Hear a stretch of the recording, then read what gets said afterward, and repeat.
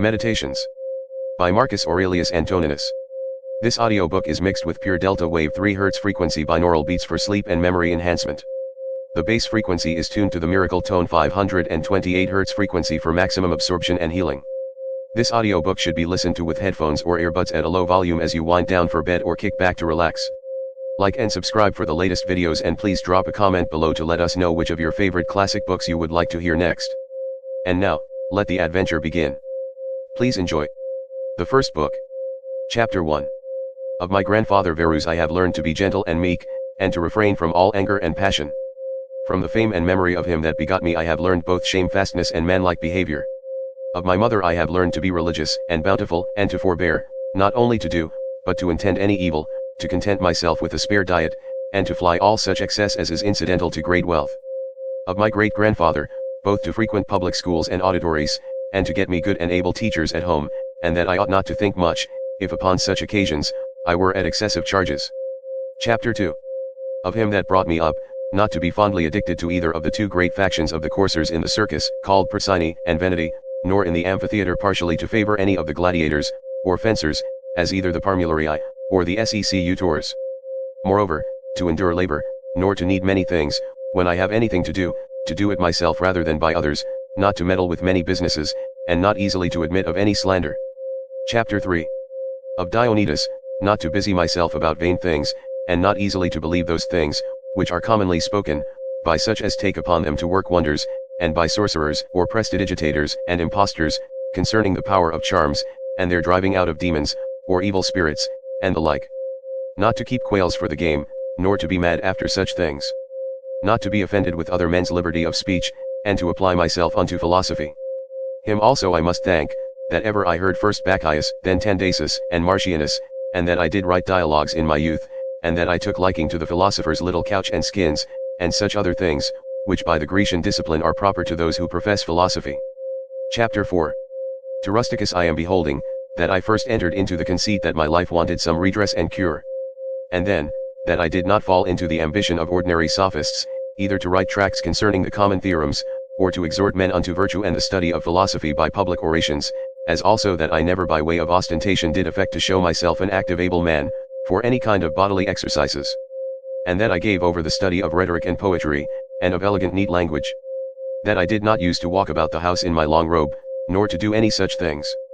Moreover I learned of him to write letters without any affectation, or curiosity, such as that was, which by him was written to my mother from Sinuessa, and to be easy and ready to be reconciled, and well pleased again with them that had offended me, as soon as any of them would be content to seek unto me again.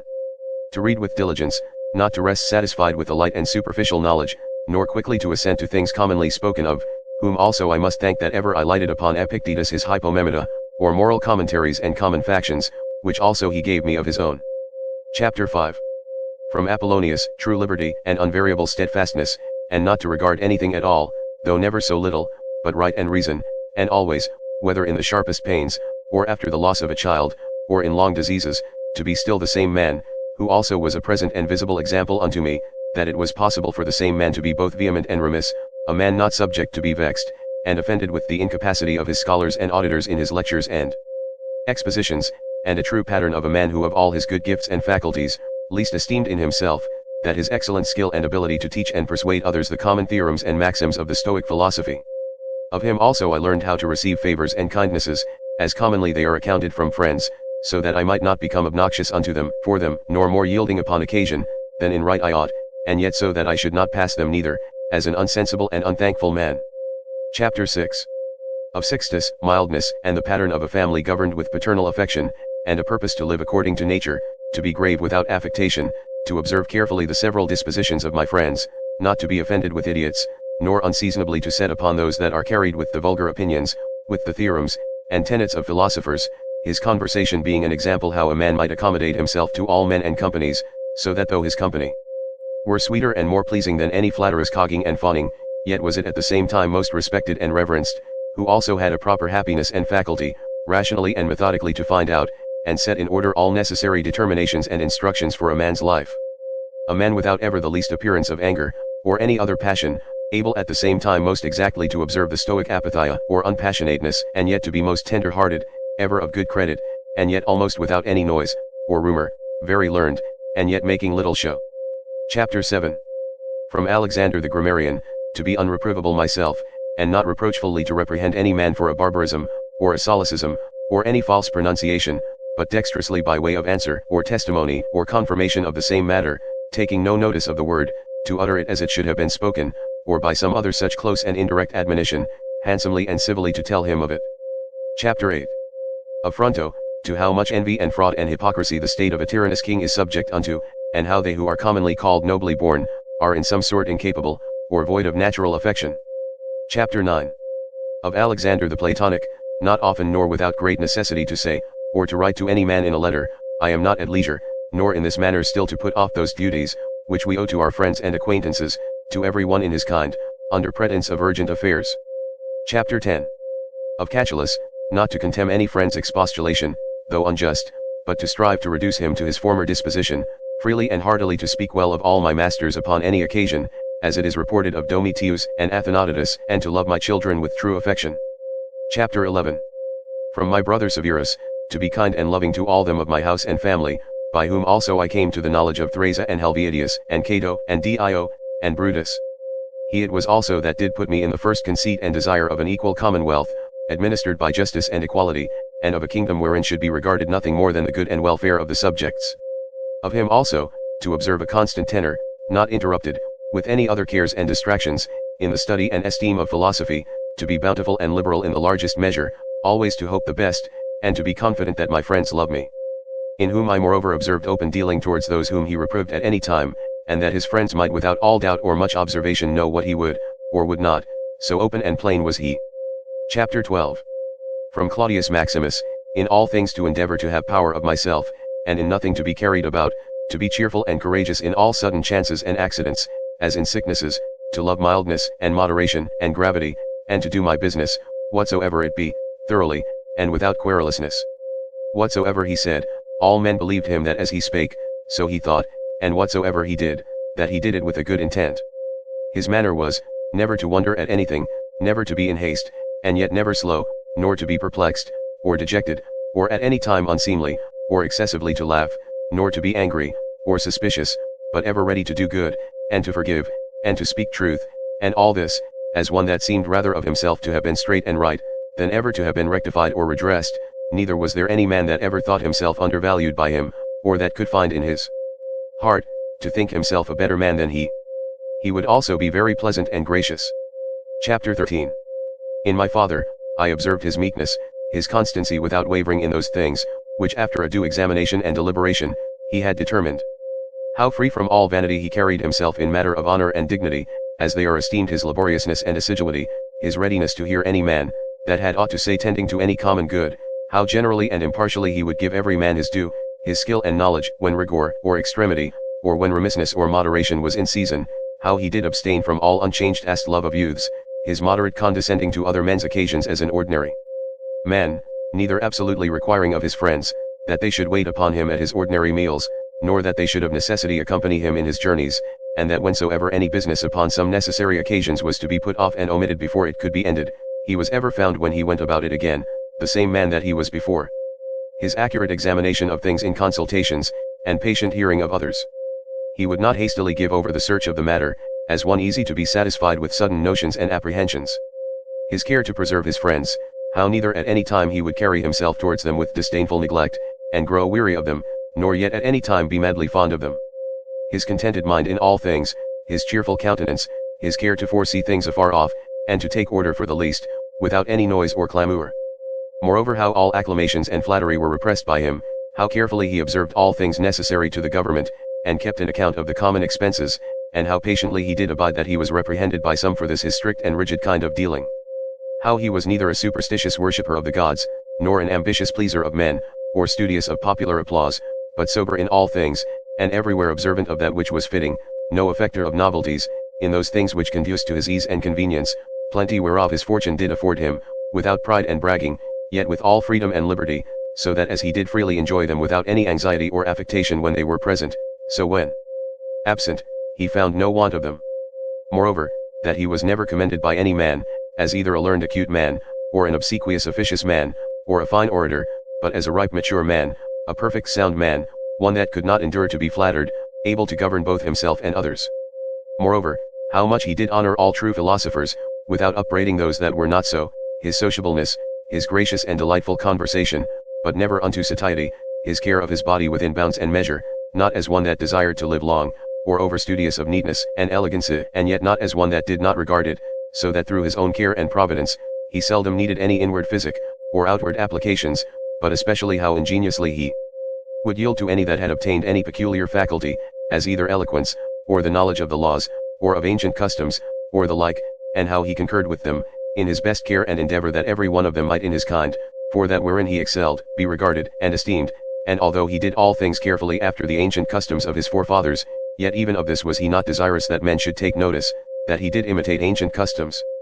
Again, how he was not easily moved and tossed up and down, but loved to be constant, both in the same places and businesses, and how after his great fits of headache he would return fresh and vigorous to his wonted affairs.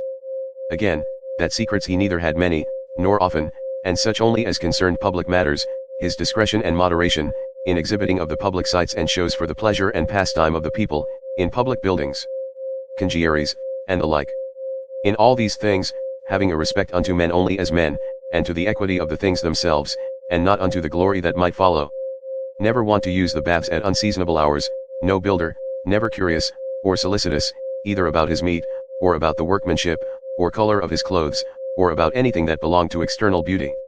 In all his conversation, far from all inhumanity, all boldness and incivility, all greediness and impetuosity, never doing anything with such earnestness and intention, that a man could say of him, that he did sweat about it, but contrariwise, all things distinctly, as at leisure, without trouble, orderly, soundly, and agreeably. A man might have applied that to him, which is recorded of Socrates, that he knew how to want, and to enjoy those things, in the want whereof, most men show themselves weak, and in the fruition, intemperate, but to hold out firm and constant, and to keep within the compass of true moderation and sobriety in either estate, is proper to a man, who hath a perfect and invincible soul, such as he showed himself in the sickness of Maximus. Chapter 14. From the gods I received that I had good grandfathers, and parents, a good sister, good masters, good domestics, loving kinsmen, almost all that I have, and that I never through haste and rashness transgressed against any of them, notwithstanding that my disposition was such, as that such a thing, if occasion had been, might very well have been committed by me, but that it was the mercy of the gods, to prevent such a concurring of matters and occasions, as might make me to incur this blame. That I was not long brought up by the concubine of my father, that I preserved the flower of my youth. That I took not upon me to be a man before my time, but rather put it off longer than I needed. That I lived under the government of my lord and father, who would take away from me all pride and vainglory, and reduce me to that conceit and opinion that it was not impossible for a prince to live in the court without a troop of guards and followers, extraordinary apparel, such and such torches and statues, and other like particulars of state and magnificence, but that a man may reduce and contract himself almost to the state of a private man, and yet for all that not to become the more base and remiss in those public matters and affairs wherein power and authority is requisite. That I have had such a brother, who by his own example might stir me up to think of myself, and by his respect and love, delight and please me.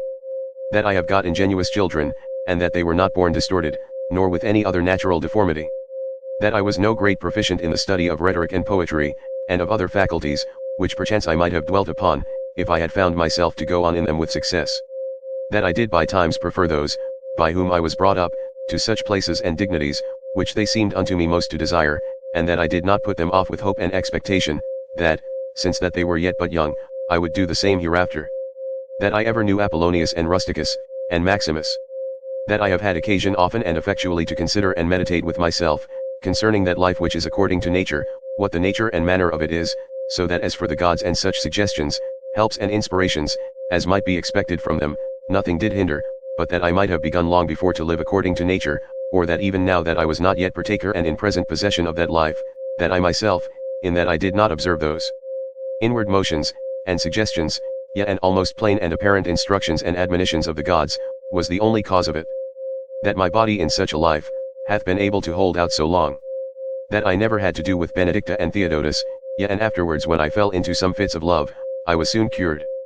That having been often displeased with Rusticus, I never did him anything for which afterwards I had occasion to repent. That it being so that my mother was to die young, yet she lived with me all her latter years. That as often as I had a purpose to help and succor any that either were poor, or fallen into some present necessity, I never was answered by my officers that there was not ready money enough to do it, and that I myself never had occasion to require the like succor from any other. That I have such a wife, so obedient, so loving, so ingenuous. That I had choice of fit and able men, to whom I might commit the bringing up of my children. That by dreams I have received help, as for other things, so in particular, how I might stay my casting of blood, and cure my dizziness, as that also that happened to the Incogita, as unto Chryses when he prayed by the seashore.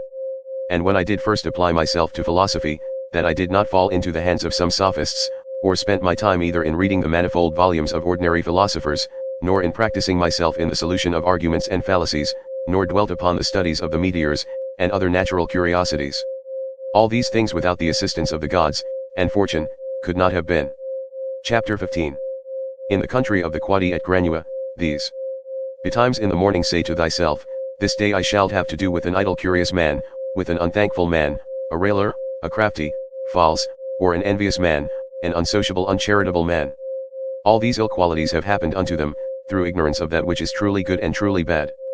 But I that understand the nature of that which is good, that it only is to be desired, and of that which is bad, that it only is truly odious and shameful, who know moreover, that this transgressor, whosoever he be, is my kinsman, not by the same blood and seed, but by participation of the same reason, and of the same divine particle. How can I either be hurt by any of those, since it is not in their power to make me incur anything that is truly reproachful? Or angry, and ill affected towards him, who by nature is so near unto me? For we are all born to be fellow workers, as the feet, the hands, and the eyelids, as the rows of the upper and under teeth, for such therefore to be in opposition, is against nature, and what is it to chafe at, and to be averse from, but to be in opposition? Chapter 16. Whatsoever I am, is either flesh, or life, or that which we commonly call the mistress and overruling part of man, reason. Away with thy books, suffer not thy mind any more to be distracted, and carried to and fro, for it will not be, but as even now ready to die. Think little of thy flesh, blood, bones, and a skin, a pretty piece of knit and twisted work, consisting of nerves, veins and arteries. Think no more of it, than so. And as for thy life, consider what it is, a wind, not one constant wind neither, but every moment of an hour let out, and sucked in again.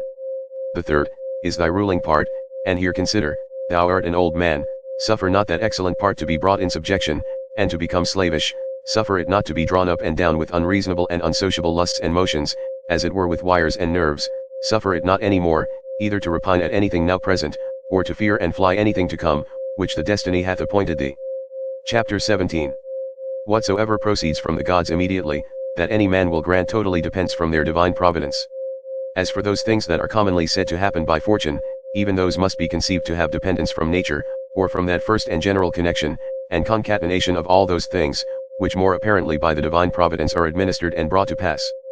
All things flow from thence, and whatsoever it is that is both necessary, and conducing to the whole, part of which thou art, and whatsoever it is that is requisite and necessary for the preservation of the general, must of necessity for every particular nature, be good, and be hopeful. And as for the whole, it is preserved, as by the perpetual mutation and conversion of the simple elements one into another, so also by the mutation, and alteration of things mixed and compounded. Let these things suffice thee, let them be always unto thee, as thy general rules and precepts. As for thy thirst after books, away with it with all speed, that thou die not murmuring and complaining, but truly meek and well satisfied, and from thy heart thankful unto the gods. The second book. Chapter 1. Remember how long thou hast already put off these things, and how often a certain day and hour as it were, having been set unto thee by the gods, thou hast neglected it. It is high time for thee to understand the true nature both of the world, whereof thou art a part, and of that Lord and Governor of the world, from whom, as a channel from the spring, thou thyself didst flow, and that there is but a certain limit of time appointed unto thee, which if thou shalt not make use of to calm and allay the many distempers of thy soul, it will pass away and thou with it, and never after return. Chapter 2. Let it be thy earnest and incessant care as a Roman and a man to perform whatsoever it is that thou art about, with true and unfeigned gravity, natural affection, freedom, and justice, and as for all other cares, and imaginations, how thou mayest ease thy mind of them. Which thou shalt do, if thou shalt go about every action as thy last action, free from all vanity, all passionate and wilful aberration from reason, and from all hypocrisy, and self-love, and dislike of those things, which by the fates or appointment of God have happened unto thee. Thou seest that those things, which for a man to hold on in a prosperous course, and to live a divine life, are requisite and necessary, are not many, for the gods will require no more of any man, that shall but keep and observe these things. Chapter 3. Do, soul, do, abuse and contemn thyself, yet a while and the time for thee to respect thyself, will be at an end. Every man's happiness depends from himself, but behold thy life is almost at an end, whiles affording thyself no respect, thou dost make thy happiness to consist in the souls, and conceits of other men. Chapter 4. Why should any of these things that happen externally, so much distract thee? Give thyself leisure to learn some good thing, and cease roving and wandering to and fro. Thou must also take heed of another kind of wandering, for they are idle in their actions, who toil and labor in this life, and have no certain scope to which to direct all their motions, and desires. Chapter 5. For not observing the state of another man's soul, scarce was ever any man known to be unhappy. Tell whosoever they be that intend not, and guide not by reason and discretion the motions of their own souls, they must of necessity be unhappy. Chapter 6. These things thou must always have in mind, what is the nature of the universe, and what is mine in particular, this unto that what relation it hath, what kind of part, of what kind of universe it is, and that there is nobody that can hinder thee, but that thou mayest always both do and speak those things which are agreeable to that nature, whereof thou art a part. Chapter 7. Theophrastus, where he compares sin with sin, as after a vulgar sense such things I grant may be compared, says well and like a philosopher, that those sins are greater which are committed through lust, than those which are committed through anger. For he that is angry seems with a kind of grief and close contraction of himself, to turn away from reason, but he that sins through lust, being overcome by pleasure, doth in his very sin bewray a more impotent, and unmanlike disposition. Well then, and like a philosopher doth he say, that he of the two is the more to be condemned, that sins with pleasure, than he that sins with grief. For indeed this latter may seem first to have been wronged, and so in some manner through grief thereof to have been forced to be angry, whereas he who through lust doth commit anything, did of himself merely resolve upon that action. Chapter 8. Whatsoever thou dost effect, whatsoever thou dost project, so do, and so project all, as one who, for aught thou knowest, may at this very present depart out of this life. And as for death, if there be any gods, it is no grievous thing to leave the society of men. The gods will do thee no hurt, thou mayest be sure. But if it be so that there be no gods, or that they take no care of the world, why should I desire to live in a world void of gods, and of all divine providence? But gods there be certainly, and they take care for the world, and as for those things which be truly evil, as vice and wickedness, such things they have put in a man's own power, that he might avoid them if he would, and had there been anything besides that had been truly bad and evil, they would have had a care of that also, that a man might have avoided it. But why should that be thought to hurt and prejudice a man's life in this world, which cannot any ways make man himself the better, or the worse in his own person? Neither must we think that the nature of the universe did either through ignorance pass these things, or if not as ignorant of them, yet as unable either to prevent, or better to order and dispose them. It cannot be that she through want either of power or skill, should have committed such a thing, so as to suffer all things both good and bad, equally and promiscuously, to happen unto all both good and bad. As for life therefore, and death, honor and dishonor, labor and pleasure, riches and poverty, all these things happen unto men indeed, both good and bad, equally, but as things which of themselves are neither good nor bad, because of themselves, neither shameful nor praiseworthy. Chapter 9. Consider how quickly all things are dissolved and resolved, the bodies and substances themselves, into the matter and substance of the world, and their memories into the general age and time of the world. Consider the nature of all worldly sensible things, of those especially, which either ensnare by pleasure, or for their irksomeness are dreadful, or for their outward luster and show are in great esteem and request, how vile and contemptible, how base and corruptible, how destitute of all true life and being they are. Chapter 10.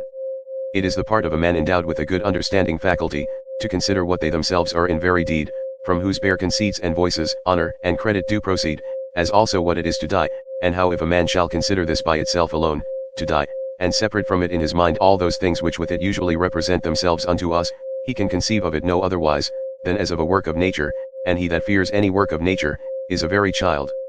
Now death, it is not only a work of nature, but also conducing to nature. Chapter 11.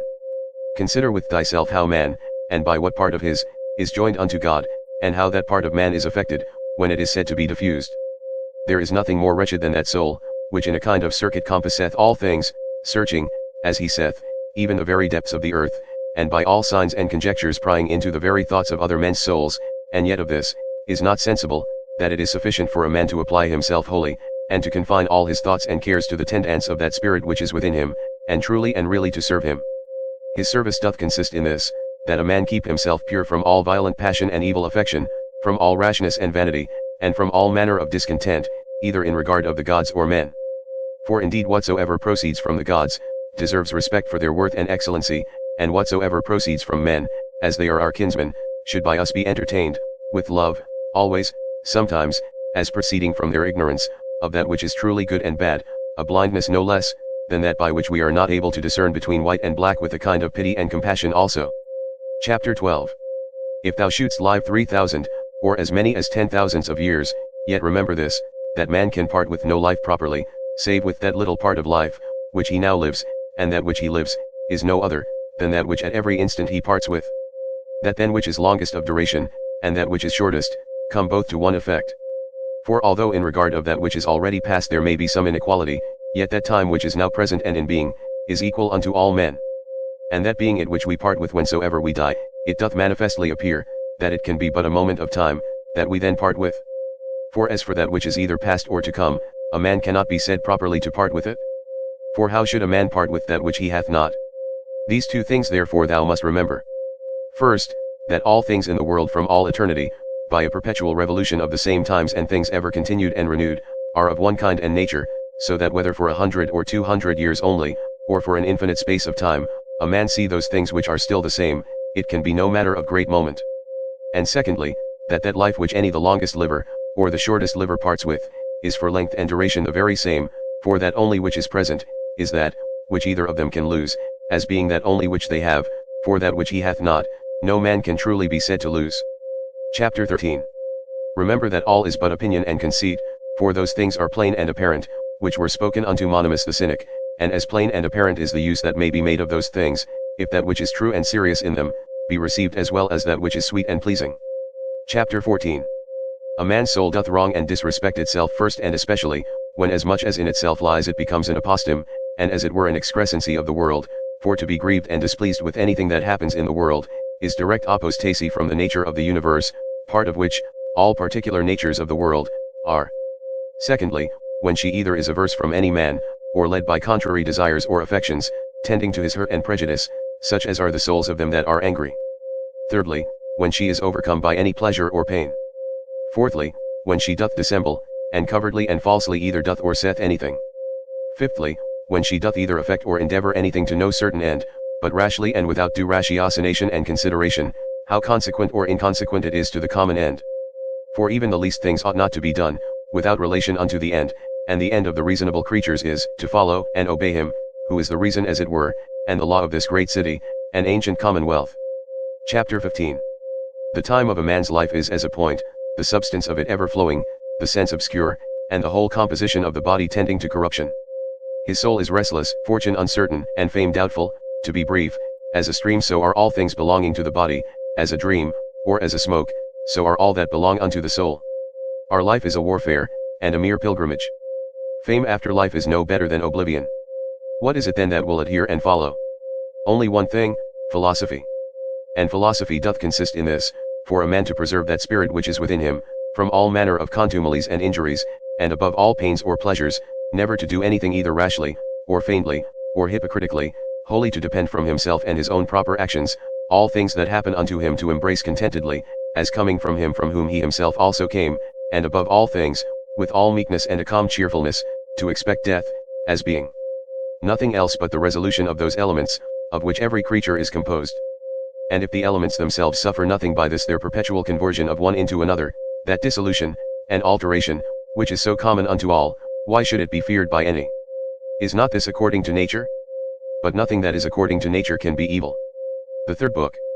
Chapter 1. A man must not only consider how daily his life wasteth and decreaseth, but this also, that if he live long, he cannot be certain, whether his understanding shall continue so able and sufficient, for either discreet consideration, in matter of businesses, or for contemplation, it being the thing, whereon true knowledge of things both divine and human, doth depend. For if once he shall begin to dote, his respiration, nutrition, his imaginative, and appetitive, and other natural faculties, may still continue the same, he shall find no want of them. But how to make that right use of himself that he should, how to observe exactly in all things that which is right and just, how to redress and rectify all wrong, or sudden apprehensions and imaginations, and even of this particular, whether he should live any longer or no, to consider duly, for all such things, wherein the best strength and vigor of the mind is most requisite, his power and ability will be past and gone. Thou must hasten therefore, not only because thou art every day nearer unto death than other, but also because that intellective faculty in thee, whereby thou art enabled to know the true nature of things, and to order all thy actions by that knowledge, doth daily waste and decay, or, may fail thee before thou die. Chapter 2. This also thou must observe, that whatsoever it is that naturally doth happen to things natural, hath somewhat in itself that is pleasing and delightful, as a great loaf when it is baked, some parts of it cleave as it were, and part asunder, and make the crust of it rugged and unequal, and yet those parts of it, though in some sort it be against the art and intention of baking itself, that they are thus cleft and parted, which should have been and were first made all even and uniform, they become it well nevertheless, and have a certain peculiar property, to stir the appetite. So figs are accounted fairest and ripest then, when they begin to shrink, and wither as it were. So ripe olives, when they are next to putrefaction, then are they in their proper beauty. The hanging down of grapes, the brow of a lion, the froth of a foaming wild boar, and many other like things, though by themselves considered, they are far from any beauty, yet because they happen naturally, they both are comely, and delightful, so that if a man shall with a profound mind and apprehension, consider all things in the world, even among all those things which are but mere accessories and natural appendices as it were, there will scarce appear anything unto him, wherein he will not find matter of pleasure and delight. So will he behold with as much pleasure the true rictus of wild beasts, as those which by skilful painters and other artificers are imitated. So will he be able to perceive the proper ripeness and beauty of old age, whether in man or woman, and whatsoever else it is that is beautiful and alluring in whatsoever is, with chaste and continent eyes he will soon find out and discern. Those and many other things will he discern, not credible unto every one, but unto them only who are truly and familiarly acquainted, both with nature itself, and all natural things. Chapter 3. Hippocrates, having cured many sicknesses, fell sick himself and died.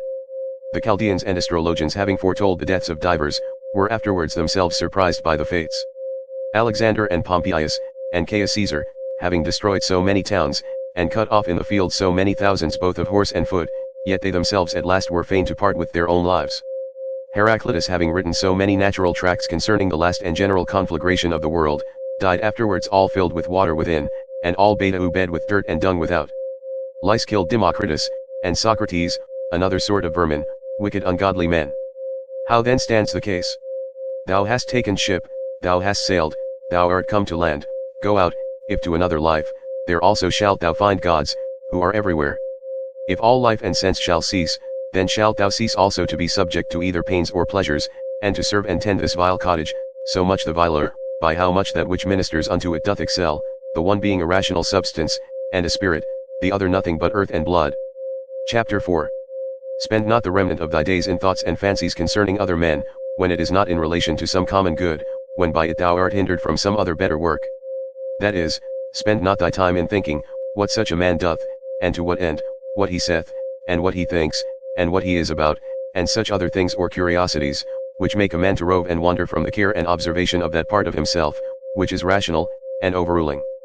See therefore in the whole series and connection of thy thoughts, that thou be careful to prevent whatsoever is idle and impertinent, but especially, whatsoever is curious and malicious, and thou must use thyself to think only of such things, of which if a man upon a sudden should ask thee, what it is that thou art now thinking, thou mayest answer this, and that, freely and boldly, that so by thy thoughts it may presently appear that in all thee is sincere, and peaceable, as becometh one that is made for society, and regards not pleasures, nor gives way to any voluptuous imaginations at all, free from all contentiousness, envy, and suspicion, and from whatsoever else thou wouldest blush to confess thy thoughts were set upon.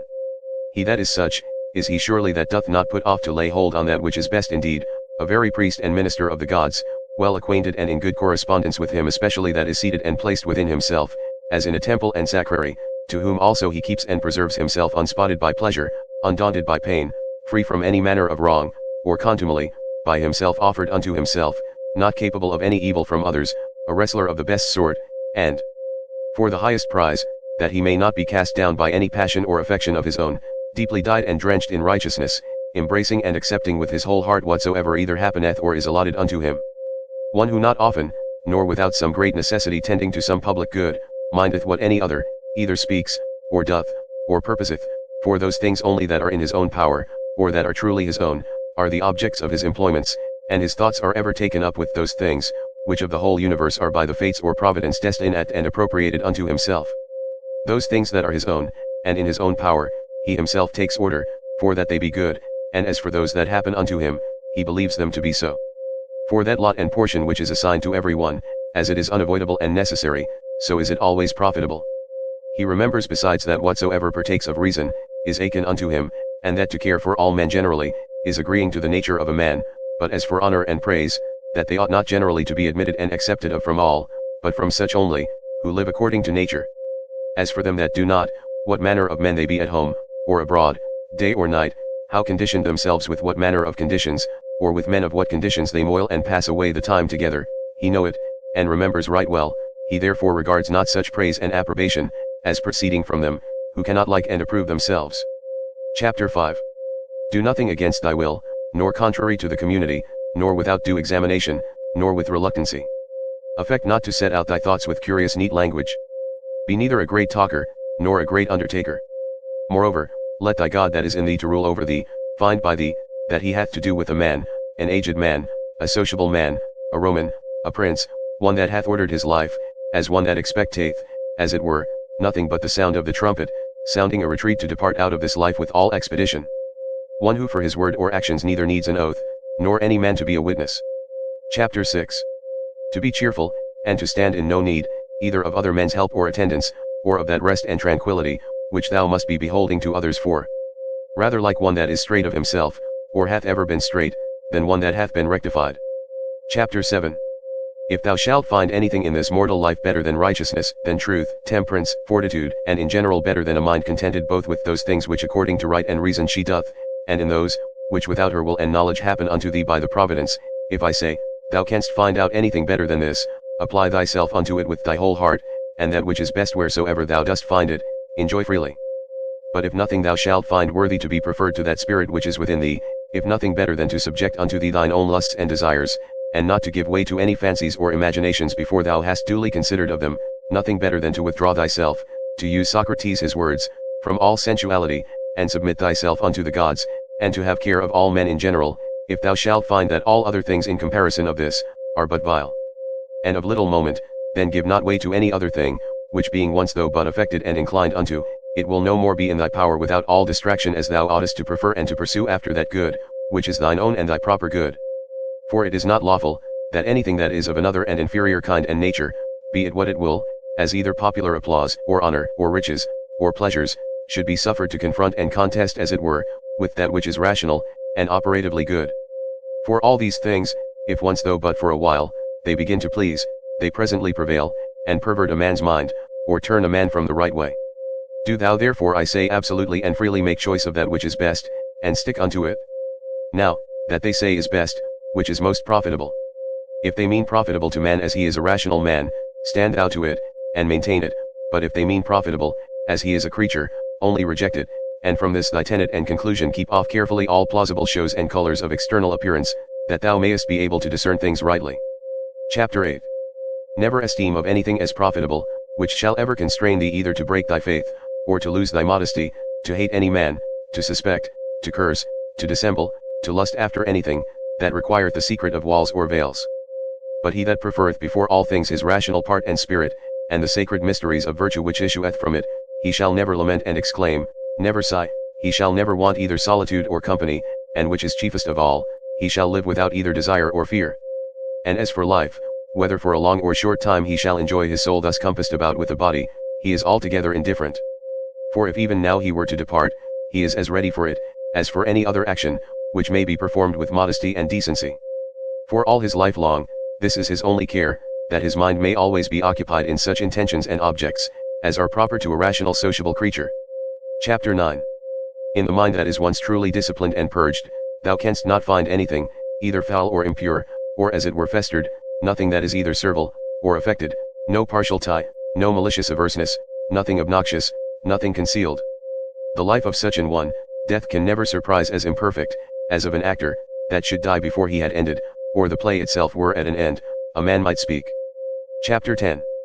Use thine opinative faculty with all honor and respect, for in her indeed is all, that thy opinion do not beget in thy understanding anything contrary to either nature, or the proper constitution of a rational creature.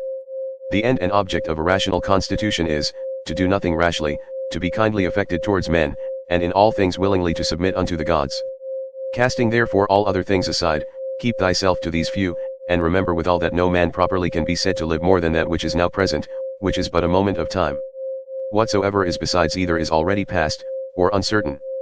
The time therefore that any man doth live, is but a little, and the place where he liveth, is but a very little corner of the earth, and the greatest fame that can remain of a man after his death, even that is but little, and that too, such as it is whilst it is by the succession of silly mortal men preserved, who likewise shall shortly die, and even whilst they live know not what in very deed they themselves are, and much less can know one, who long before is dead and gone. Chapter 11. To these ever-present helps and mementos, let one more be added, ever to make a particular description and delineation as it were of every object that presents itself to thy mind, that thou mayest wholly and throughly contemplate it, in its own proper nature, bare and naked, wholly, and severally, divided into its several parts and quarters, and then by thyself in thy mind, to call both it, and those things of which it doth consist, and in which it shall be resolved, by their own proper true names, and appellations. For there is nothing so effectual to beget true magnanimity, as to be able truly and methodically to examine and consider all things that happen in this life, and so to penetrate into their natures, that at the same time, this also may concur in our apprehensions, what is the true use of it? And what is the true nature of this universe, to which it is useful? How much in regard of the universe may it be esteemed? How much in regard of man, a citizen of the supreme city, of which all other cities in the world are as it were but houses and families? Chapter 12. What is this, that now my fancy is set upon? Of what things doth it consist? How long can it last? Which of all the virtues is the proper virtue for this present use? As whether meekness, fortitude, truth, faith, sincerity, contentation, or any of the rest. Of everything therefore thou must use thyself to say, this immediately comes from God, this by that fatal connection, and concatenation of things, or, which almost comes to one, by some coincidental casualty. And as for this, it proceeds from my neighbor, my kinsman, my fellow, through his ignorance indeed, because he knows not what is truly natural unto him, but I know it, and therefore carry myself towards him according to the natural law of fellowship, that is kindly, and justly. As for those things that of themselves are altogether indifferent, as in my best judgment I conceive everything to deserve more or less, so I carry myself towards it. Chapter 13. If thou shalt intend that which is present, following the rule of right and reason carefully, solidly, meekly, and shalt not intermix any other businesses, but shall study this only to preserve thy spirit unpolluted and pure, and shall cleave unto him without either hope or fear of anything, in all things that thou shalt either do or speak, contenting thyself with heroical truth, thou shalt live happily, and from this, there is no man that can hinder thee. Chapter 14. As physicians and chirurgeons have always their instruments ready at hand for all sudden cures, so have thou always thy dogmata in a readiness for the knowledge of things, both divine and human, and whatsoever thou dost, even in the smallest things that thou dost, thou must ever remember that mutual relation, and connection that is between these two things divine, and things human.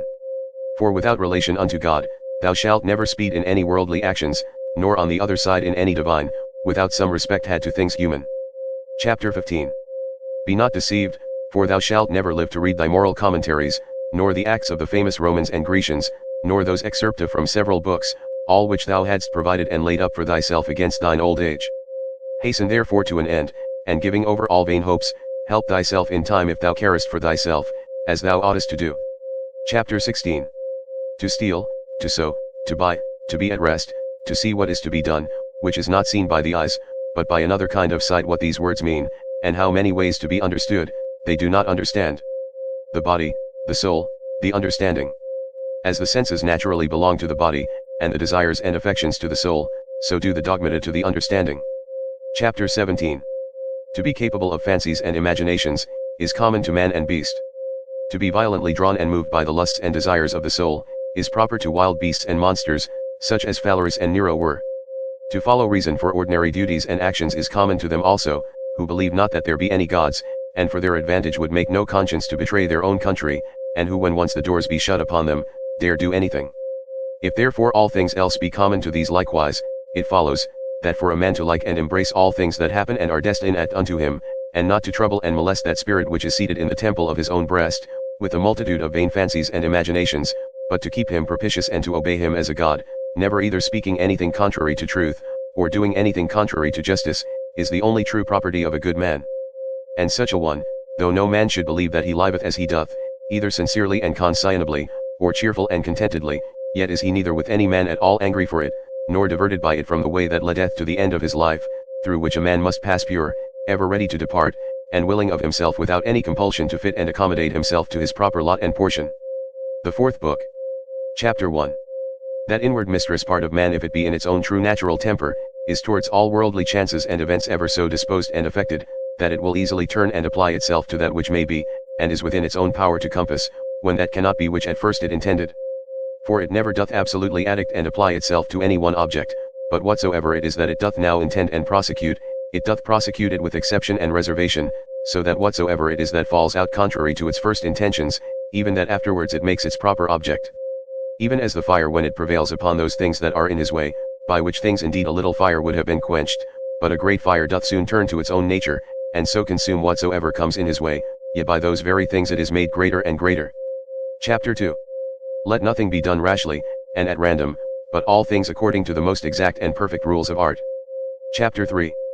They seek for themselves private retiring places, as country villages, the seashore, mountains, yet thou thyself art wont to long much after such places. But all this thou must know proceeds from simplicity in the highest degree. At what time soever thou wilt, it is in thy power to retire into thyself, and to be at rest, and free from all businesses. A man cannot any whither retire better than to his own soul, he especially who is beforehand provided of such things within, which whensoever he doth withdraw himself to look in, may presently afford unto him perfect ease and tranquillity. By tranquillity I understand a decent orderly disposition and carriage, free from all confusion and tumultuousness. Afford then thyself this retiring continually, and thereby refresh and renew thyself. Let these precepts be brief and fundamental, which as soon as thou dost call them to mind, may suffice thee to purge thy soul thoroughly, and to send thee away well pleased with those things whatsoever they be, which now again after the short withdrawing of thy soul into herself thou dost return unto. For what is it that thou art offended at? Can it be at the wickedness of men, when thou dost call to mind this conclusion, that all reasonable creatures are made one for another? And that it is part of justice to bear with them? And that it is against their wills that they offend? And how many already, who once likewise prosecuted their enmities, suspected, hated, and fiercely contended, are now long ago stretched out, and reduced unto ashes? It is time for thee to make an end. As for those things which among the common chances of the world happen unto thee as thy particular lot and portion, canst thou be displeased with any of them, when thou dost call that our ordinary dilemma to mind, either a Providence, or Democritus his atoms, and with it, whatsoever we brought to prove that the whole world is as it were one city?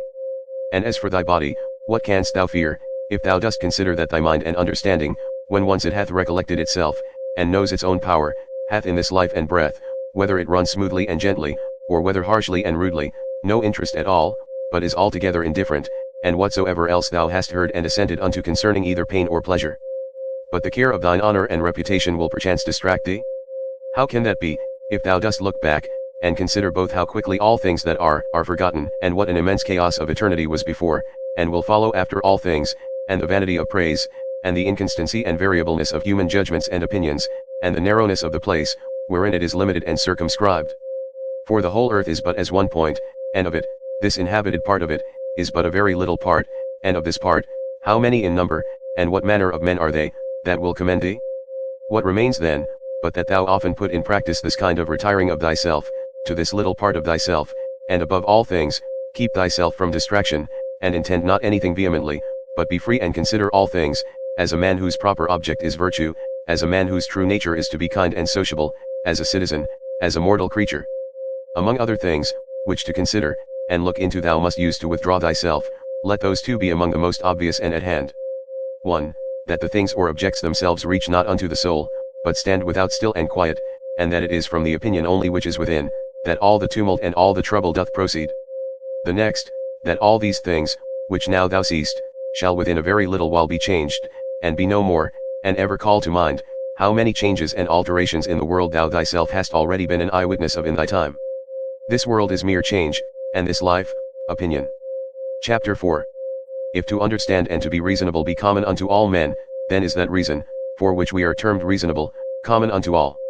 If reason is general, then is that reason also, which prescribeth what is to be done and what not, common unto all. If that, then law. If law, then are we fellow citizens. If so, then are we partners in some one common will. If so, then the world is as it were a city. For which other common will is it, that all men can be said to be members of? From this common city it is, that understanding, reason, and law is derived unto us, for from whence else? For as that which in me is earthly I have from some common earth, and that which is moist from some other element is imparted, as my breath and life hath its proper fountain, and that likewise which is dry and fiery in me, for there is nothing which doth not proceed from something, As also there is nothing that can be reduced unto mere nothing, so also is there some common beginning from whence my understanding hath proceeded. Chapter 5. As generation is, so also death, a secret of nature's wisdom, a mixture of elements, resolved into the same elements again, a thing surely which no man ought to be ashamed of, in a series of other fatal events and consequences, which a rational creature is subject unto, not improper or incongruous, nor contrary to the natural and proper constitution of man himself. Chapter 6. Such and such things, from such and such causes, must of necessity proceed. He that would not have such things to happen, is as he that would have the fig tree grow without any sap or moisture. In sum, remember this, that within a very little while, both thou and he shall both be dead, and after a little while more, not so much as your names and memories shall be remaining. Chapter 7. Let opinion be taken away, and no man will think himself wronged. If no man shall think himself wronged, then is there no more any such thing as wrong. That which makes not man himself the worse, cannot make his life the worse, neither can it hurt him either inwardly or outwardly. It was expedient in nature that it should be so, and therefore necessary. Chapter 8. Whatsoever doth happen in the world, doth happen justly, and so if thou dost well take heed, thou shalt find it. I say not only in right order by a series of inevitable consequences, but according to justice and as it were by way of equal distribution, according to the true worth of everything. Continue then to take notice of it, as thou hast begun, and whatsoever thou dost, do it not without this proviso, that it be a thing of that nature that a good man, as the word good is properly taken, may do it. This observe carefully in every action. Chapter 9. Concede no such things, as he that wrongeth thee conceiveth, or would have thee to conceive, but look into the matter itself, and see what it is in very truth. Chapter 10. These two rules, thou must have always in a readiness. First, do nothing at all, but what reason proceeding from that regal and supreme part, shall for the good and benefit of men, suggest unto thee. And secondly, if any man that is present shall be able to rectify thee or to turn thee from some erroneous persuasion, that thou be always ready to change thy mind, and this change to proceed, not from any respect of any pleasure or credit thereon depending, but always from some probable apparent ground of justice, or of some public good thereby to be furthered, or from some other such inducement. Chapter 11. Hast thou reason? I have. Why then makest thou not use of it? For if thy reason do her part, what more canst thou require? Chapter 12. As a part hitherto thou hast had a particular subsistence, and now shalt thou vanish away into the common substance of him, who first begot thee, or rather thou shalt be resumed again into that original rational substance, out of which all others have issued, and are propagated. Many small pieces of frankincense are set upon the same altar, one drops first and is consumed, another after, and it comes all to one. Chapter 13. Within 10 days, if so happen, thou shalt be esteemed a god of them, who now if thou shalt return to the dogmata and to the honoring of reason, will esteem of thee no better than of a mere brute, and of an ape. Chapter 14. Not as though thou hadst thousands of years to live. Death hangs over thee, whilst yet thou livest, whilst thou mayest, be good. Chapter 15. Now much time and leisure doth he gain, who is not curious to know what his neighbor hath said, or hath done, or hath attempted, but only what he doth himself, that it may be just and holy. Or to express it in Agathos words, not to look about upon the evil conditions of others, but to run on straight in the line, without any loose and extravagant agitation. Chapter 16. He who is greedy of credit and reputation after his death, doth not consider, that they themselves by whom he is remembered, shall soon after every one of them be dead, and they likewise that succeed those, until at last all memory, which hitherto by the succession of men admiring and soon after dying hath had its course, be quite extinct. But suppose that both they that shall remember thee, and thy memory with them should be immortal, what is that to thee? I will not say to thee after thou art dead, but even to thee living, what is thy praise? But only for a secret and politic consideration, which we call Omicron Kappa Omicron Nu Omicron Mu Alpha Nu, or dispensation. For as for that it is the gift of nature, whatsoever is commended in thee, what might be objected from thence, let that now that we are upon another consideration be omitted as unseasonable. That which is fair and goodly, whatsoever it be, and in what respect soever it be, that it is fair and goodly, it is so of itself, and terminates in itself, not admitting praise as a part or member, that therefore which is praised, is not thereby made either better or worse. This I understand even of those things, that are commonly called fair and good, as those which are commended either for the matter itself, or for curious workmanship. As for that which is truly good, what can it stand in need of more than either justice or truth, or more than either kindness and modesty?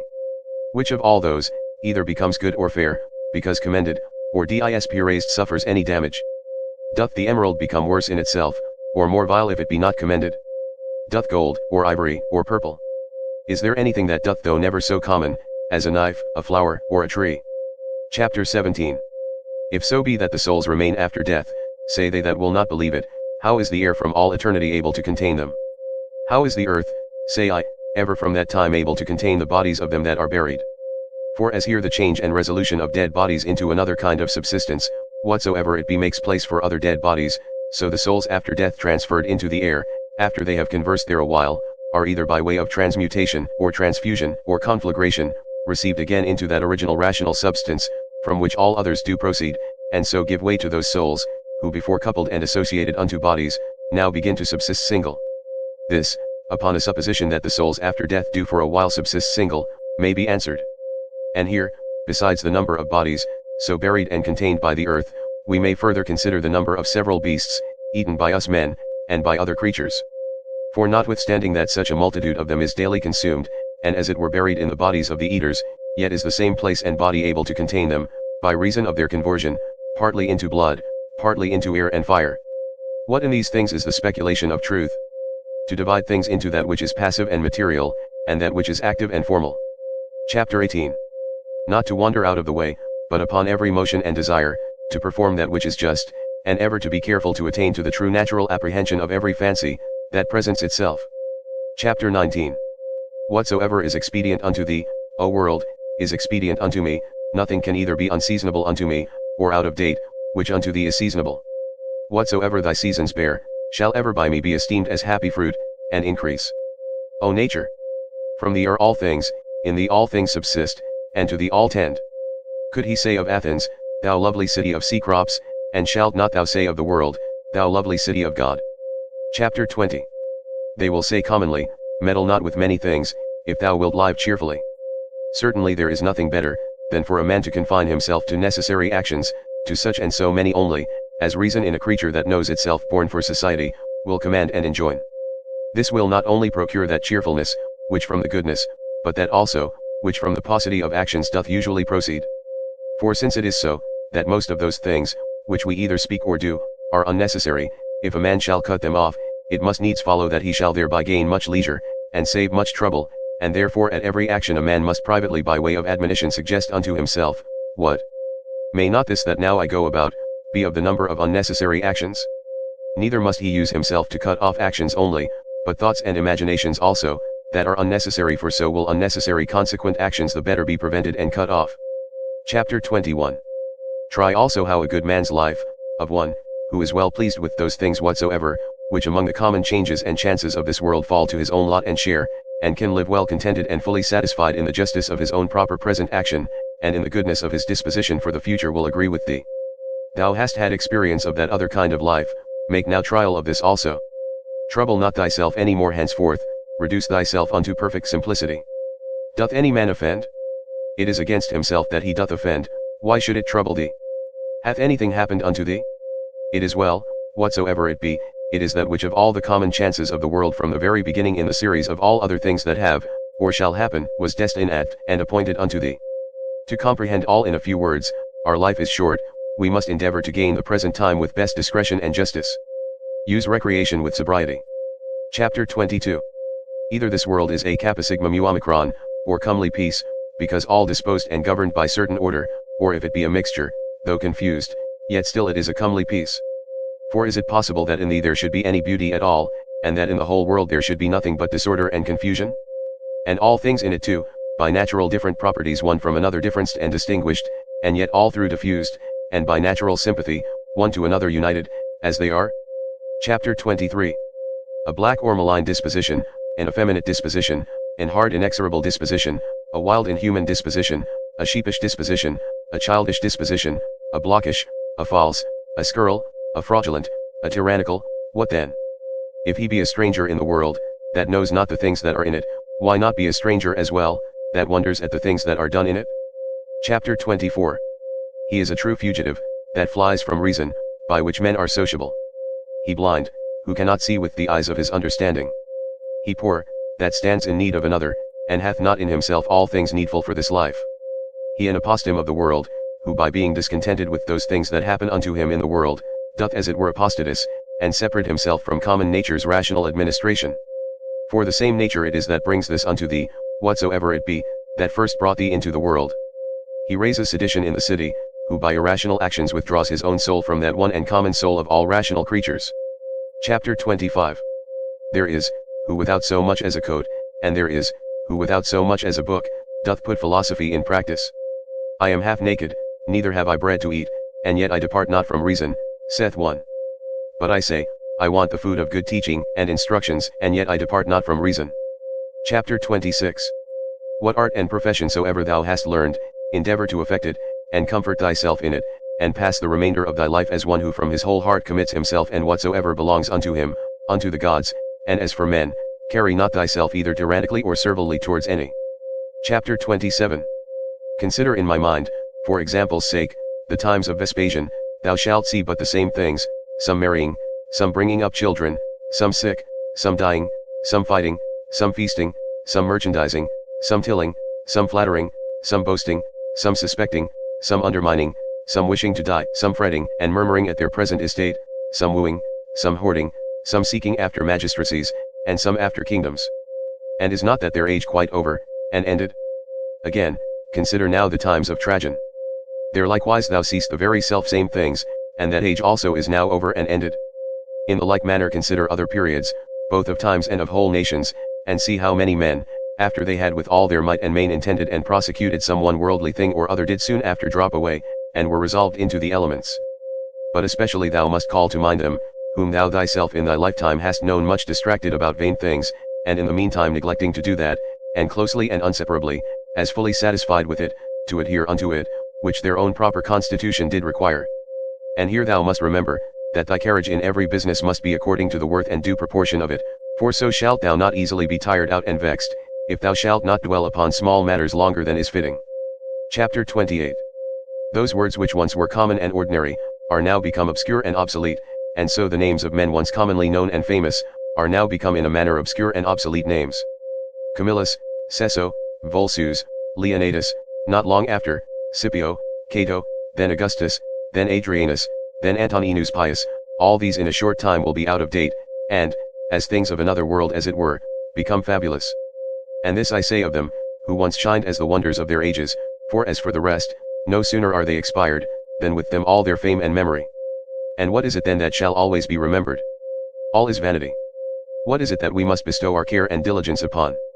Even upon this only, that our minds and wills be just, that our actions be charitable, that our speech be never deceitful, or that our understanding be not subject to error, that our inclination be always set to embrace whatsoever shall happen unto us, as necessary, as usual, as ordinary, as flowing from such a beginning, and such a fountain, from which both thou thyself and all things are. Willingly therefore, and wholly surrender up thyself unto that fatal concatenation, yielding up thyself unto the fates, to be disposed of at their pleasure. Chapter 29. Whatsoever is now present, and from day to day hath its existence, all objects of memories, and the minds and memories themselves, incessantly consider, all things that are, have their being by change and alteration. Use thyself therefore often to meditate upon this, that the nature of the universe delights in nothing more, than in altering those things that are, and in making others like unto them. So that we may say, that whatsoever is but as it were the seed of that which shall be. For if thou think that that only is seed, which either the earth or the womb receiveth, thou art very simple. Chapter 30. Thou art now ready to die, and yet hast thou not attained to that perfect simplicity, thou art yet subject to many troubles and perturbations, not yet free from all fear and suspicion of external accidents, nor yet either so meekly disposed towards all men, as thou shouldest, or so affected as one, whose only study and only wisdom is, to be just in all his actions. Chapter 31. Behold and observe, what is the state of their rational part, and those that the world doth account wise, see what things they fly and are afraid of, and what things they hunt after. Chapter 32. In another man's mind and understanding thy evil cannot subsist, nor in any proper temper or distemper of the natural constitution of thy body, which is but as it were the coat or cottage of thy soul. Wherein then, but in that part of thee, wherein the conceit, and apprehension of any misery can subsist. Let not that part therefore admit any such conceit, and then all is well. Though thy body which is so near it should either be cut or burnt, or suffer any corruption or putrefaction, yet let that part to which it belongs to judge of these, be still at rest, that is, let her judge this, that whatsoever it is, that equally may happen to a wicked man, and to a good man, is neither good nor evil. For that which happens equally to him that lives according to nature, and to him that doth not, is neither according to nature, nor against it, and by consequent, neither good, nor bad. Chapter 33.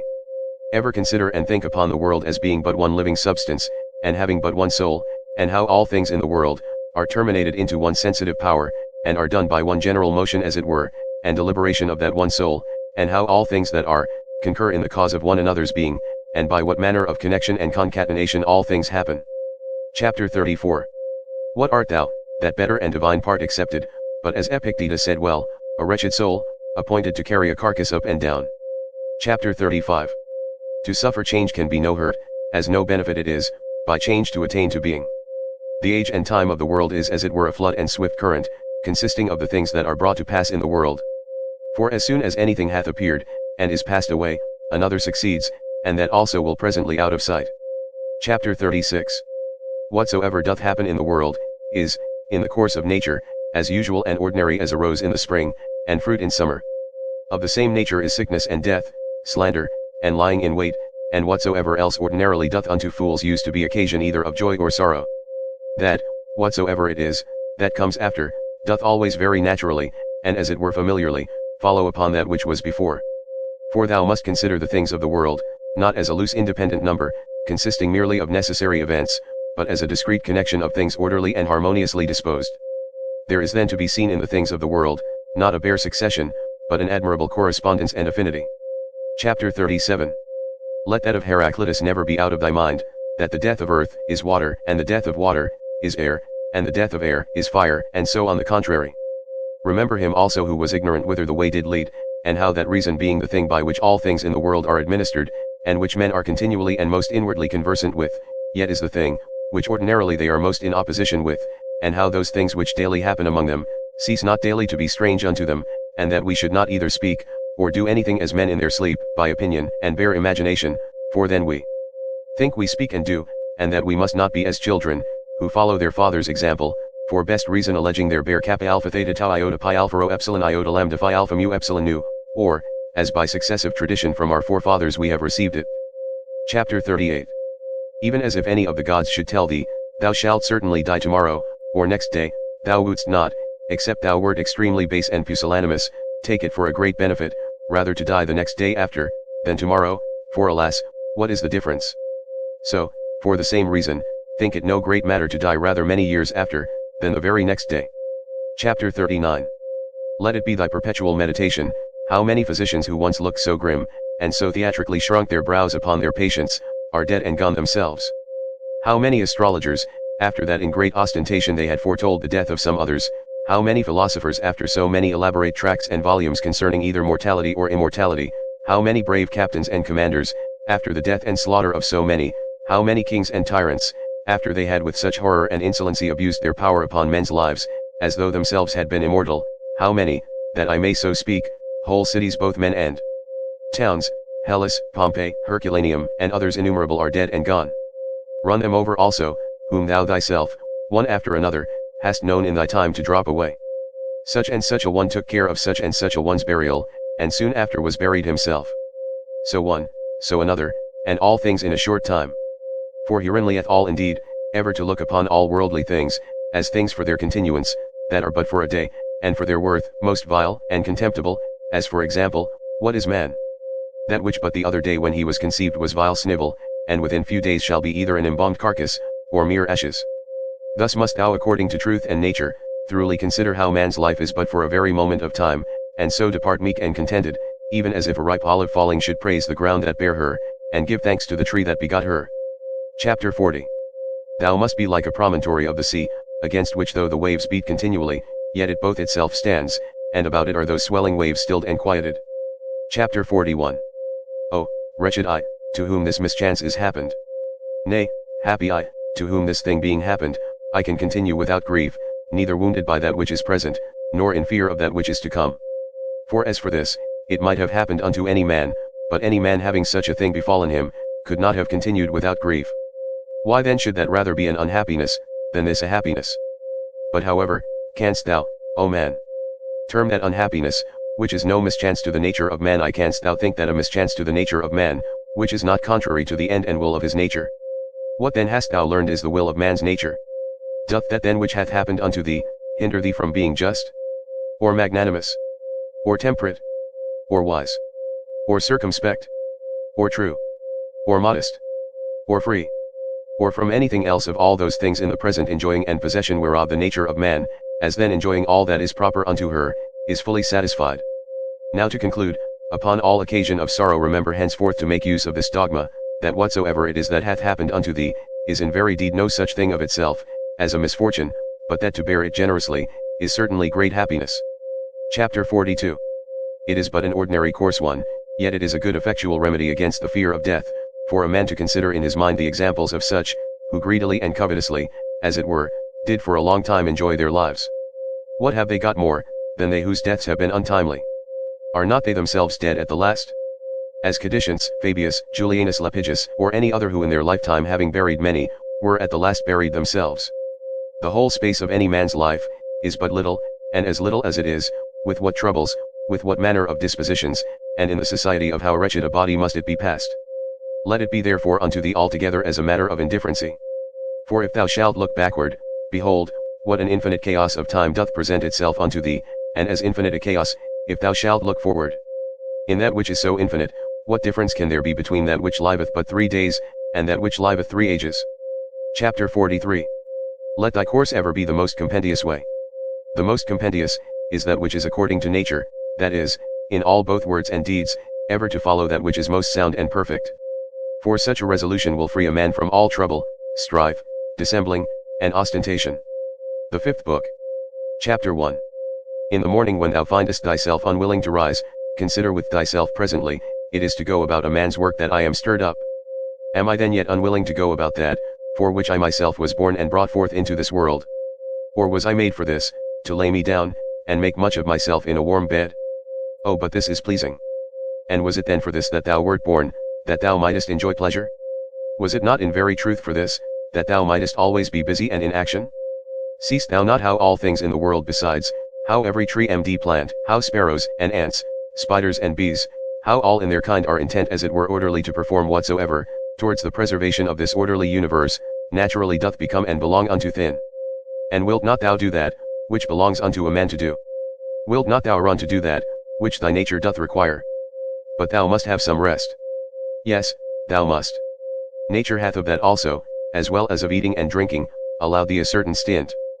But thou gest beyond thy stint, and beyond that which would suffice, and in matter of action, there thou comest short of that which thou mayest. It must needs be therefore, that thou dost not love thyself, for if thou didst, thou wouldst also love thy nature, and that which thy nature doth propose unto herself as her end. Others, as many as take pleasure in their trade and profession, can even pine themselves at their works, and neglect their bodies and their food for it, and doest thou less honor thy nature, than an ordinary mechanic his trade, or a good dancer his art? Than a covetous man his silver, and vainglorious man applause. These to whatsoever they take in affection, can be content to want their meat and sleep, to further that every one which he affects, and shall actions tending to the common good of human society, seem more vile unto thee, or worthy of less respect and intention. Chapter 2. How easy a thing is it for a man to put off from him all turbulent adventitious imaginations, and presently to be in perfect rest and tranquillity. Chapter 3. Think thyself fit and worthy to speak, or to do anything that is according to nature, and let not the reproach, or report of some that may ensue upon it, ever deter thee. If it be right and honest to be spoken or done, undervalue not thyself so much, as to be discouraged from it. As for them, they have their own rational overruling part, and their own proper inclination, which thou must not stand and look about to take notice of, but go on straight, whither both thine own particular, and the common nature do lead thee, and the way of both these, is but one. Chapter 4. I continue my course by actions according to nature, until I fall and cease, breathing out my last breath into that air, by which continually breathed in I did live, and falling upon that earth, out of whose gifts and fruits my father gathered his seed, my mother her blood, and my nurse her milk, out of which for so many years I have been provided, both of meat and drink. And lastly, which beareth me that tread upon it, and beareth with me that so many ways do abuse it, or so freely make use of it, so many ways to so many ends. Chapter 5. No man can admire thee for thy sharp acute language, such is thy natural disability that way. Be it so, yet there be many other good things, for the want of which thou canst not plead the want or natural ability. Let them be seen in thee, which depend wholly from thee, sincerity, gravity, laboriousness, contempt of pleasures, be not querulous, be content with little, be kind, be free, avoid all superfluity, all vain prattling, be magnanimous. Doest not thou perceive, how many things there be, which notwithstanding any pretence of natural indisposition and unfitness, thou mightest have performed and exhibited, and yet still thou doest voluntarily continue drooping downwards?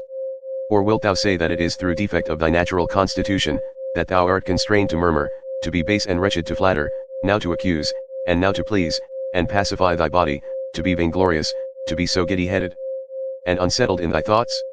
Nay, witnesses be the gods, of all these thou mightest have been rid long ago, only, this thou must have been contented with, to have borne the blame of one that is somewhat slow and dull, wherein thou must so exercise thyself, as one who neither doth much take to heart this his natural defect, nor yet pleaseth himself in it.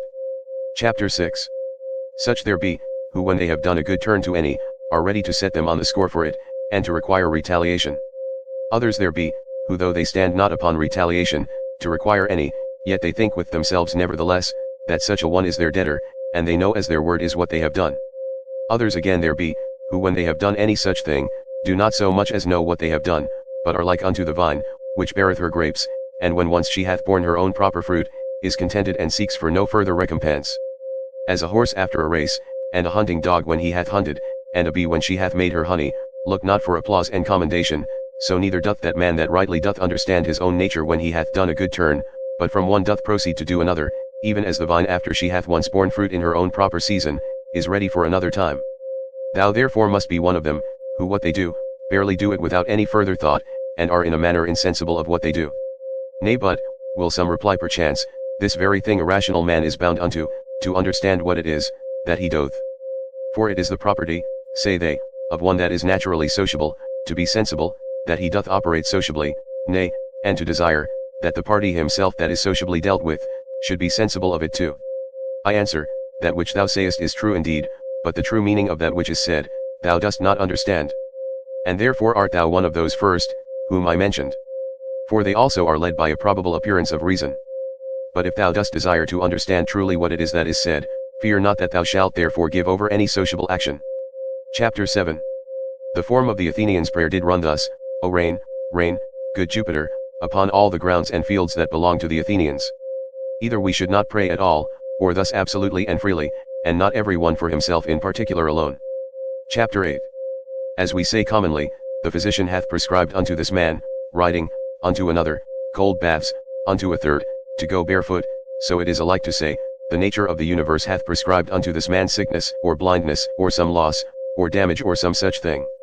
For as there, when we say of a physician, that he hath prescribed anything, our meaning is, that he hath appointed this for that, as subordinate and conducing to health, so here, whatsoever doth happen unto any, is ordained unto him as a thing subordinate unto the fates, and therefore do we say of such things, that they do sigma upsilon mu beta alpha nu epsilon iota nu, that is, happen, or fall together, as of square stones, when either in walls, or pyramids in a certain position they fit one another, and agree as it were in an harmony. The masons say, that they do sigma upsilon mu beta alpha nu epsilon iota nu, as if thou shouldest say, fall together, so that in the general, though the things be divers that make it, yet the consent or harmony itself is but one. And as the whole world is made up of all the particular bodies of the world, one perfect and complete body, of the same nature that particular bodies, so is the destiny of particular causes and events one general one, of the same nature that particular causes are. What I now say, even they that are mere idiots are not ignorant of, for they say commonly tau omicron phi epsilon rho epsilon nu upsilon tau, that is, this his destiny hath brought upon him.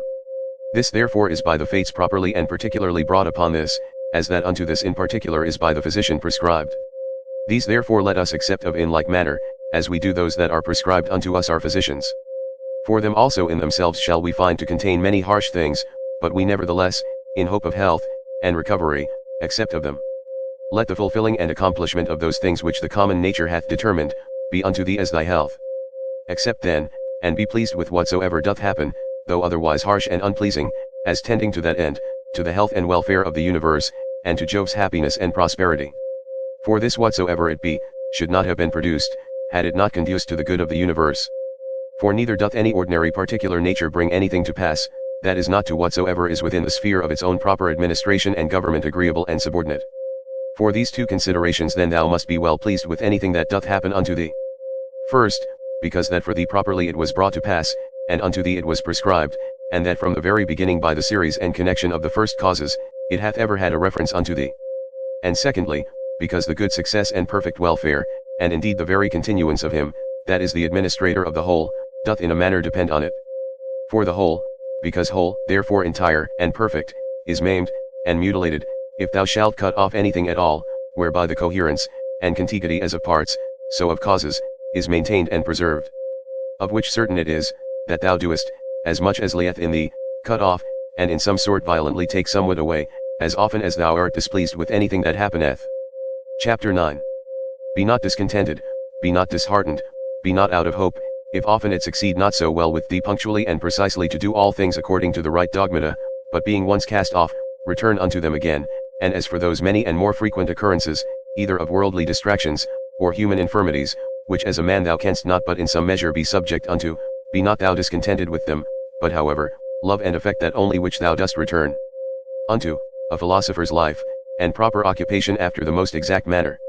And when thou dost return to thy philosophy, return not unto it as the manner of some is, after play and liberty as it were, to their schoolmasters and pedagogues, but as they that have sore eyes to their sponge and egg, or as another to his cataplasm, or as others to their fomentations, so shalt not thou make it a matter of ostentation at all to obey reason but of ease and comfort. And remember that philosophy requireth nothing of thee, but what thy nature requireth, and wouldest thou thyself desire anything that is not according to nature? For which of these sayest thou, that which is according to nature or against it, is of itself more kind and pleasing? Is it not for that respect especially, that pleasure itself is to so many men's hurt and overthrow, most prevalent, because esteemed commonly most kind, and natural? But consider well whether magnanimity rather, and true liberty, and true simplicity, and equanimity, and holiness, whether these be not most kind and natural. And prudency itself, what more kind and amiable than it, when thou shalt truly consider with thyself, what it is through all the proper objects of thy rational intellectual faculty currently to go on without any fall or stumble. As for the things of the world, their true nature is in a manner so involved with obscurity, that unto many philosophers, and those no mean ones, they seemed altogether incomprehensible, and the Stoics themselves, though they judge them not altogether incomprehensible, yet scarce and not without much difficulty, comprehensible, so that all assent of ours is fallible, for who is he that is infallible in his conclusions? From the nature of things, pass now unto their subjects and matter, how temporary, how vile are they, such as may be in the power and possession of some abominable loose liver, of some common strumpet, of some notorious oppressor and extortioner. Pass from thence to the dispositions of them that thou doest ordinarily converse with, how hardly do we bear, even with the most loving and amiable. That I may not say, how hard it is for us to bear even with our own selves, in such obscurity, and impurity of things, in such and so continual a flux both of the substances and time, both of the motions themselves, and things moved, what it is that we can fasten upon, either to honor, and respect especially, or seriously, and studiously to seek after, I cannot so much as conceive, for indeed they are things contrary. Chapter 10. Thou must comfort thyself in the expectation of thy natural dissolution, and in the meantime not grieve at the delay, but rest contented in those two things. First, that nothing shall happen unto thee, which is not according to the nature of the universe. Secondly, that it is in thy power, to do nothing against thine own proper God, and inward spirit. For it is not in any man's power to constrain thee to transgress against him. Chapter 11. What is the use that now at this present I make of my soul? Thus from time to time and upon all occasions thou must put this question to thyself, what is now that part of mine which they call the rational mistress part, employed about? Whose soul do I now properly possess? A child's? Or a youth's? A woman's? Or a tyrant's? Some brute, or some wild beast's soul? Chapter 12. What those things are in themselves, which by the greatest part are esteemed good, thou mayest gather even from this. For if a man shall hear things mentioned as good, which are really good indeed, such as are prudence, temperance, justice, fortitude, after so much heard and conceived, he cannot endure to hear of any more, for the word good is properly spoken of them. But as for those which by the vulgar are esteemed good, if he shall hear them mentioned as good, he doth hearken for more. He is well contented to hear, that what is spoken by the comedian, is but familiarly and popularly spoken, so that even the vulgar apprehend a difference. For why is it else, that this offends not and needs not to be excused, when virtues are styled good, but that which is spoken in commendation of wealth, pleasure, or honor, we entertain it only as merrily and pleasantly spoken.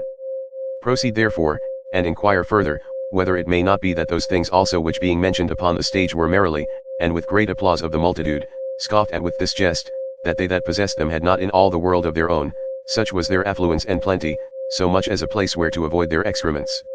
Whether, I say, those ought not also in very deed to be much respected, and esteemed of, as the only things that are truly good. Chapter 13. All that I consist of, is either form or matter. No corruption can reduce either of these unto nothing, for neither did I of nothing become a subsistent creature. Every part of mine then will by mutation be disposed into a certain part of the whole world, and that in time into another part, and so in infinitum, by which kind of mutation, I also became what I am, and so did they that begot me, and they before them, and so upwards in infinitum. For so we may be allowed to speak, though the age and government of the world, be to some certain periods of time limited, and confined. Chapter 14. Reason, and rational power, are faculties which content themselves with themselves, and their own proper operations. And as for their first inclination and motion, that they take from themselves. But their progress is right to the end and object, which is in their way, as it were, and lieth just before them, that is, which is feasible and possible, whether it be that which at the first they propose to themselves, or no.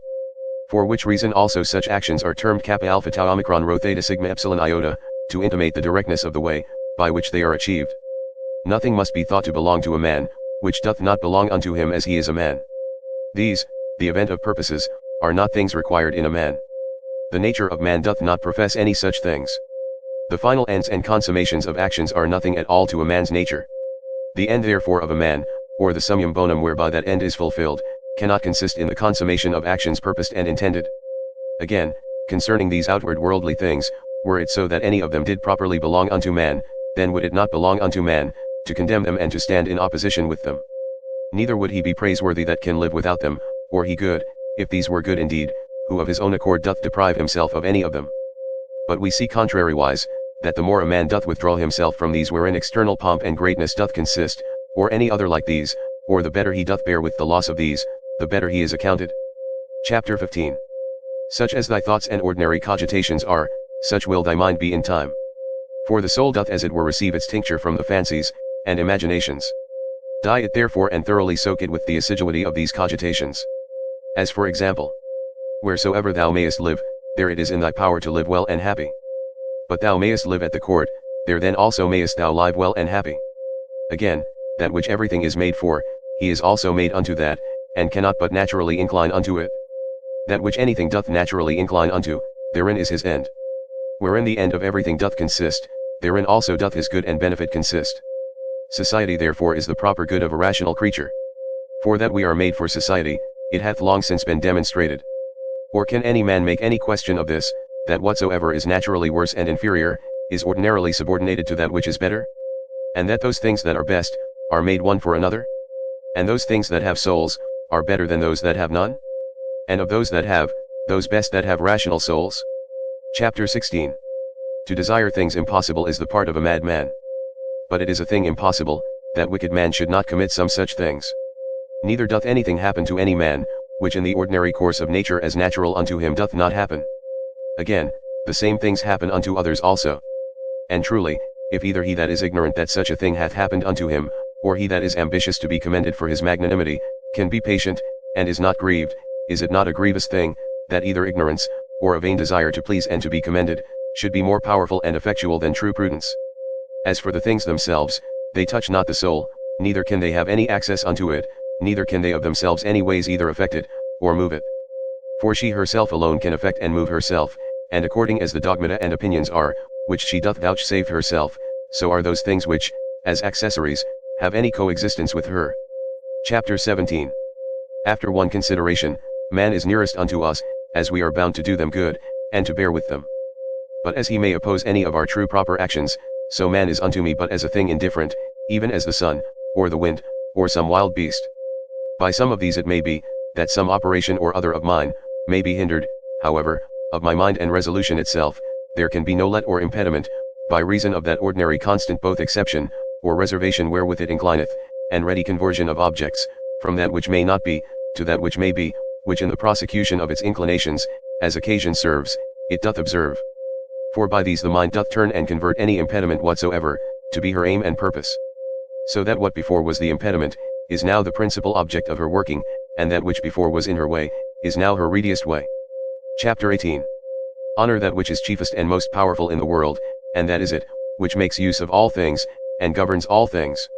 So also in thyself, honor that which is chiefest, and most powerful, and is of one kind and nature with that which we now spake of.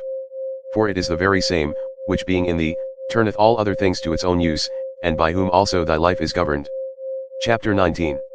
That which doth not hurt the city itself, cannot hurt any citizen. This rule thou must remember to apply and make use of upon every conceit and apprehension of wrong. If the whole city be not hurt by this, neither am I certainly. And if the whole be not, why should I make it my private grievance? Consider rather what it is wherein he is overseen that is thought to have done the wrong. Again, often meditate how swiftly all things that subsist, and all things that are done in the world, are carried away, and as it were conveyed out of sight, for both the substance themselves, we see as a flood, are in a continual flux, and all actions in a perpetual change, and the causes themselves, subject to 1,000 alterations, neither is there anything almost, that may ever be said to be now settled and constant. Next unto this, and which follows upon it, consider both the infiniteness of the time already past, and the immense vastness of that which is to come, wherein all things are to be resolved and annihilated. Art not thou then a very fool, who for these things, art either puffed up with pride, or distracted with cares, or canst find in thy heart to make such moans as for a thing that would trouble thee for a very long time? Consider the whole universe whereof thou art but a very little part, and the whole age of the world together, whereof but a short and very momentary portion is allotted unto thee, and all the fates and destinies together, of which how much is it that comes to thy part and share? Again, another doth trespass against me. Let him look to that. He is master of his own disposition, and of his own operation. I for my part am in the meantime in possession of as much, as the common nature would have me to possess, and that which mine own nature would have me do, I do. Chapter 20. Let not that chief commanding part of thy soul be ever subject to any variation through any corporal either pain or pleasure, neither suffer it to be mixed with these, but let it both circumscribe itself, and confine those affections to their own proper parts and members. But if at any time they do reflect and rebound upon the mind and understanding, as in an united and compacted body it must needs, then must thou not go about to resist sense and feeling, it being natural. However, let not thy understanding to this natural sense and feeling, which whether unto our flesh pleasant or painful, is unto us nothing properly, add an opinion of either good or bad, and all is well. Chapter 21. To live with the gods.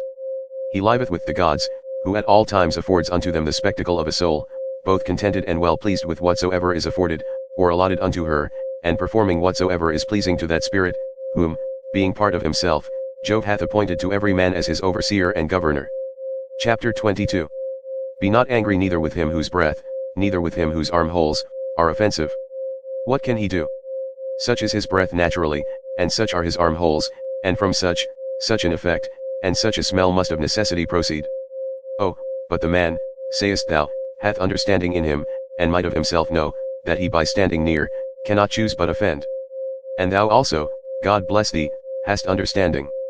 Let thy reasonable faculty, work upon his reasonable faculty, show him his fault, admonish him. If he hearken unto thee, thou hast cured him, and there will be no more occasion of anger. Chapter 23. Where there shall neither roarer be, nor harlot. Why so? As thou dost purpose to live, when thou hast retired thyself to some such place, where neither roarer nor harlot is, so mayest thou hear. And if they will not suffer thee, then mayest thou leave thy life rather than thy calling, but so as one that doth not think himself anyways wronged. Only as one would say, here is a smoke, I will out of it. And what a great matter is this! Now till some such thing force me out, I will continue free, neither shall any man hinder me to do what I will, and my will shall ever be by the proper nature of a reasonable and sociable creature, regulated and directed. Chapter 24. That rational essence by which the universe is governed, is for community and society, and therefore hath it both made the things that are worse, for the best, and hath allied and knit together those which are best, as it were in an harmony. Seest thou not how it hath subordinated, and coordinated? And how it hath distributed unto everything according to its worth? And those which have the preeminency and superiority above all, hath it united together, into a mutual consent and agreement. Chapter 25. How hast thou carried thyself hitherto towards the gods? Towards thy parents? Towards thy brethren? Towards thy wife? Towards thy children? Towards thy masters? Thy foster fathers? Thy friends? Thy domestics? Thy servants? Is it so with thee, that hitherto thou hast neither by word or deed wronged any of them? Remember withal through how many things thou hast already passed, and how many thou hast been able to endure, so that now the legend of thy life is full, and thy charge is accomplished. Again, how many truly good things have certainly by thee been discerned? How many pleasures, how many pains hast thou passed over with contempt? How many things eternally glorious hast thou despised?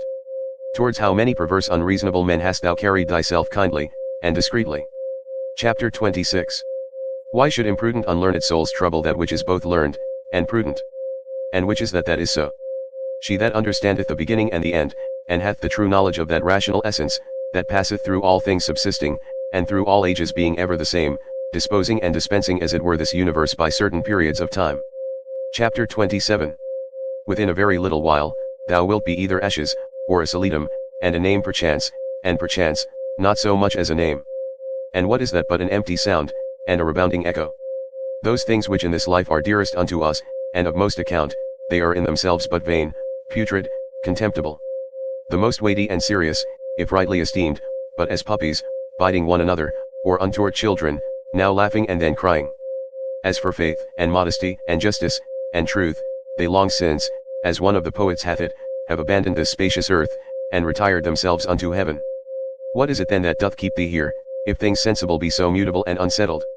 And the senses so obscure, and so fallible? And our souls nothing but an exhalation of blood? And to be in credit among such, be but vanity? What is it that thou dost stay for? An extinction, or a translation, either of them with a propitious and contented mind.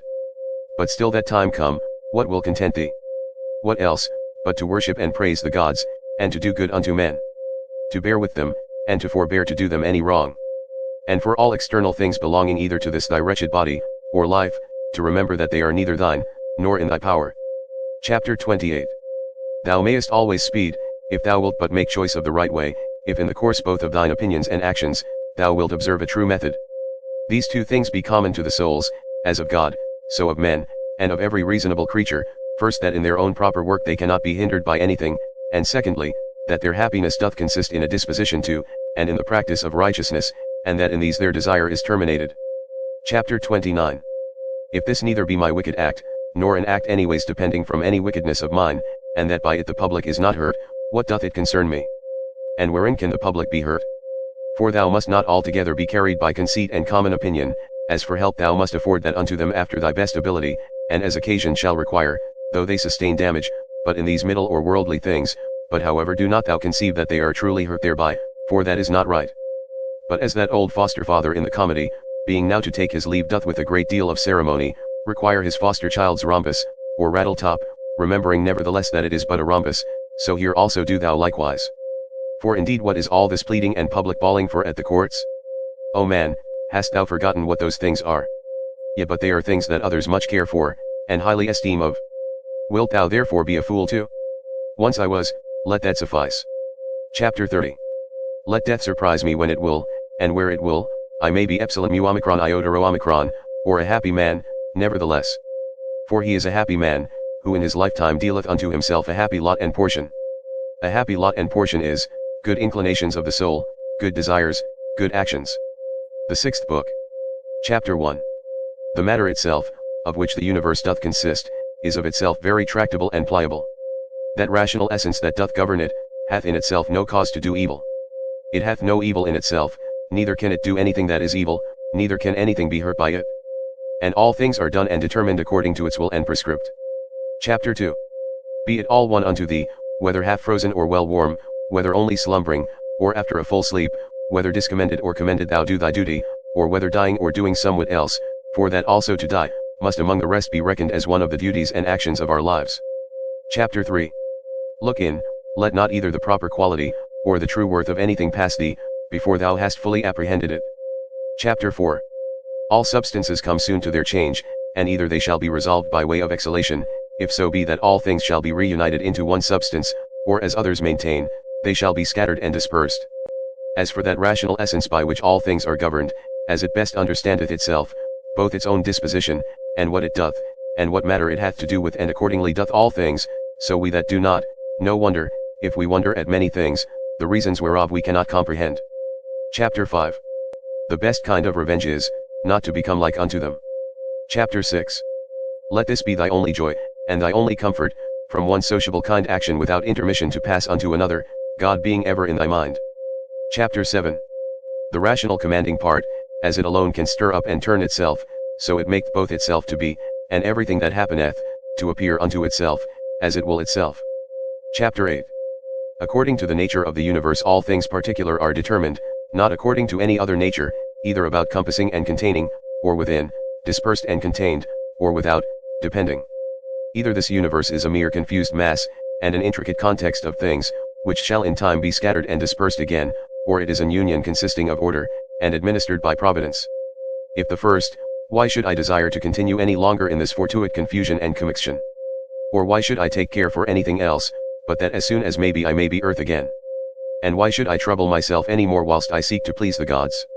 Whatsoever I do, dispersion is my end, and will come upon me whether I will or no. But if the latter be, then am not I religious in vain, then will I be quiet and patient, and put my trust in him, who is the governor of all. Chapter 9. Whensoever by some present hard occurrences thou art constrained to be in some sort troubled and vexed, return unto thyself as soon as may be, and be not out of tune longer than thou must needs. For so shalt thou be the better able to keep thy part another time, and to maintain the harmony, if thou dost use thyself to this continually, once out, presently to have recourse unto it, and to begin again. Chapter 10. If it were that thou hadst at one time both a stepmother, and a natural mother living, thou wouldst honor and respect her also, nevertheless to thine own natural mother would thy refuge, and recourse be continually. So let the court and thy philosophy be unto thee. Have recourse unto it often, and comfort thyself in her, by whom it is that those other things are made tolerable unto thee, and thou also in those things not intolerable unto others. Chapter 11. How marvelous useful it is for a man to represent unto himself meats, and all such things that are for the mouth, under a right apprehension and imagination. As for example, this is the carcass of a fish, this of a bird, and this of a hog. And again more generally, this falernum, this excellent highly commended wine, is but the bare juice of an ordinary grape. This purple robe, but sheep's hairs, dyed with the blood of a shellfish. So for coitus, it is but the attrition of an ordinary base intral, and the excretion of a little vile snivel, with a certain kind of convulsion, according to Hippocrates his opinion. How excellent useful are these lively fancies and representations of things, thus penetrating and passing through the objects, to make their true nature known and apparent. This must thou use all thy life long, and upon all occasions, and then especially, when matters are apprehended as of great worth and respect, thy art and care must be to uncover them, and to behold their vileness, and to take away from them all those serious circumstances and expressions, under which they made so grave a show. For outward pomp and appearance is a great juggler, and then especially art thou most in danger to be beguiled by it, when, to a man's thinking, thou most seemest to be employed about matters of moment. Chapter 12. See what Crates pronounceth concerning Xenocrates himself. Chapter 13. Those things which the common sort of people do admire, are most of them such things as are very general, and may be comprehended under things merely natural, or naturally affected and qualified, as stones, wood, figs, vines, olives. Those that be admired by them that are more moderate and restrained, are comprehended under things animated, as flocks and herds. Those that are yet more gentle and curious, their admiration is commonly confined to reasonable creatures only, not in general as they are reasonable, but as they are capable of art, or of some craft and subtle invention, or perchance barely to reasonable creatures, as they that delight in the possession of many slaves. But he that honors a reasonable soul in general, as it is reasonable and naturally sociable, doth little regard anything else, and above all things is careful to preserve his own, in the continual habit and exercise both of reason and sociableness, and thereby doth cooperate with him, of whose nature he doth also participate, God. Chapter 14. Some things hasten to be, and others to be no more. And even whatsoever now is, some part thereof hath already perished. Perpetual fluxes and alterations renew the world, as the perpetual course of time doth make the age of the world, of itself infinite, to appear always fresh and new.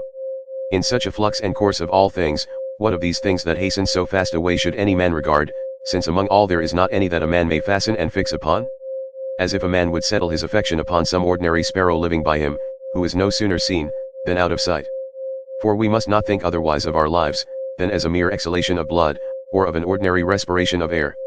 For what in our common apprehension is, to breathe in the air and to breathe it out again, which we do daily, so much is it and no more, at once to breathe out all thy respirative faculty into that common air from whence but lately, as being but from yesterday, and today, thou didst first breathe it in, and with it, life. Chapter 15.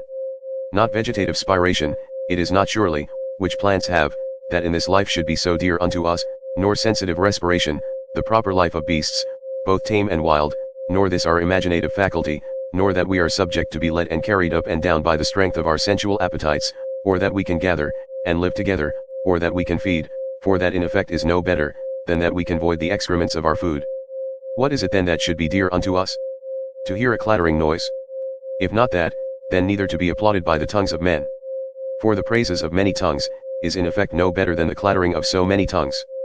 If then neither applause, what is there remaining that should be dear unto thee? This I think, that in all thy motions and actions thou be moved, and restrained according to thine own true natural constitution and construction only. And to this even ordinary arts and professions do lead us. For it is that which every art doth aim at, that whatsoever it is, that is by art effected and prepared, may be fit for that work that it is prepared for. This is the end that he that dresseth the vine, and he that takes upon him either to tame colts, or to train up dogs, doth aim at. What else doth the education of children, and all learned professions tend unto? Certainly then it is that, which should be dear unto us also. If in this particular it go well with thee, care not for the obtaining of other things. But is it so, that thou canst not but respect other things also? Then canst not thou truly be free? Then canst thou not have self-content, then wilt thou ever be subject to passions. For it is not possible, but that thou must be envious and jealous and suspicious of them whom thou knowest can bereave thee of such things, and again, a secret underminer of them, whom thou seest in present possession of that which is dear unto thee. To be short, he must of necessity be full of confusion within himself, and often accuse the gods, whosoever stands in need of these things. But if thou shalt honor and respect thy mind only, that will make thee acceptable towards thyself, towards thy friends very tractable, and conformable and concordant with the gods, that is, accepting with praises whatsoever they shall think good to appoint and allot unto thee. Chapter 16. Under, above, and about, are the motions of the elements, but the motion of virtue, is none of those motions, but is somewhat more excellent and divine. Whose way, to speed and prosper in it, must be through a way, that is not easily comprehended. Chapter 17. Who can choose but wonder at them? They will not speak well of them that are at the same time with them, and live with them, yet they themselves are very ambitious, that they that shall follow, whom they have never seen, nor shall ever see, should speak well of them. As if a man should grieve that he hath not been commended by them, that lived before him. Chapter 18. Do not ever conceive anything impossible to man, which by thee cannot, or not without much difficulty be effected, but whatsoever in general thou canst conceive possible and proper unto any man, think that very possible unto thee also. Chapter 19. Suppose that at the palestra somebody hath all to torn thee with his nails, and hath broken thy head. Well, thou art wounded. Yet thou dost not exclaim, thou art not offended with him. Thou dost not suspect him for it afterwards, as one that watcheth to do thee a mischief. Yet even then, though thou dost thy best to save thyself from him, yet not from him as an enemy. It is not by way of any suspicious indignation, but by way of gentle and friendly declination. Keep the same mind and disposition in other parts of thy life also. For many things there be, which we must conceit and apprehend, as though we had had to do with an antagonist at the palestra. For as I said, it is very possible for us to avoid and decline, though we neither suspect, nor hate. Chapter 20. If anybody shall reprove me, and shall make it apparent unto me, that in any either opinion or action of mine I do err, I will most gladly retract. For it is the truth that I seek after, by which I am sure that never any man was hurt, and as sure, that he is hurt that continueth in any error, or ignorance whatsoever. Chapter 21. I for my part will do what belongs unto me, as for other things, whether things unsensible or things irrational, or if rational, yet deceived and ignorant of the true way, they shall not trouble or distract me. For as for those creatures which are not endued with reason and all other things and matters of the world whatsoever I freely, and generously, as one endued with reason, of things that have none, make use of them.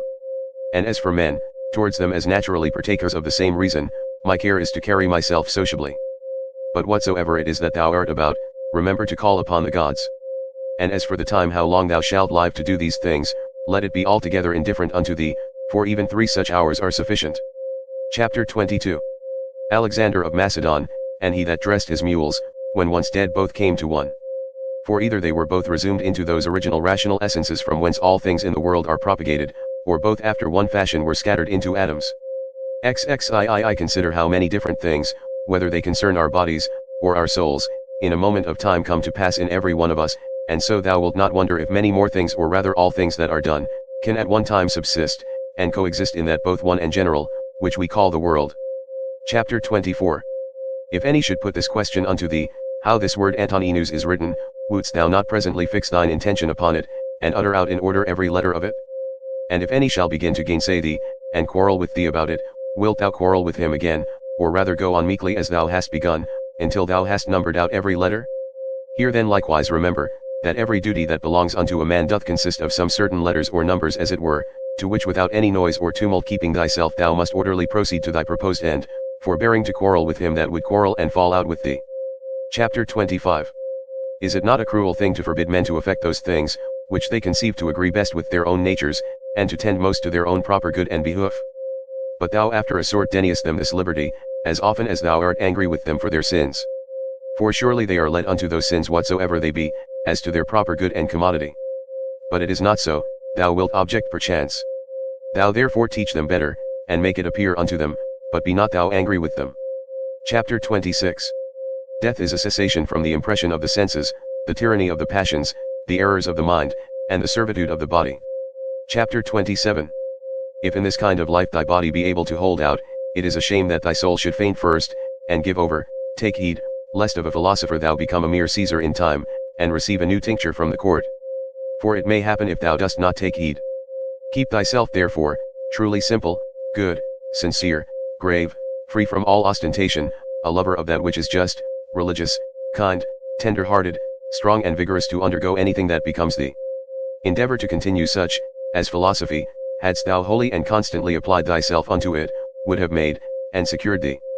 Worship the gods, procure the welfare of men, this life is short. Charitable actions, and a holy disposition, is the only fruit of this earthly life. Chapter 28. Do all things as Becometh the disciple of Antoninus Pius.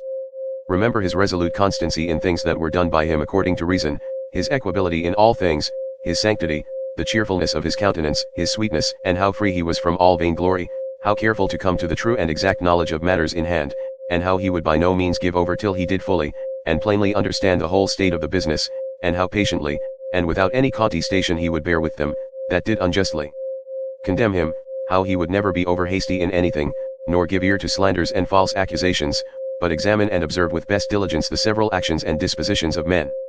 Again, how he was no backbiter, nor easily frightened, nor suspicious, and in his language free from all affectation and curiosity, and how easily he would content himself with few things, as lodging, bedding, clothing, and ordinary nourishment, and attendance. How able to endure labor, how patient, able through his spare diet to continue from morning to evening without any necessity of withdrawing before his accustomed hours to the necessities of nature, his uniformity and constancy in matter of friendship. How he would bear with them that with all boldness and liberty opposed his opinions, and even rejoice if any man could better advise him, and lastly, how religious he was without superstition. All these things of him remember, that whensoever thy last hour shall come upon thee, it may find thee, as it did him, ready for it in the possession of a good conscience. Chapter 29. Stir up thy mind, and recall thy wits again from thy natural dreams, and visions, and when thou art perfectly awoken, and canst perceive that they were but dreams that troubled thee, as one newly awakened out of another kind of sleep, look upon these worldly things with the same mind as thou didst upon those, that thou sawest in thy sleep. Chapter 30. I consist of body and soul. Unto my body all things are indifferent, for of itself it cannot affect one thing more than another with apprehension of any difference, as for my mind, all things which are not within the verge of her own operation, are indifferent unto her, and for her own operations, those altogether depend of her, neither does she busy herself about any, but those that are present, for as for future and past operations, those also are now at this present indifferent unto her. Chapter 31. As long as the foot doth that which belongeth unto it to do, and the hand that which belongs unto it, their labor, whatsoever it be, is not unnatural. So a man as long as he doth that which is proper unto a man, his labor cannot be against nature, and if it be not against nature, then neither is it hurtful unto him. But if it were so that happiness did consist in pleasure, how came notorious robbers, impure abominable livers, parricides, and tyrants, in so large a measure to have their part of pleasures? Chapter 32. Dost thou not see, how even those that profess mechanic arts, though in some respect they be no better than mere idiots, yet they stick close to the course of their trade, neither can they find in their heart to decline from it, and is it not a grievous thing that an architect, or a physician shall respect the course and mysteries of their profession, more than a man the proper course and condition of his own nature, reason, which is common to him and to the gods? Chapter 33. Asia, Europe, what are they, but as corners of the whole world, of which the whole sea, is but as one drop, and the great Mount Athos, but as a clod, as all present time is but as one point of eternity. All, petty things, all things that are soon altered, soon perished. And all things come from one beginning, either all severally and particularly deliberated and resolved upon, by the general ruler and governor of all, or all by necessary consequence. So that the dreadful hiatus of a gaping lion, and all poison, and all hurtful things, are but, as the thorn and the mire, the necessary consequences of goodly fair things.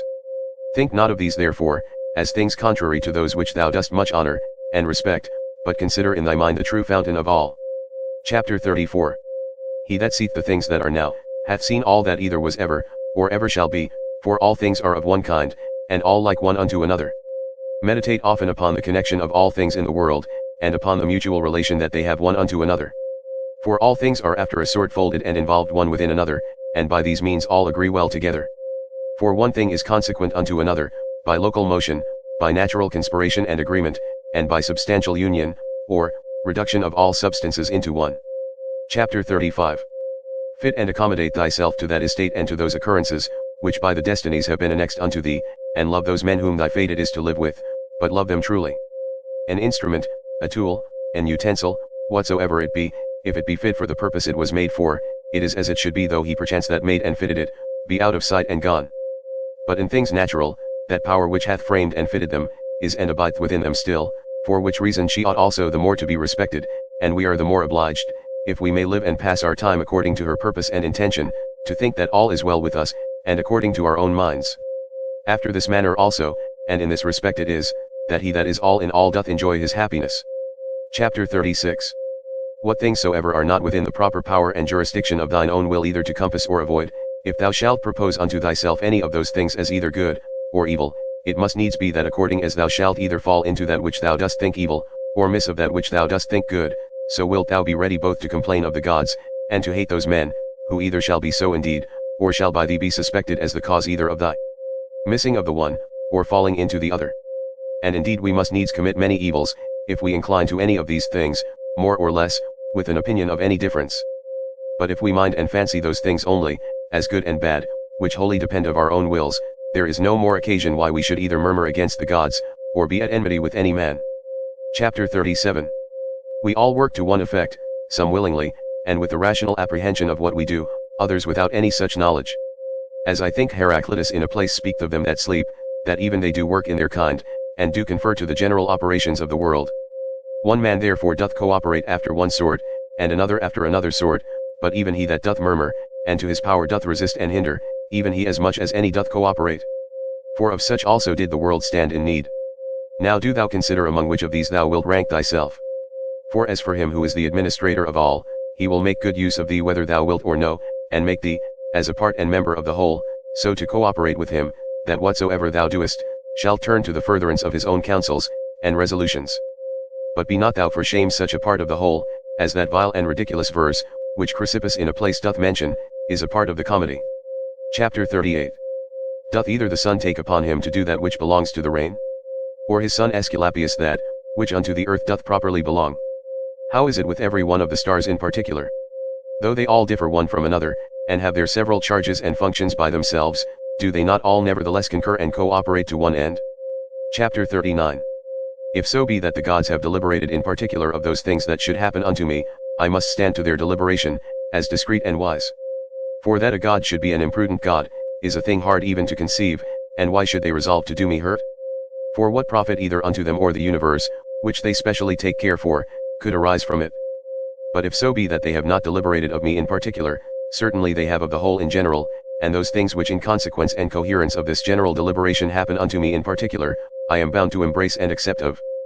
But if so be that they have not deliberated at all, which indeed is very irreligious for any man to believe, for then let us neither sacrifice, nor pray, nor respect our oaths, neither let us any more use any of those things, which we persuaded of the presence and secret conversation of the gods among us, daily use and practice. But, I say, if so be that they have not indeed either in general, or particular deliberated of any of those things, that happen unto us in this world, yet God be thanked, that of those things that concern myself, it is lawful for me to deliberate myself, and all my deliberation is but concerning that which may be to me most profitable.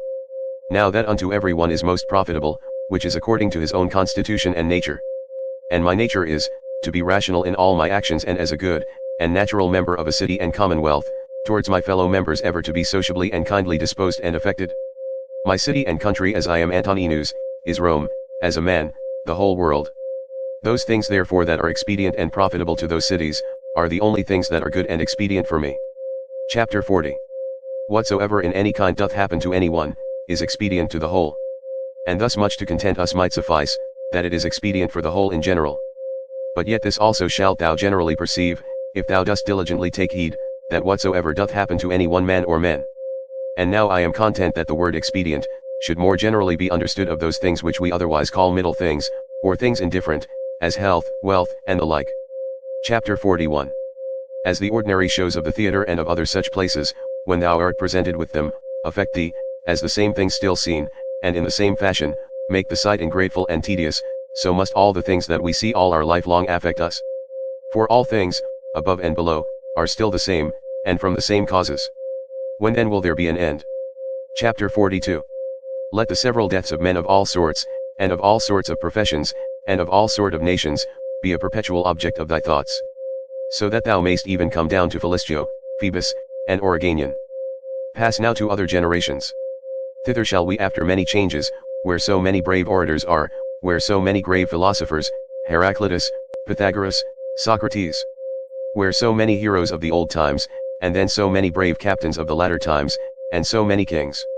After all these, where Eudochus, Hipparchus, Archimedes, where so many other sharp, generous, industrious, subtle, peremptory dispositions, and among others, even they, that have been the greatest scoffers and deriders of the frailty and brevity of this our human life, as Menippus, and others, as many as there have been such as he. Of all these consider, that they long since are all dead, and gone. And what do they suffer by it? Nay, they that have not so much as a name remaining, what are they the worse for it? One thing there is, and that only, which is worth our while in this world, and ought by us much to be esteemed, and that is, according to truth and righteousness, meekly and lovingly to converse with false, and unrighteous men. Chapter 43. When thou wilt comfort and cheer thyself, call to mind the several gifts and virtues of them, whom thou dost daily converse with, as for example, the industry of the one, the modesty of another, the liberality of a third, of another some other thing. For nothing can so much rejoice thee, as the resemblances and parallels of several virtues, visible and eminent in the dispositions of those who live with thee, especially when, all at once, as near as may be, they represent themselves unto thee. And therefore thou must have them always in a readiness. Chapter 44. Dost thou grieve that thou dost weigh but so many pounds, and not 300 rather? Just as much reason hast thou to grieve that thou must live but so many years, and not longer. For as for bulk and substance thou dost content thyself with that proportion of it that is allotted unto thee, so shoot'st thou for time. Chapter 45. Let us do our best endeavors to persuade them, but however, if reason and justice lead thee to it, do it, though they be never so much against it. But if any shall by force withstand thee, and hinder thee in it, convert thy virtuous inclination from one object unto another, from justice to contented equanimity, and cheerful patience, so that what in the one is thy hindrance, thou mayst make use of it for the exercise of another virtue, and remember that it was with due exception, and reservation, that thou didst at first incline and desire. For thou didst not set thy mind upon things impossible. Upon what then? That all thy desires might ever be moderated with this due kind of reservation. And this thou hast, and mayst always obtain, whether the thing desired be in thy power or no. And what do I care for more, if that for which I was born and brought forth into the world, to rule all my desires with reason and discretion, may be. Chapter 46. The ambitious supposeth another man's act, praise, and applause, to be his own happiness, the voluptuous his own sense and feeling, but he that is wise, his own action. Chapter 47. It is in thy power absolutely to exclude all manner of conceit and opinion, as concerning this matter, and by the same means, to exclude all grief and sorrow from thy soul. For as for the things and objects themselves, they of themselves have no such power, whereby to beget and force upon us any opinion at all. Chapter 48. Use thyself when any man speaks unto thee, so to hearken unto him, as that in the interim thou give not way to any other thoughts, that so thou mayst, as far as is possible, seem fixed and fastened to his very soul, whosoever he be that speaks unto thee. Chapter 49. That which is not good for the beehive, cannot be good for the bee. Chapter 50. Will either passengers or patients find fault and complain, either the one if they be well carried, or the others if well cured? Do they take care for any more than this, the one, that their shipmaster may bring them safe to land, and the other, that their physician may effect their recovery? Chapter 51. How many of them who came into the world at the same time when I did, are already gone out of it? Chapter 52. To them that are sick of the jaundice, honey seems bitter, and to them that are bitten by a mad dog, the water terrible, and to children, a little ball seems a fine thing. And why then should I be angry?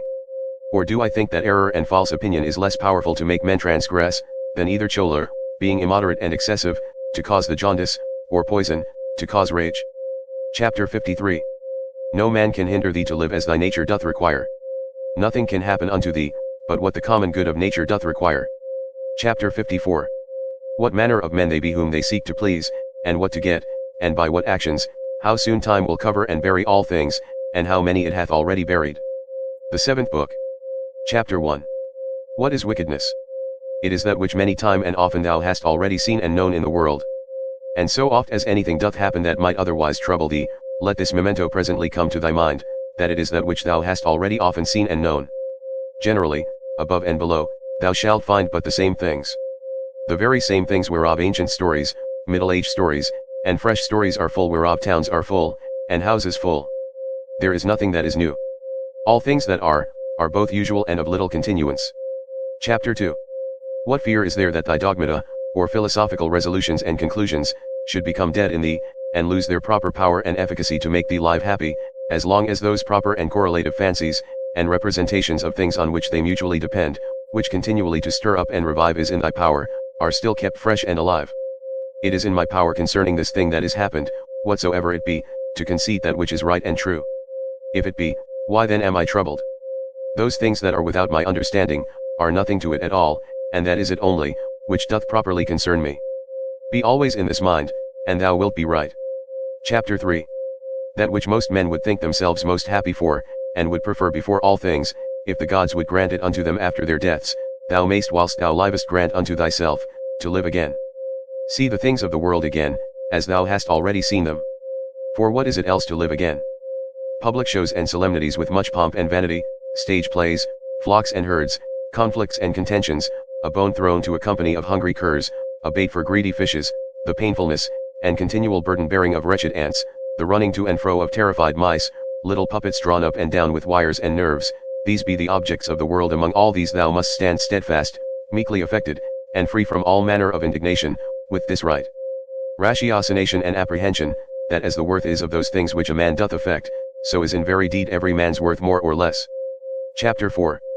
Word after word, every one by itself, must the things that are spoken be conceived and understood, and so the things that are done, purpose after purpose, every one by itself likewise.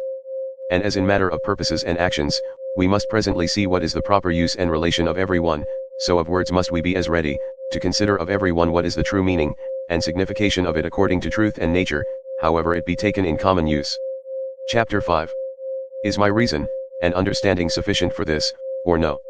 If it be sufficient, without any private applause, or public ostentation as of an instrument, which by nature I am provided of, I will make use of it for the work in hand, as of an instrument, which by nature I am provided of. If it be not, and that otherwise it belong not unto me particularly as a private duty, I will either give it over, and leave it to some other that can better effect it, or I will endeavor it, but with the help of some other, who with the joint help of my reason, is able to bring somewhat to pass, that will now be seasonable and useful for the common good. For whatsoever I do either by myself, or with some other, the only thing that I must intend, is, that it be good and expedient for the public. For as for praise, consider how many who once were much commended, are now already quite forgotten, yea they that commended them, how even they themselves are long since dead and gone. Be not therefore ashamed, whensoever thou must use the help of others. For whatsoever it be that layeth upon thee to effect, thou must propose it unto thyself, as the scaling of walls is unto a soldier. And what if thou through either lameness or some other impediment art not able to reach unto the top of the battlements alone, which with the help of another thou mayst, wilt thou therefore give it over, or go about it with less courage and alacrity, because thou canst not effect it all alone? Chapter 6. Let not things future trouble thee. For if necessity so require that they come to pass, thou shalt, whensoever that is, be provided for them with the same reason, by which whatsoever is now present, is made both tolerable and acceptable unto thee. All things are linked and knitted together, and the knot is sacred, neither is there anything in the world, that is not kind and natural in regard of any other thing, or, that hath not some kind of reference and natural correspondence with whatsoever is in the world besides. For all things are ranked together, and by that decency of its due place and order that each particular doth observe, they all concur together to the making of one and the same kappa sigma mu omicron or world, as if you said, a comely piece, or an orderly composition. For all things throughout, there is but one and the same order, and through all things, one and the same God, the same substance and the same law. There is one common reason, and one common truth, that belongs unto all reasonable creatures, for neither is there save one perfection of all creatures that are of the same kind, and partakers of the same reason. Chapter 7. Whatsoever is material, doth soon vanish away into the common substance of the whole, and whatsoever is formal, or, whatsoever doth animate that which is material, is soon resumed into the common reason of the whole, and the fame and memory of anything, is soon swallowed up by the general age and duration of the whole. Chapter 8. To a reasonable creature, the same action is both according to nature, and according to reason. Chapter 9. Straight of itself, not made straight. Chapter 10. As several members in one body united, so are reasonable creatures in a body divided and dispersed, all made and prepared for one common operation. And this thou shalt apprehend the better, if thou shalt use thyself often to say to thyself, I am mu lambda omicron, or a member of the mass and body of reasonable substances. But if thou shalt say I am mu rho omicron, or a part, thou dost not yet love men from thy heart. The joy that thou takest in the exercise of bounty, is not yet grounded upon a due ratiocination and right apprehension of the nature of things. Thou dost exercise it as yet upon this ground barely, as a thing convenient and fitting, not, as doing good to thyself, when thou dost good unto others. Chapter 11. Of things that are external, happen what will to that which can suffer by external accidents. Those things that suffer let them complain themselves, if they will. As for me, as long as I conceive no such thing, that which has happened is evil, I have no hurt, and it is in my power not to conceive any such thing. Chapter 12. Whatsoever any man either doth or saith, thou must be good, not for any man's sake, but for thine own nature's sake, as if either gold, or the emerald, or purple, should ever be saying to themselves, whatsoever any man either doth or saith, I must still be an emerald, and I must keep my color. Chapter 13. This may ever be my comfort and security, my understanding, that ruleth over all, will not of itself bring trouble and vexation upon itself. This I say, it will not put itself in any fear, it will not lead itself into any concupiscence. If it be in the power of any other to compel it to fear, or to grieve, it is free for him to use his power. But sure if itself do not of itself, through some false opinion or supposition incline itself to any such disposition, there is no fear. For as for the body, why should I make the grief of my body, to be the grief of my mind? If that itself can either fear or complain, let it. But as for the soul, which indeed, can only be truly sensible of either fear or grief, to which only it belongs according to its different imaginations and opinions, to admit of either of these, or of their contraries, thou mayst look to that thyself, that it suffer nothing. Induce her not to any such opinion or persuasion.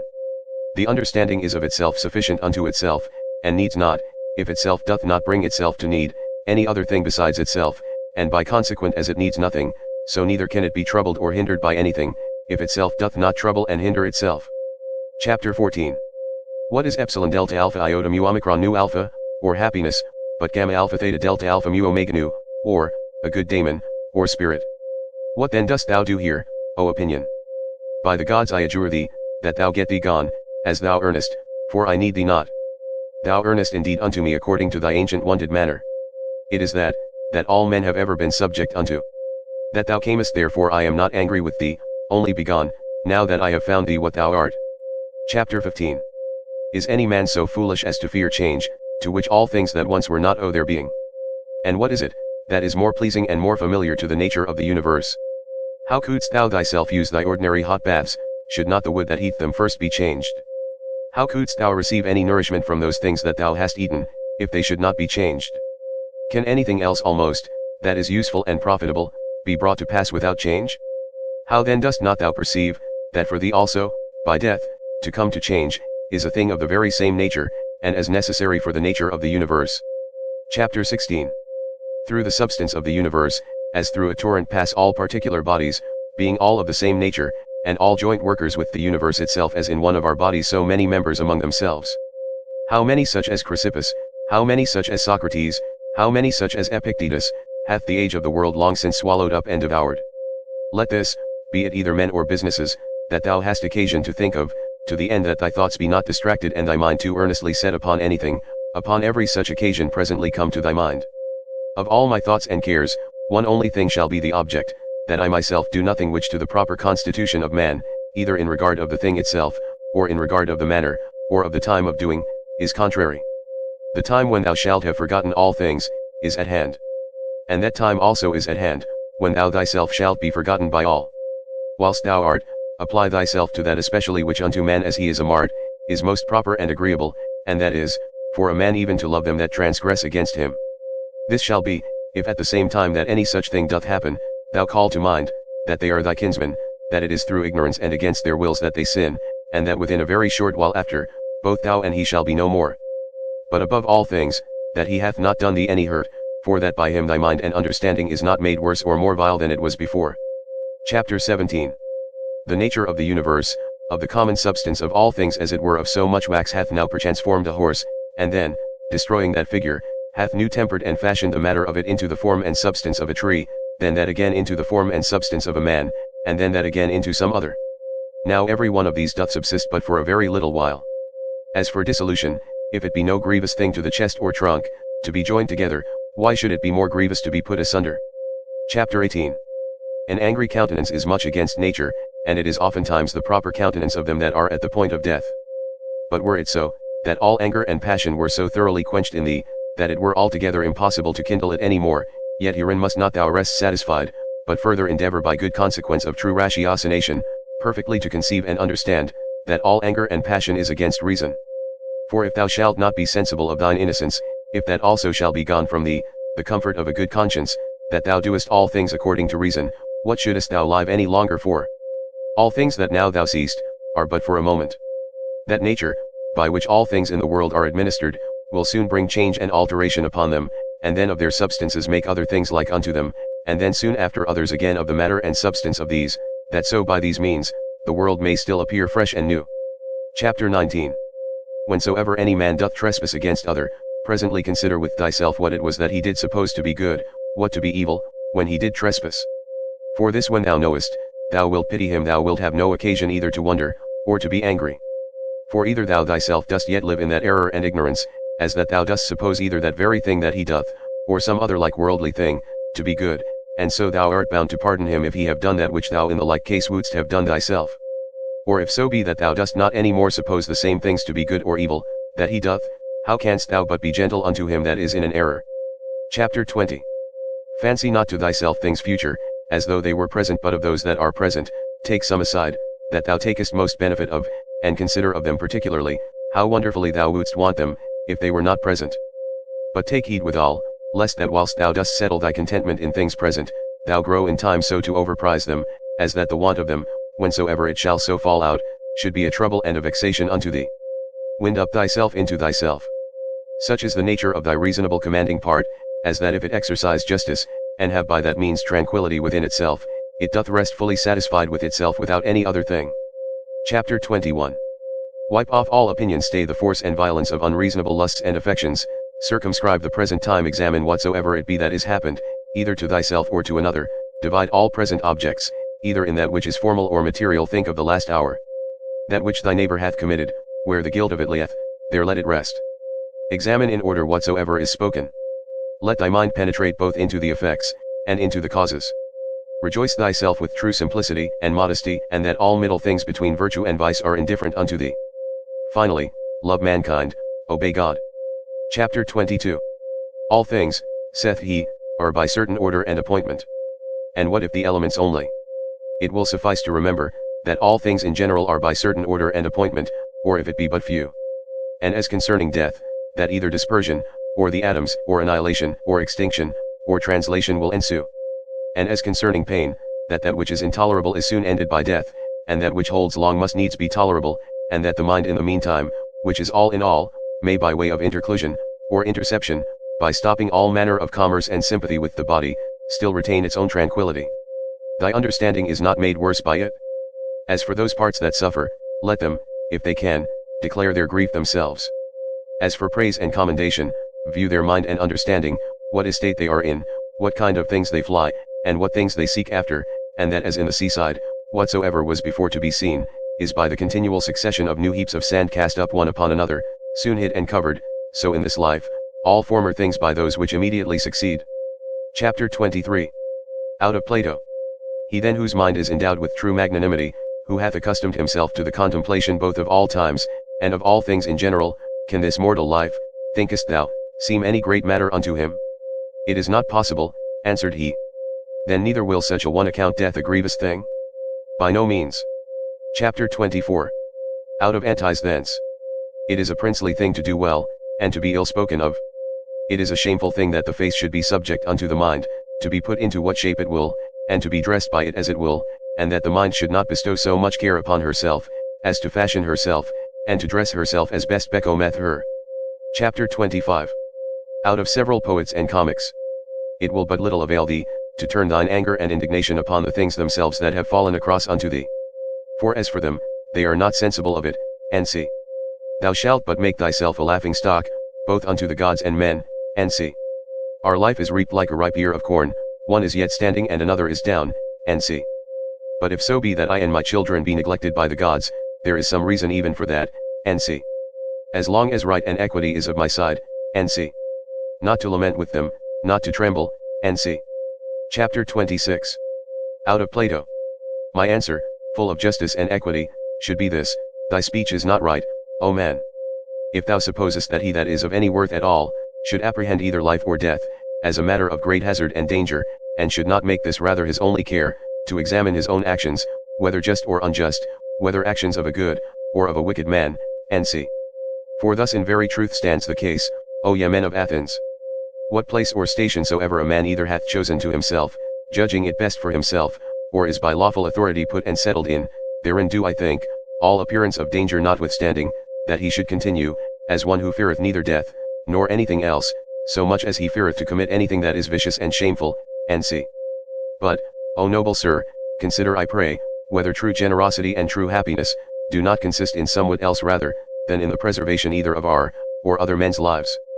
For it is not the part of a man that is a man indeed, to desire to live long or to make much of his life whilst he liveth, but rather, he that is such, will in these things wholly refer himself unto the gods, and believing that which every woman can tell him, that no man can escape death, the only thing that he takes thought and care for is this, that what time he liveth, he may live as well and as virtuously as he can possibly, and see. To look about, and with the eyes to follow the course of the stars and planets as though thou wouldst run with them, and to mind perpetually the several changes of the elements one into another. For such fancies and imaginations, help much to purge away the dross and filth of this our earthly life, and see. That also is a fine passage of Plato's, where he speaketh of worldly things in these words: thou must also as from some higher place look down, as it were, upon the things of this world, as flocks, armies, husbandmen's labors, marriages, divorces, generations, deaths, the tumults of courts and places of judicatures, desert places, the several nations of barbarians, public festivals, mournings, fairs, markets. How all things upon earth are pell-mell, and how miraculously things contrary one to another, concur to the beauty and perfection of this universe. Chapter 27. To look back upon things of former ages, as upon the manifold changes and conversions of several monarchies and commonwealths. We may also foresee things future, for they shall all be of the same kind, neither is it possible that they should leave the tune, or break the concert that is now begun, as it were, by these things that are now done and brought to pass in the world. It comes all to one therefore, whether a man be a spectator of the things of this life but 40 years, or whether he see them 10,000 years together, for what shall he see more?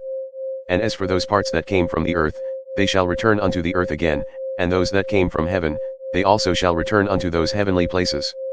Whether it be a mere dissolution and unbinding of the manifold intricacies and entanglements of the confused atoms, or some such dispersion of the simple and incorruptible elements. With meats and drinks and divers charms, they seek to divert the channel, that they might not die. Yet must we needs endure that blast of wind that cometh from above, though we toil and labor never so much. Chapter 28. He hath a stronger body, and is a better wrestler than Chapter 1. What then? Is he more bountiful? Is he more modest? Doth he bear all adverse chances with more equanimity, or with his neighbor's offences with more meekness and gentleness than I? Chapter 29. Where the matter may be effected agreeably to that reason, which both unto the gods and men is common, there can be no just cause of grief or sorrow. For where the fruit and benefit of an action well begun and prosecuted according to the proper constitution of man may be reaped and obtained, or is sure and certain, it is against reason that any damage should there be suspected. In all places, and at all times, it is in thy power religiously to embrace whatsoever by God's appointment is happened unto thee, and justly to converse with those men, whom thou hast to do with, and accurately to examine every fancy that presents itself, that nothing may slip and steal in, before thou hast rightly apprehended the true nature of it. Chapter 30. Look not about upon other men's minds and understandings, but look right on forwards whither nature, both that of the universe, in those things that happen unto thee, and thine in particular, in those things that are done by thee, doth lead, and direct thee.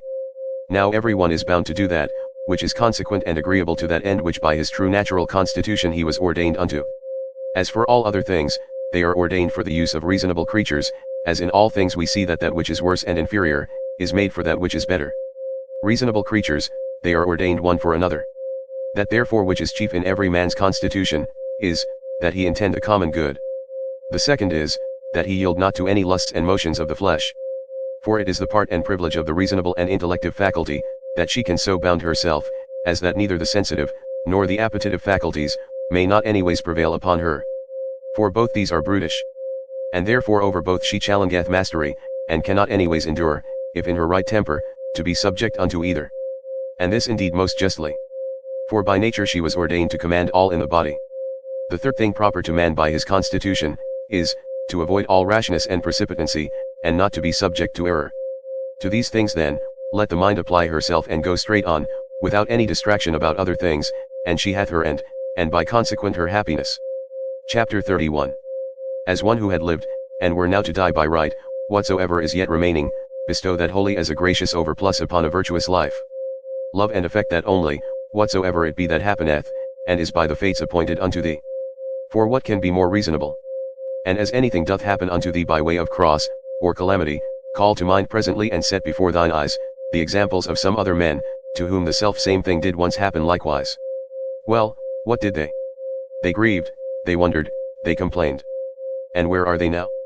All dead and gone. Wilt thou also be like one of them? Or rather leaving to men of the world, whose life both in regard of themselves, and them that they converse with, is nothing but mere mutability, or men of as fickle minds, as fickle bodies, ever changing and soon changed themselves, let it be thine only care and study, how to make a right use of all such accidents. For there is good use to be made of them, and they will prove fit matter for thee to work upon, if it shall be both thy care and thy desire, that whatsoever thou doest, thou thyself mayst like and approve thyself for it. And both these, see, that thou remember well, according as the diversity of the matter of the action that thou art about shall require. Look within, within is the fountain of all good. Such a fountain, where springing waters can never fail, so thou dig still deeper and deeper. Chapter 32. Thou must use thyself also to keep thy body fixed and steady, free from all loose fluctuant either motion, or posture. And as upon thy face and looks, thy mind hath easily power over them to keep them to that which is grave and decent, so let it challenge the same power over the whole body also. But so observe all things in this kind, as that it be without any manner of affectation. Chapter 33. The art of true living in this world is more like a wrestler's, than a dancer's practice. For in this they both agree, to teach a man whatsoever falls upon him, that he may be ready for it, and that nothing may cast him down. Chapter 34. Thou must continually ponder and consider with thyself, what manner of men they be, and for their minds and understandings what is their present estate, whose good word and testimony thou dost desire. For then neither wilt thou see cause to complain of them that offend against their wills, or find any want of their applause, if once thou dost but penetrate into the true force and ground both of their opinions, and of their desires. No soul, saith he, is willingly bereft of the truth, and by consequent, neither of justice, or temperance, or kindness, and mildness, nor of anything that is of the same kind. It is most needful that thou shouldst always remember this. For so shalt thou be far more gentle and moderate towards all men. Chapter 35.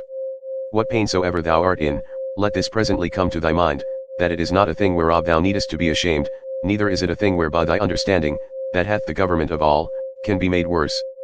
For neither in regard of the substance of it, nor in regard of the end of it, which is, to intend a common good, can it alter and corrupt it.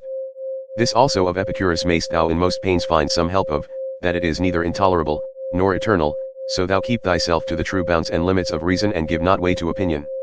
This also thou must consider, that many things there be, which oftentimes unsensibly trouble and vex thee, as not armed against them with patience, because they go not ordinarily under the name of pains, which in very deed are of the same nature as pain, as to slumber unquietly, to suffer heat, to want appetite. When therefore any of these things make thee discontented, check thyself with these words, now hath pain given thee the foil, thy courage hath failed thee. Chapter 36. Take heed lest at any time thou stand so affected, though towards unnatural evil men, as ordinary men are commonly one towards another.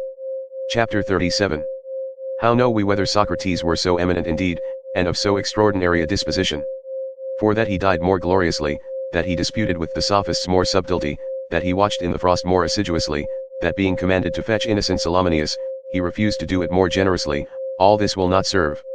Nor that he walked in the streets, with much gravity and majesty, as was objected unto him by his adversaries, which nevertheless a man may well doubt of, whether it were so or no, or, which above all the rest, if so be that it were true, a man would well consider of, whether commendable, or discommendable.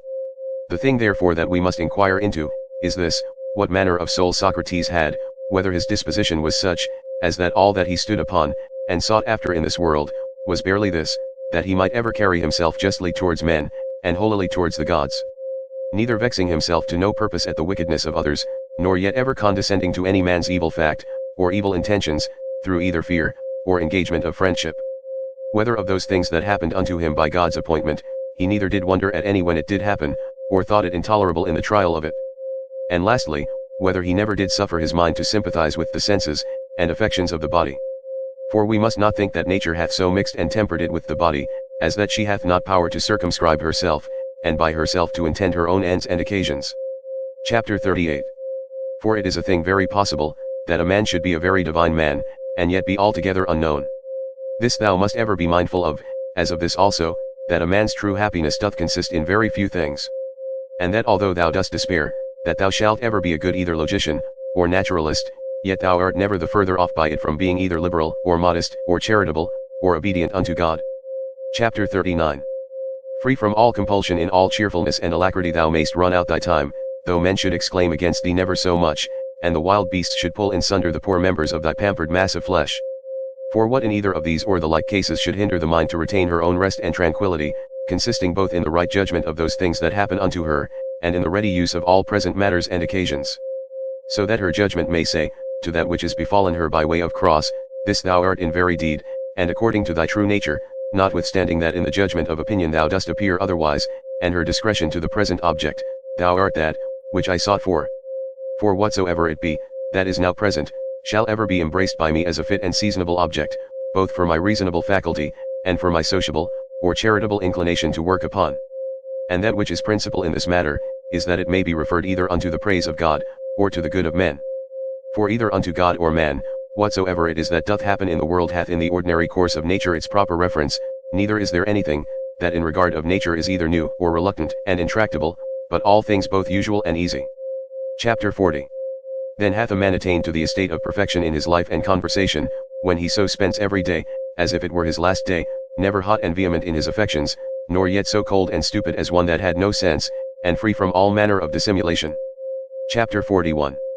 Can the gods, who are immortal, for the continuance of so many ages bear without indignation with such and so many sinners, as have ever been, yea not only so, but also take such care for them, that they want nothing, and dost thou so grievously take on, as one that could bear with them no longer, thou that art but for a moment of time?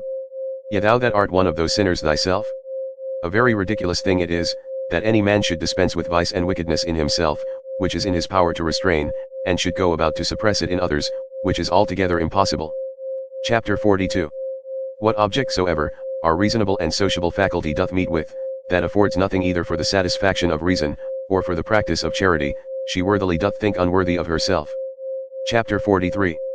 When thou hast done well, and another is benefited by thy action, must thou like a very fool look for a third thing besides, as that it may appear unto others also that thou hast done well, or that thou mayest in time, receive one good turn for another. No man useth to be weary of that which is beneficial unto him. But every action according to nature, is beneficial. Be not weary then of doing that which is beneficial unto thee, whilst it is so unto others. Chapter 44. The nature of the universe did once certainly before it was created, whatsoever it hath done since, deliberate and so resolve upon the creation of the world. Now since that time, whatsoever it is, that is, and happens in the world, is either but a consequent of that one and first deliberation, or if so be that this ruling rational part of the world, takes any thought and care of things particular, they are surely his reasonable and principal creatures, that are the proper object of his particular care and providence. This often thought upon, will much conduce to thy tranquillity. The 8th Book. Chapter 1. This also, among other things, may serve to keep thee from vainglory, if thou shalt consider, that thou art now altogether incapable of the commendation of one, who all his life long, or from his youth at least, hath lived a philosopher's life. For both unto others, and to thyself especially, it is well known, that thou hast done many things contrary to that perfection of life. Thou hast therefore been confounded in thy course, and henceforth it will be hard for thee to recover the title and credit of a philosopher. And to it also is thy calling and profession repugnant. If therefore thou dost truly understand, what it is that is of moment indeed, as for thy fame and credit, take no thought or care for that, let it suffice thee if all the rest of thy life, be it more or less, thou shalt live as thy nature requireth, or according to the true and natural end of thy making.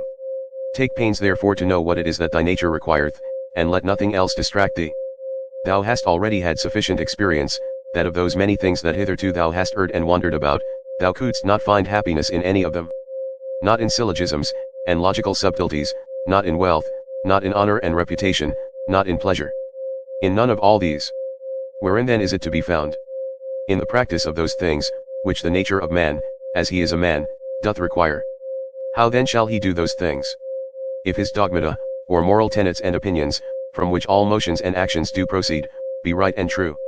Which be those dogmata?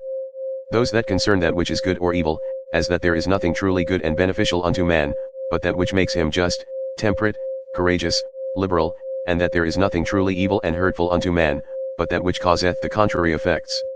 Chapter 2. Upon every action that thou art about, put this question to thyself, how will this when it is done agree with me? Shall I have no occasion to repent of it? Yet a very little while and I am dead and gone, and all things are at end. What then do I care for more than this, that my present action whatsoever it be, may be the proper action of one that is reasonable, whose end is, the common good, who in all things is ruled and governed by the same law of right and reason, by which God himself is. Chapter 3. Alexander, Caius, Pompeius, what are these to Diogenes, Heraclitus, and Socrates? These penetrated into the true nature of things, into all causes, and all subjects, and upon these did they exercise their power and authority. But as for those, as the extent of their error was, so far did their slavery extend. Chapter 4. What they have done, they will still do, although thou shouldst hang thyself.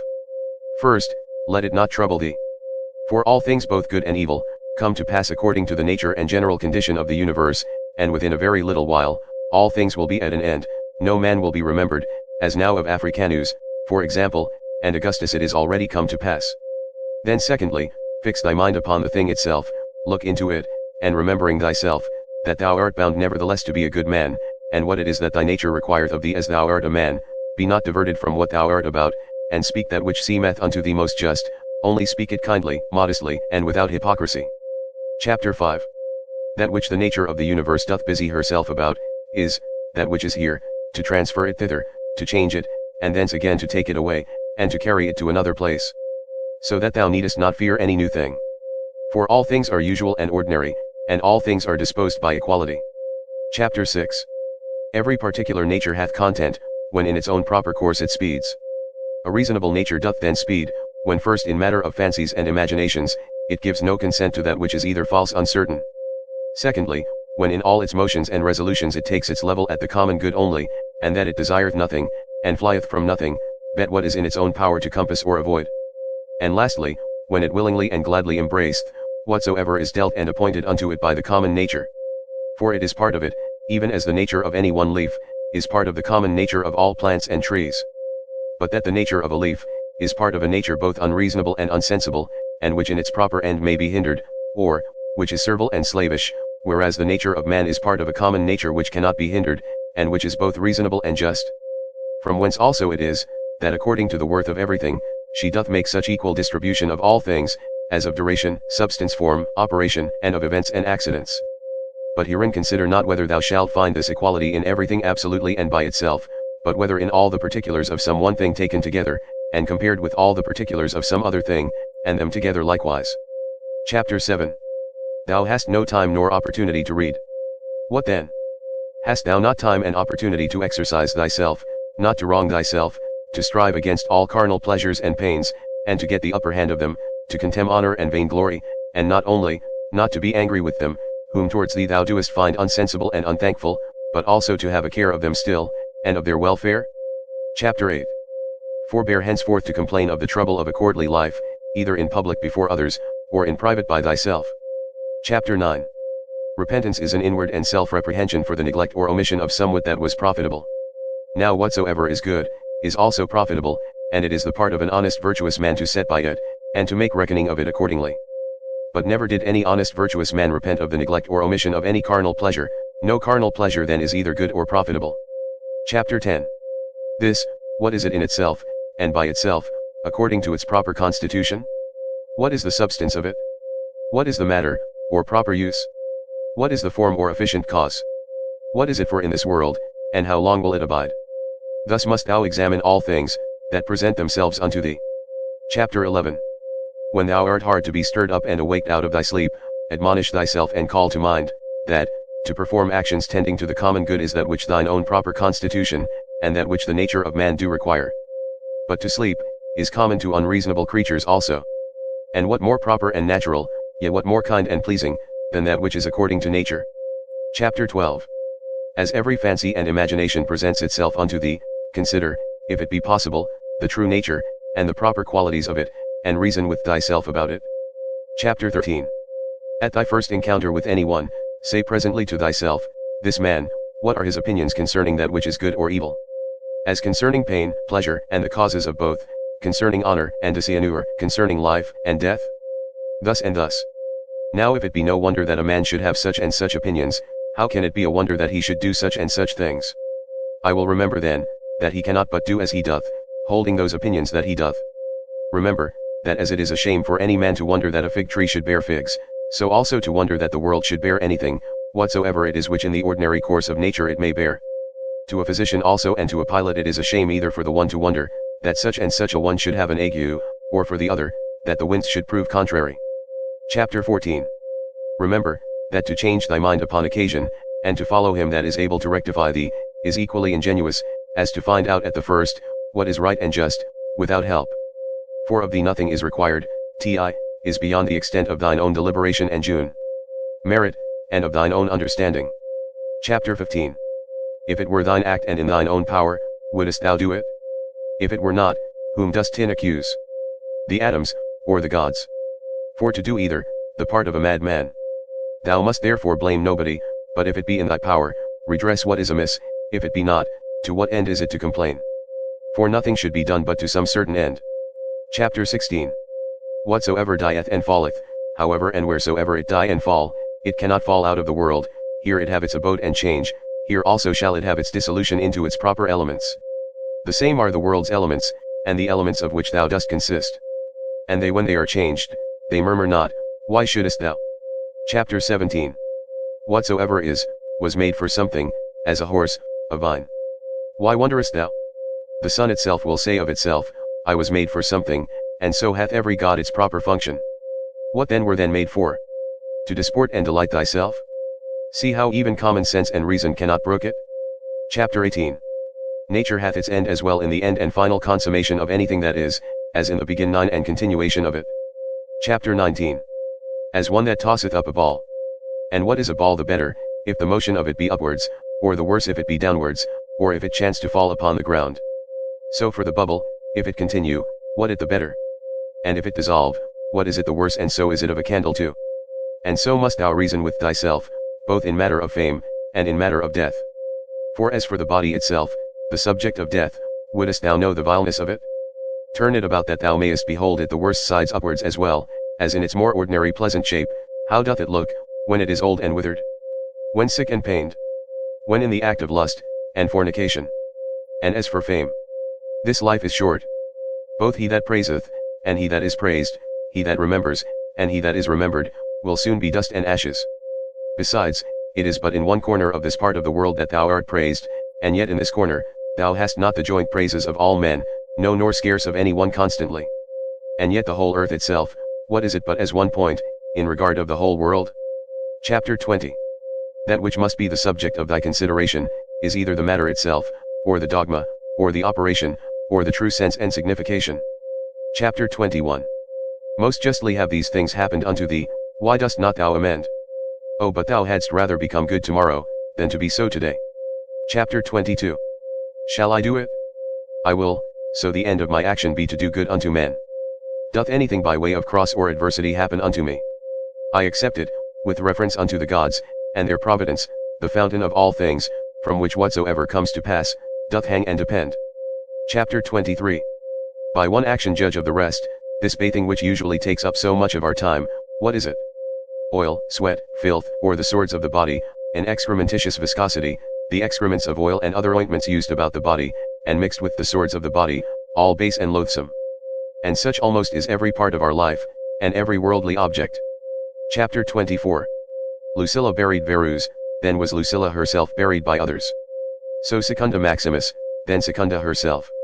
So Epidentianus, Diotimus, then Epidentianus himself. So Antoninus Pius, Faustina his wife, then Antoninus himself. This is the course of the world. First Caesar, Adrianus, then Adrianus himself.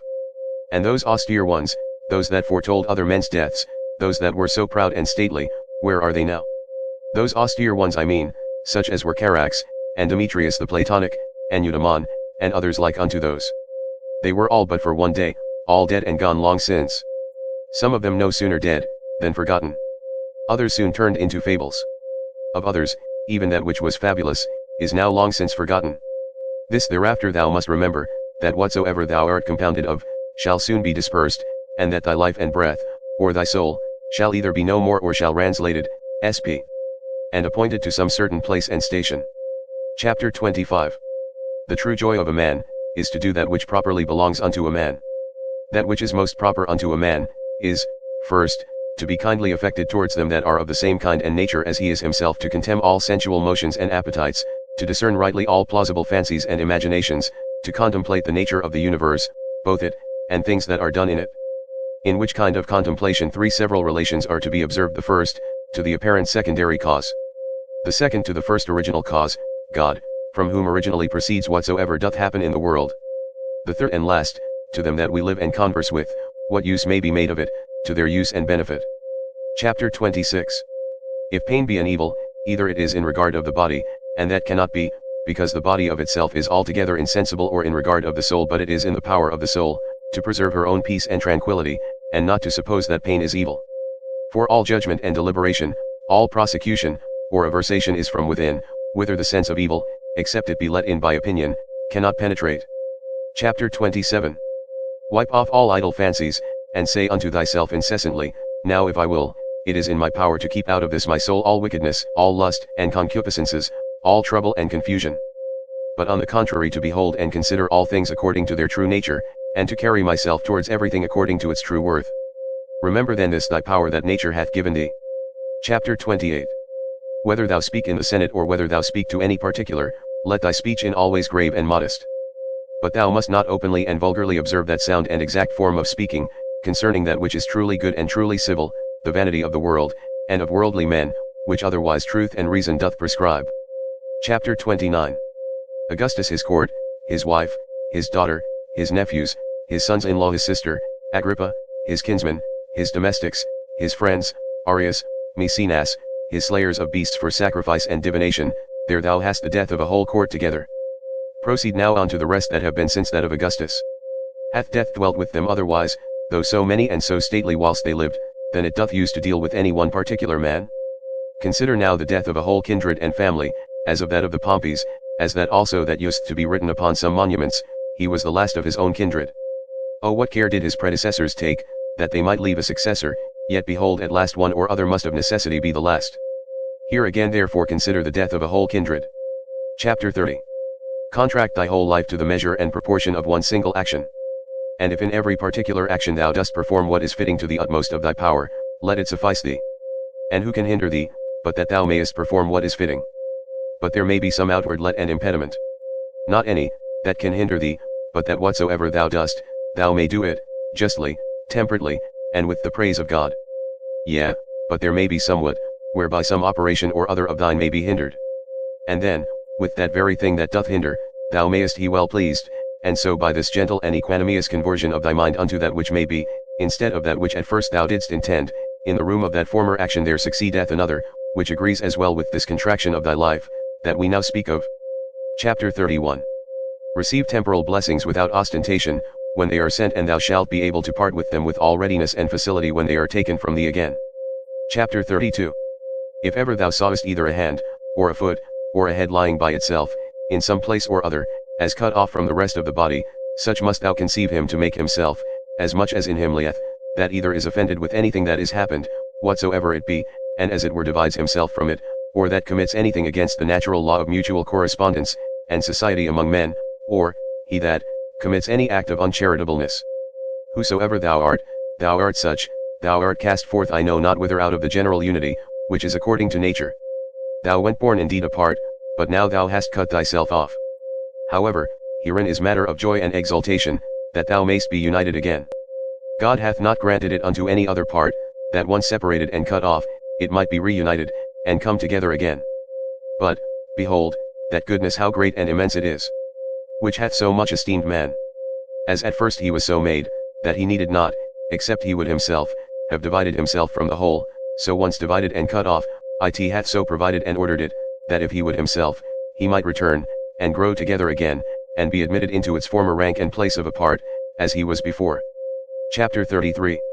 As almost all her other faculties and properties the nature of the universe hath imparted unto every reasonable creature, so this in particular we have received from her, that as whatsoever doth oppose itself unto her, and doth withstand her in her purposes and intentions, she doth, though against its will and intention, bring it about to herself, to serve herself of it in the execution of her own destinate ends, and so by this though not intended cooperation of it with herself makes it part of herself whether it will or no. So may every reasonable creature, what crosses and impediments soever it meets with in the course of this mortal life, it may use them as fit and proper objects, to the furtherance of whatsoever it intended and absolutely proposed unto itself as its natural end and happiness. Chapter 34. Let not the general representation unto thyself of the wretchedness of this our mortal life, trouble thee. Let not thy mind wander up and down, and heap together in her thoughts the many troubles and grievous calamities which thou art as subject unto as any other. But as everything in particular doth happen, put this question unto thyself, and say, what is it that in this present matter, seems unto thee so intolerable? For thou wilt be ashamed to confess it. Then upon this presently call to mind, that neither that which is future, nor that which is past can hurt thee, but that only which is present. And that also is much lessened, if thou dost lightly circumscribe it and then check thy mind if for so little a while, a mere instant, it cannot hold out with patience. Chapter 35. What? Are either Panthea or Pergamus abiding to this day by their masters' tombs? Or either Chabrias or Diotimus by that of Adrianus? O foolery! For what if they did, would their masters be sensible of it? Or if sensible, would they be glad of it? Or if glad, were these immortal? Was not it appointed unto them also, both men and women, to become old in time, and then to die? And these once dead, what would become of these former? And when all is done, what is all this for, but for a mere bag of blood and corruption? Chapter 36. If thou beest quick-sighted, be so in matter of judgment, and best discretion, saith he. Chapter 37. In the whole constitution of man, I see not any virtue contrary to justice, whereby it may be resisted and opposed. But one whereby pleasure and voluptuousness may be resisted and opposed, I see, continence. Chapter 38. If thou canst but withdraw conceit and opinion concerning that which may seem hurtful and offensive, thou thyself art as safe may be. Thou thyself? And who is that? Thy reason. Yeah, but I am not reason. Well, be it so. However, let not thy reason or understanding admit of grief, and if there be anything in thee that is grieved, let that, whatsoever it be, conceive its own grief, if it can. Chapter 39. That which is a hindrance of the senses, is an evil to the sensitive nature. That which is a hindrance of the appetitive and prosecutive faculty, is an evil to the sensitive nature. As of the sensitive, so of the vegetative constitution, whatsoever is a hindrance unto it, is also in that respect an evil unto the same. And so likewise, whatsoever is a hindrance unto the mind and understanding, must needs be the proper evil of the reasonable nature. Now apply all those things unto thyself. Do either pain or pleasure seize on thee? Let the senses look to that. Hast thou met with some obstacle or other in thy purpose and intention? If thou didst propose without due reservation and exception, now hath thy reasonable part received a blow indeed, but if in general thou didst propose unto thyself whatsoever might be, thou art not thereby either hurt, nor properly hindered. For in those things that properly belong unto the mind, she cannot be hindered by any man. It is not fire, nor iron, nor the power of a tyrant, nor the power of a slandering tongue, nor anything else that can penetrate into her. Chapter 40. If once round and solid, there is no fear that ever it will change. Chapter 41. Why should I grieve myself, who never did willingly grieve any other? One thing rejoices one and another thing another. As for me, this is my joy, if my understanding be right and sound, as neither averse from any man, nor refusing any of those things which as a man I am subject unto, if I can look upon all things in the world meekly and kindly, accept all things and carry myself towards everything according to true worth of the thing itself. Chapter 42. This time that is now present, bestow thou upon thyself. They that rather hunt for fame after death, do not consider, that those men that shall be hereafter, will be even such, as these whom now they can so hardly bear with. And besides they also will be mortal men. But to consider the thing in itself, if so many with so many voices, shall make such and such a sound, or shall have such and such an opinion concerning thee, what is it to thee? Chapter 43.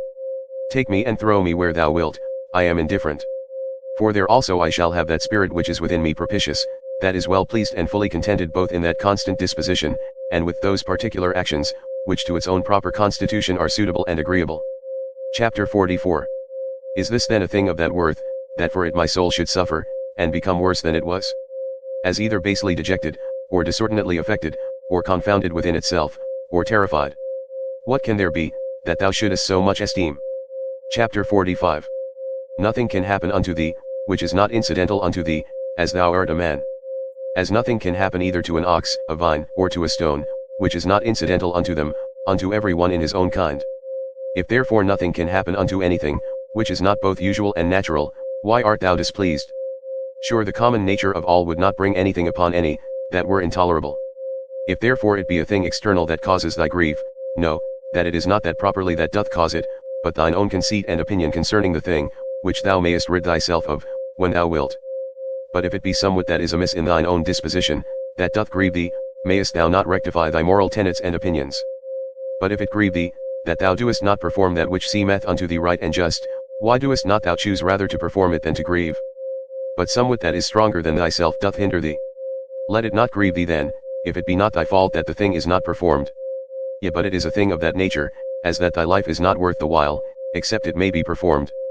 If it be so, upon condition that thou be kindly and lovingly disposed towards all men, thou mayest be gone. For even then, as much as at any time, art thou in a very good estate of performance, when thou doest die in charity with those, that are an obstacle unto thy performance. Chapter 46.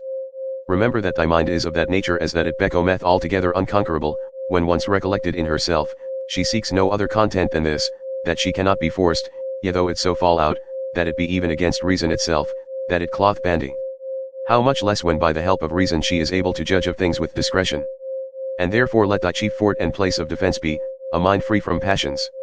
A stronger place, whereunto to make his refuge, and so to become impregnable, and better fortified than this, hath no man. He that seeth not this is unlearned. He that seeth it, and betaketh not himself to this place of refuge, is unhappy. Chapter 47. Keep thyself to the first bare and naked apprehensions of things, as they present themselves unto thee, and add not unto them. It is reported unto thee, that such a one speaketh ill of thee. Well, that he speaketh ill of thee, so much is reported.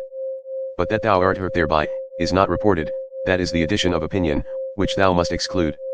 I see that my child is sick. That he is sick, I see, but that he is in danger of his life also, I see it not. Thus thou must use to keep thyself to the first motions and apprehensions of things, as they present themselves outwardly, and add not unto them from within thyself through mere conceit and opinion. Or rather add unto them, as one that understandeth the true nature of all things that happen in the world. Chapter 48. Is the cucumber bitter? Set it away. Brambles are in the way? Avoid them. Let this suffice. Add not presently speaking unto thyself, what serve these things for in the world? For, this, one that is acquainted with the mysteries of nature, will laugh at thee for it, as a carpenter would or a shoemaker, if meeting in either of their shops with some shavings, or small remnants of their work, thou shouldest blame them for it. And yet those men, it is not for want of a place where to throw them that they keep them in their shops for a while, but the nature of the universe hath no such outplace, but herein doth consist the wonder of her art and skill, that she having once circumscribed herself within some certain bounds and limits, whatsoever is within her that seems either corrupted, or old, or unprofitable, she can change it into herself, and of these very things can make new things, so that she needeth not to seek elsewhere out of herself either for a new supply of matter and substance, or for a place where to throw out whatsoever is irrecoverably putrid and corrupt. Thus she, as for place, so for matter and art, is herself sufficient unto herself. Chapter 49. Not to be slack and negligent, or loose, and wanton in thy actions, nor contentious, and troublesome in thy conversation, nor to rove and wander in thy fancies and imaginations. Not basely to contract thy soul, nor boisterously to sally out with it, or furiously to launch out as it were, nor ever to want employment. Chapter 50. They kill me, they cut my flesh, they persecute my person with curses. What then? May not thy mind for all this continue pure, prudent, temperate, just? As a fountain of sweet and clear water, though she be cursed by some stander by, Yet do her springs nevertheless still run as sweet and clear as before, yet though either dirt or dung be thrown in, yet is it no sooner thrown than dispersed, and she cleared. She cannot be dyed or infected by it. What then must I do, that I may have within myself an overflowing fountain, and not a well? Beget thyself by continual pains and endeavors to true liberty with charity, and true simplicity and modesty. Chapter 51. He that knoweth not what the world is, knoweth not where he himself is. And he that knoweth not what the world was made for, cannot possibly know either what are the qualities, or what is the nature of the world. Now he that in either of these is to seek, for what he himself was made is ignorant also. What then dost thou think of that man, who proposeth unto himself, as a matter of great moment, the noise and applause of men, who both where they are, and what they are themselves, are altogether ignorant? Dost thou desire to be commended of that man, who thrice in 1 hour perchance, doth himself curse himself? Dost thou desire to please him, who pleaseth not himself? Or dost thou think that he pleaseth himself, who doth use to repent himself almost of everything that he doth? Chapter 52. Not only now henceforth to have a common breath, or to hold correspondency of breath, with that air, that compasseth us about, but to have a common mind, or to hold correspondency of mind also with that rational substance, which compasseth all things. For, that also is of itself, and of its own nature, if a man can but draw it in as he should, everywhere diffused, and passeth through all things, no less than the air doth, if a man can but suck it in. Chapter 53. Wickedness in general doth not hurt the world. Particular wickedness doth not hurt any other, only unto him it is hurtful, whosoever he be that offends, unto whom in great favor and mercy it is granted, that whensoever he himself shall but first desire it, he may be presently delivered of it. Unto my free will my neighbor's free will, whoever he be, as his life, or his bode, is altogether indifferent. For though we are all made one for another, yet have our minds and understandings each of them their own proper and limited jurisdiction. For else another man's wickedness might be my evil which God would not have, that it might not be in another man's power to make me unhappy, which nothing now can do but mine own wickedness. Chapter 54. The sun seemeth to be shed abroad. And indeed it is diffused but not effused. For that diffusion of it is a tau sigma iota or an extension. For therefore are the beams of it called kappa tau nu epsilon from the word kappa tau epsilon nu epsilon sigma theta alpha iota to be stretched out and extended. Now what a sunbeam is, thou mayest know if thou observe the light of the sun, when through some narrow hole it pierceth into some room that is dark. For it is always in a direct line. And as by any solid body, that it meets with in the way that is not penetrable by air, it is divided and abrupt, and yet neither slides off, or falls down, but stayeth there nevertheless, such must the diffusion in the mind be, not an effusion, but an extension. What obstacles and impediments soever she meet within her way, she must not violently, and by way of an impetuous onset light upon them, neither must she fall down, but she must stand, and give light unto that which doth admit of it. For as for that which doth not, it is its own fault and loss, if it bereave itself of her light. Chapter 55. He that feareth death, either feareth that he shall have no sense at all, or that his senses will not be the same. Whereas, he should rather comfort himself, that either no sense at all, and so no sense of evil, or if any sense, then another life, and so no death properly. Chapter 56. All men are made one for another, either then teach them better, or bear with them. Chapter 57. The motion of the mind is not as the motion of a dart. For the mind when it is wary and cautelous, and by way of diligent circumspection turneth herself many ways, may then as well be said to go straight on to the object, as when it useth no such circumspection. Chapter 59.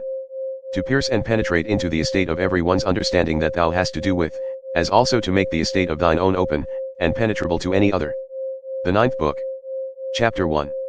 He that is unjust, is also impious.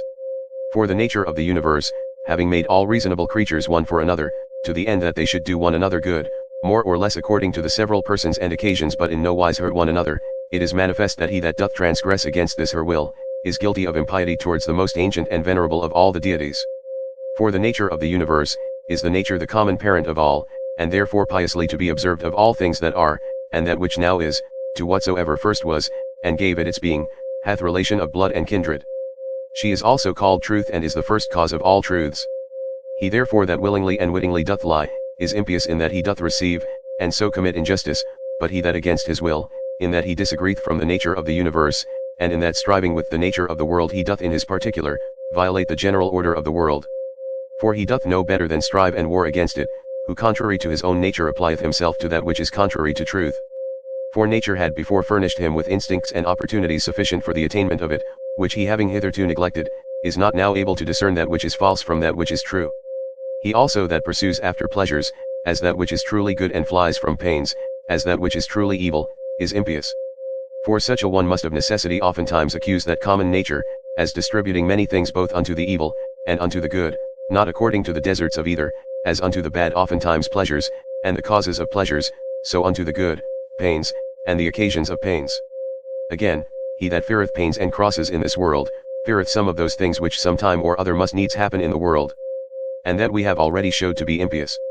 And he that pursueth after pleasures, will not spare, to compass his desires, to do that which is unjust, and that is manifestly impious. Now those things which unto nature are equally indifferent, for she had not created both pain and pleasure, if both had not been unto her equally indifferent, they that will live according to nature, must in those things, as being of the same mind and disposition that she is, be as equally indifferent. Whosoever therefore in either matter of pleasure and pain, death and life, honor and dishonor, which things nature in the administration of the world, indifferently doth make use of, is not as indifferent, it is apparent that he is impious. When I say that common nature doth indifferently make use of them, my meaning is, that they happen indifferently in the ordinary course of things, which by a necessary consequence, whether as principal or accessory, come to pass in the world, according to that first and ancient deliberation of Providence, by which she from some certain beginning, did resolve upon the creation of such a world, conceiving then in her womb as it were some certain rational generative seeds and faculties of things future, whether subjects, changes, successions, both such, and just so many. Chapter 2. It were indeed more happy and comfortable, for a man to depart out of this world, having lived all his life long clear from all falsehood, dissimulation, voluptuousness, and pride. But if this cannot be, yet it is some comfort for a man joyfully to depart as weary, and out of love with those, rather than to desire to live, and to continue long in those wicked courses. Hath not yet experience taught thee to fly from the plague? For a far greater plague is the corruption of the mind, than any certain change and distemper of the common air can be. This is a plague of creatures, as they are living creatures, but that of men as they are men or reasonable. Chapter 3. Thou must not in matter of death carry thyself scornfully, but as one that is well pleased with it, as being one of those things that nature hath appointed. For what thou dost conceive of these, of a boy to become a young man, to wax old, to grow, to ripen, to get teeth, or a beard, or grey hairs to beget, to bear, or to be delivered, or what other action soever it be, that is natural unto man according to the several seasons of his life, such a thing is it also to be dissolved. It is therefore the part of a wise man, in matter of death, not in any wise to carry himself either violently, or proudly, but patiently to wait for it, as one of nature's operations, that with the same mind as now thou dost expect when that which yet is but an embryo in thy wife's belly shall come forth, thou mayst expect also when thy soul shall fall off from that outward coat or skin, wherein as a child in the belly it lieth involved and shut up. But thou desirest a more popular, and though not so direct and philosophical, yet a very powerful and penetrative recipe against the fear of death. Nothing can make thee more willing to part with thy life, than if thou shalt consider, both what the subjects themselves are that thou shalt part with, and what manner of disposition thou shalt no more have to do with. True it is, that, offended with them thou must not be by no means, but take care of them, and meekly bear with them. However, this thou mayst remember, that whensoever it happens that thou depart, it shall not be from men that held the same opinions that thou dost. For that indeed, if it were so, is the only thing that might make thee averse from death, and willing to continue here, if it were thy hap to live with men that had obtained the same belief that thou hast. But now, what a toil it is for thee to live with men of different opinions, thou seest, so that thou hast rather occasion to say, Hasten, I thee pray, O death, lest I also in time forget myself. Chapter 4. He that sinneth, sinneth unto himself. He that is unjust, hurts himself, in that he makes himself worse than he was before. Not he only that committeth, but he also that omitteth something, is oftentimes unjust. Chapter 5. If my present apprehension of the object be right, and my present action charitable, and this, towards whatsoever doth proceed from God, be my present disposition, to be well pleased with it, it sufficeth. Chapter 6. To wipe away fancy, to use deliberation, to quench concupiscence, to keep the mind free to herself. Chapter 7. Of all unreasonable creatures, there is but one unreasonable soul, and of all that are reasonable, but one reasonable soul, divided betwixt them all. As of all earthly things there is but one earth, and but one light that we see by, and but one air that we breathe in, as many as either breathe or see. Now whatsoever partakes of some common thing, naturally affects and inclines unto that whereof it is part, being of one kind and nature with it. Whatsoever is earthly, presseth downwards to the common earth. Whatsoever is liquid, would flow together. And whatsoever is airy, would be together likewise. So that without some obstacle, and some kind of violence, they cannot well be kept asunder. Whatsoever is fiery, doth not only by reason of the elementary fire tend upwards, but here also is so ready to join, and to burn together, that whatsoever doth want sufficient moisture to make resistance, is easily set on fire. Whatsoever therefore is partaker of that reasonable common nature, naturally doth as much and more long after his own kind. For by how much in its own nature it excels all other things, by so much more is it desirous to be joined and united unto that, which is of its own nature. As for unreasonable creatures then, they had not long been, but presently begun among them swarms, and flocks, and broods of young ones, and a kind of mutual love and affection. For though but unreasonable, yet a kind of soul these had, and therefore was that natural desire of union more strong and intense in them, as in creatures of a more excellent nature, than either in plants, or stones, or trees. But among reasonable creatures, begun commonwealths, friendships, families, public meetings, and even in their wars, conventions, and truces.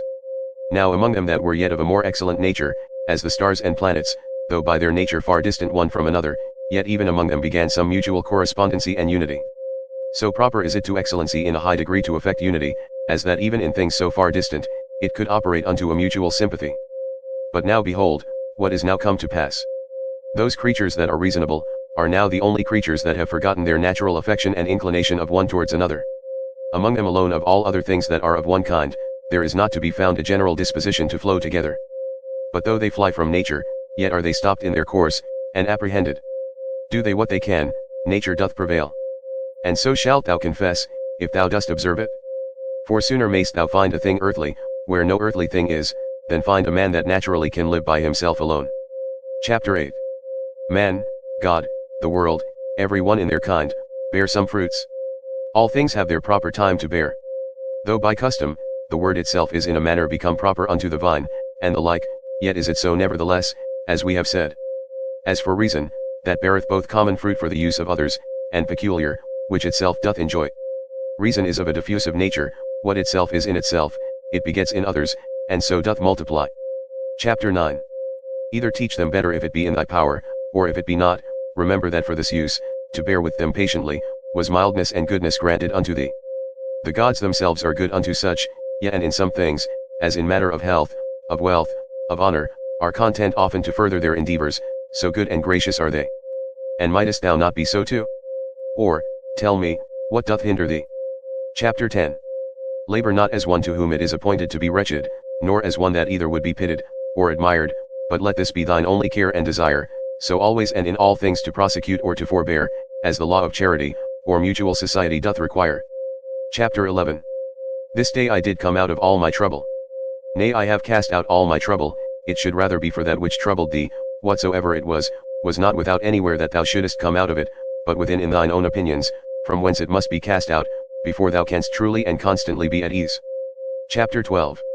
All those things, for matter of experience are usual and ordinary, for their continuance but for a day, and for their matter, most base and filthy. As they were in the days of those whom we have buried, so are they now also, and no otherwise. Chapter 13. The things themselves that affect us, they stand without doors, neither knowing anything themselves nor able to utter anything unto others concerning themselves. What then is it, that passeth verdict on them? The understanding. Chapter 14. As virtue and wickedness consist not in passion, but in action, so neither doth the true good or evil of a reasonable charitable man consist in passion, but in operation and action. Chapter 15.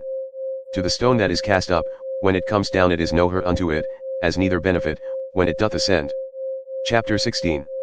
Sift their minds and understandings, and behold what men they be, whom thou dost stand in fear of what they shall judge of thee, what they themselves judge of themselves. Chapter 17. All things that are in the world, are always in the estate of alteration. Thou also art in a perpetual change, yet and under corruption too, in some part, and so is the whole world.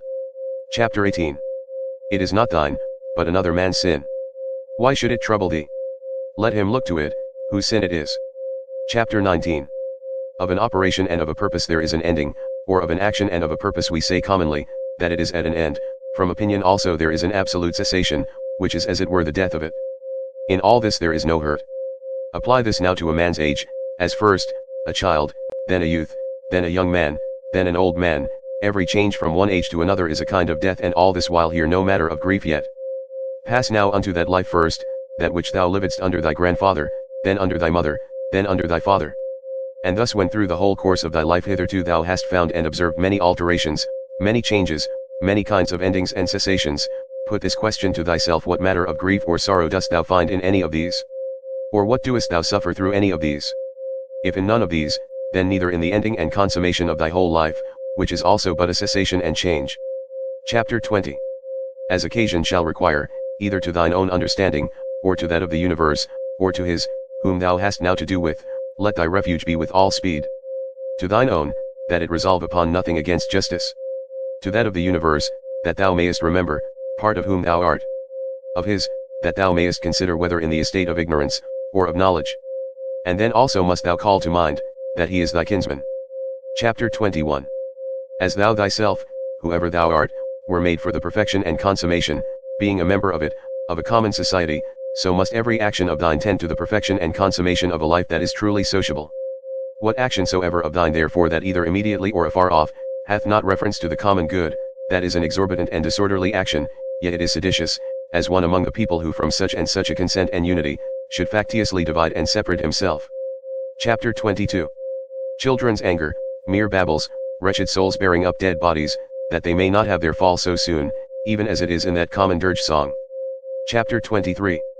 Go to the quality of the cause from which the effect doth proceed. Behold it by itself bare and naked, separated from all that is material. Then consider the utmost bounds of time that that cause, thus and thus qualified, can subsist and abide. Chapter 24. Infinite are the troubles and miseries, that thou hast already been put to, by reason of this only, because that for all happiness it did not suffice thee, or, that thou didst not account it sufficient happiness, that thy understanding did operate according to its natural constitution. Chapter 25. When any shall either impeach thee with false accusations, or hatefully reproach thee, or shall use any such carriage towards thee, get thee presently to their minds and understandings, and look in them, and behold what manner of men they be. Thou shalt see, that there is no such occasion why it should trouble thee, what such as they are think of thee. Yet must thou love them still, for by nature they are thy friends. And the gods themselves, in those things that they seek from them as matters of great moment, are well content, all manner of ways, as by dreams and oracles, to help them as well as others. Chapter 26. Up and down, from one age to another, go the ordinary things of the world, being still the same. And either of everything in particular before it come to pass, the mind of the universe doth consider with itself and deliberate, and if so, then submit for shame unto the determination of such an excellent understanding, or once for all it did resolve upon all things in general, and since that whatsoever happens, happens by a necessary consequence, and all things indivisibly in a manner and inseparably hold one of another. In sum, either there is a God, and then all is well, or if all things go by chance and fortune, yet mayest thou use thine own providence in those things that concern thee properly, and then art thou well. Chapter 27. Within a while the earth shall cover us all, and then she herself shall have her change. And then the course will be, from one period of eternity unto another, and so a perpetual eternity. Now can any man that shall consider with himself in his mind the several rollings or successions of so many changes and alterations, and the swiftness of all these rulings, can he otherwise but contemn in his heart and despise all worldly things? The cause of the universe is as it were a strong torrent, it carrieth all away. Chapter 28. And these your professed politicians, the only true practical philosophers of the world, as they think of themselves, so full of affected gravity, or such professed lovers of virtue and honesty, what wretches be they in very deed, how vile and contemptible in themselves. O man! What ado doest thou keep? Do what thy nature doth now require. Resolve upon it, if thou mayest, and take no thought, whether anybody shall know it or no. Yea, but sayest thou, I must not expect of Plato's commonwealth. If they profit though never so little, I must be content, and think much even of that little progress. Doth then any of them forsake their former false opinions that I should think they profit?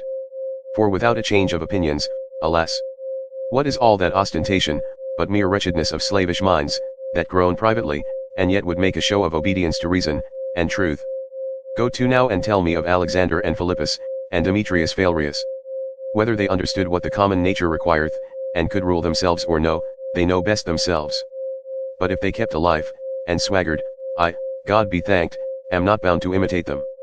The effect of true philosophy is, unaffected simplicity and modesty. Persuade me not to ostentation and vainglory. Chapter 29.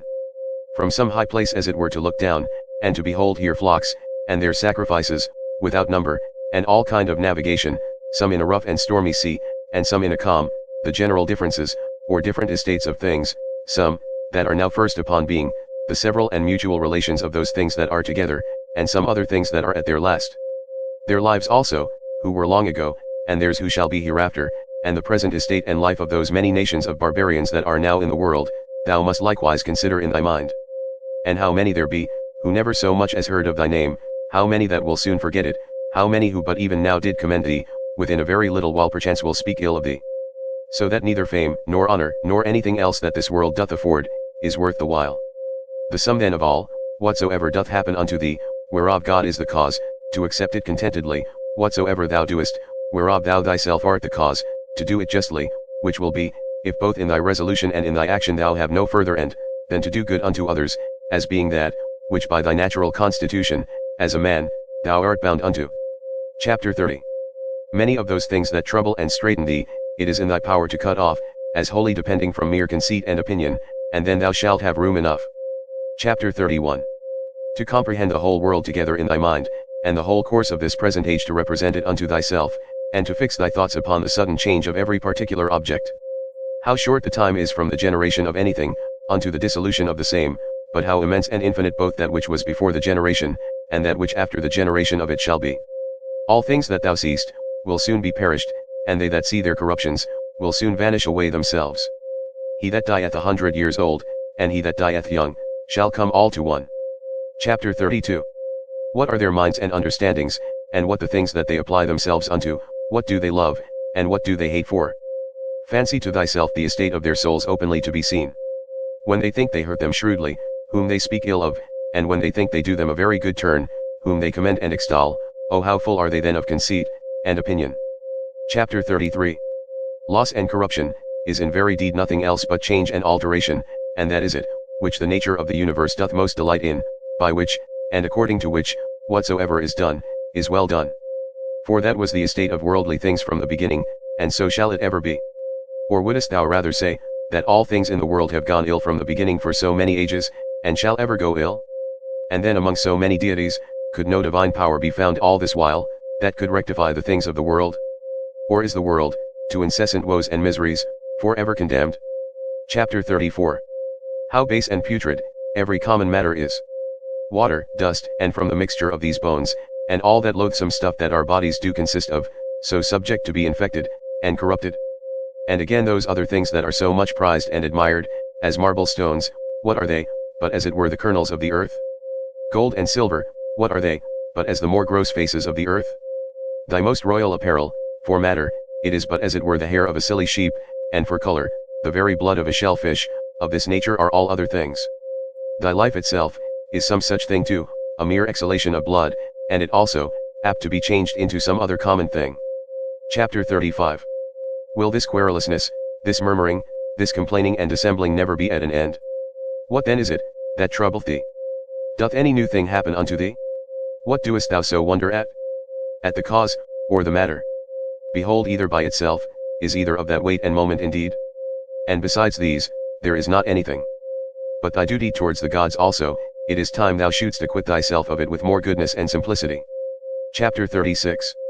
It is all one to see these things for 100 of years together or but for 3 years. Chapter 37. If he have sinned, his is the harm, not mine. But perchance he hath not. Chapter 38. Either all things by the providence of reason happen unto every particular, as a part of one general body, and then it is against reason that a part should complain of anything that happens for the good of the whole, or if, according to Epicurus, atoms be the cause of all things and that life be nothing else but an accidentary confusion of things, and death nothing else, but a mere dispersion and so of all other things, what doest thou trouble thyself for? Chapter 39. Sayest thou unto that rational part, thou art dead, corruption hath taken hold on thee? Doth it then also void excrements? Doth it like either oxen, or sheep, graze or feed, that it also should be mortal, as well as the body? Chapter 40. Either the gods can do nothing for us at all, or they can still and allay all the distractions and distempers of thy mind. If they can do nothing, why doest thou pray? If they can, why wouldst not thou rather pray, that they will grant unto thee, that thou mayst neither fear, nor lust after any of those worldly things which cause these distractions and distempers of it? Why not rather, that thou mayst not at either their absence or presence, be grieved and discontented, than either that thou mayst obtain them, or that thou mayst avoid them? For certainly it must needs be, that if the gods can help us in anything, they may in this kind also. But thou wilt say perchance, in those things the gods have given me my liberty, and it is in mine own power to do what I will. But if thou mayst use this liberty, rather to set thy mind at true liberty, than wilfully with baseness and servility of mind to effect those things, which either to compass or to avoid is not in thy power, wert not thou better? And as for the gods, who hath told thee, that they may not help us up even in those things that they have put in our own power? Whether it be so or no, thou shalt soon perceive, if thou wilt but try thyself and pray. 1. Prith that he may compass his desire, to lie with such or such a one, pray thou that thou mayst not lust to lie with her. Another how he may be rid of such a one, pray thou that thou mayst so patiently bear with him, as that thou have no such need to be rid of him. Another, that he may not lose his child. Pray thou that thou mayst not fear to lose him. To this end and purpose, let all thy prayer be, and see what will be the event. Chapter 41. In my sickness, saith Epicurus of himself. My discourses were not concerning the nature of my disease, neither was that, to them that came to visit me, the subject of my talk, but in the consideration and contemplation of that, which was of especial weight and moment, was all my time bestowed and spent, and among others in this very thing, how my mind, by a natural and unavoidable sympathy partaking in some sort with the present indisposition of my body, might nevertheless keep herself free from trouble, and in present possession of her own proper happiness. Neither did I leave the ordering of my body to the physicians altogether to do with me what they would, as though I expected any great matter from them, or as though I thought it a matter of such great consequence, by their means to recover my health, for my present estate, methought, liked me very well, and gave me good content. Whether therefore in sickness, if thou chance to sicken, or in what other kind of extremity soever, endeavor thou also to be in thy mind so affected, as he doth report of himself, not to depart from thy philosophy for anything that can befall thee, nor to give ear to the discourses of silly people, and mere naturalists. Chapter 42. It is common to all trades and professions to mind and intend that only, which now they are about, and the instrument whereby they work. Chapter 43. When at any time thou art offended with any one's impudency, put presently this question to thyself, what? Is it then possible, that there should not be any impudent men in the world? Certainly it is not possible. Desire not then that which is impossible. For this one, thou must think, whosoever he be, is one of those impudent ones, that the world cannot be without. So of the subtle and crafty, so of the perfidious, so of every one that offendeth, must thou ever be ready to reason with thyself. For whilst in general thou dost thus reason with thyself, that the kind of them must needs be in the world, thou wilt be the better able to use meekness towards every particular. This also thou shalt find of very good use, upon every such occasion, presently to consider with thyself, what proper virtue nature hath furnished man with, against such a vice, or to encounter with a disposition vicious in this kind.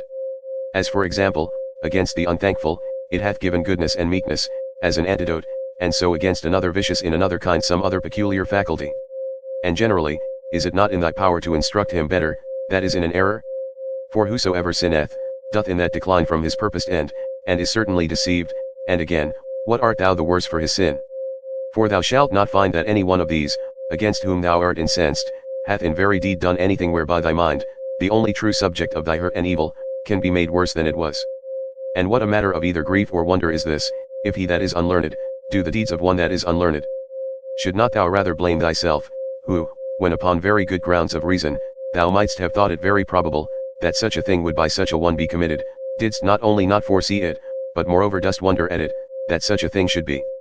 But then especially, when thou dost find fault with either an unthankful, or a false man, must thou reflect upon thyself. For without all question, thou thyself art much in fault, if either of one that were of such a disposition, thou didst expect that he should be true unto thee, or when unto any thou didst a good turn, thou didst not there bound thy thoughts, as one that had obtained his end, nor didst not think that from the action itself thou hadst received a full reward of the good that thou hadst done. For what wouldst thou have more? Unto him that is a man, thou hast done a good turn, doth not that suffice thee? What thy nature required, that hast thou done. Must thou be rewarded for it? As if either the eye for that it seeth, or the feet that they go, should require satisfaction. For as these being by nature appointed for such an use, can challenge no more, than that they may work according to their natural constitution, so man being born to do good unto others whensoever he doth a real good unto any by helping them out of error, or though but in middle things, as in matter of wealth, life, preferment, and the like, doth help to further their desires, he doth that for which he was made, and therefore can require no more. The 10th Book. Chapter 1. O my soul, the time I trust will be, when thou shalt be good, simple, single, more open, and visible, than that body by which it is enclosed. Thou wilt one day be sensible of their happiness, whose end is love, and their affections dead to all worldly things. Thou shalt one day be full, and in want of no external thing, not seeking pleasure from anything, either living or insensible, that this world can afford, neither wanting time for the continuation of thy pleasure, nor place and opportunity, nor the favor either of the weather or of men. When thou shalt have content in thy present estate, and all things present shall add to thy content, when thou shalt persuade thyself, that thou hast all things, all for thy good, and all by the providence of the gods, and of things future also shalt be as confident, that all will do well, as tending to the maintenance and preservation in some sort, of his perfect welfare and happiness, who is perfection of life, of goodness and beauty, who begets all things, and containeth all things in himself, and in himself doth recollect all things from all places that are dissolved, that of them he may beget others again like unto them. Such one day shall be thy disposition, that thou shalt be able, both in regard of the gods, and in regard of men, so to fit and order thy conversation, as neither to complain of them at any time, for anything that they do, nor to do anything thyself, for which thou mayest justly be condemned. Chapter 2. As one who is altogether governed by nature, let it be thy care to observe what it is that thy nature in general doth require. That done, if thou find not that thy nature, as thou art a living sensible creature, will be the worse for it, thou mayest proceed. Next then thou must examine, what thy nature as thou art a living sensible creature, doth require. And that, whatsoever it be, thou mayest admit of and do it, if thy nature as thou art a reasonable living creature, will not be the worse for it. Now whatsoever is reasonable, is also sociable, keep thyself to these rules, and trouble not thyself about idle things. Chapter 3. Whatsoever doth happen unto thee, thou art naturally by thy natural constitution either able, or not able to bear. If thou beest able, be not offended, but bear it according to thy natural constitution, or as nature hath enabled thee. If thou beest not able, be not offended. For it will soon make an end of thee, and itself, whatsoever it be, at the same time end with thee. But remember, that whatsoever by the strength of opinion, grounded upon a certain apprehension of both true profit and duty, thou canst conceive tolerable, that thou art able to bear that by thy natural constitution. Chapter 4. Him that offends, to teach with love and meekness, and to show him his error. But if thou canst not, then to blame thyself, or rather not thyself neither, if thy will and endeavors have not been wanting. Chapter 5. Whatsoever it be that happens unto thee, it is that which from all time was appointed unto thee. For by the same coherence of causes, by which thy substance from all eternity was appointed to be, was also whatsoever should happen unto it, destined and appointed. Chapter 6. Either with Epicurus, we must fondly imagine the atoms to be the cause of all things, or we must needs grant a nature. Let this then be thy first ground, that thou art part of that universe, which is governed by nature. Then secondly, that to those parts that are of the same kind and nature as thou art, thou hast relation of kindred. For of these, if I shall always be mindful, first as I am a part, I shall never be displeased with anything, that falls to my particular share of the common chances of the world.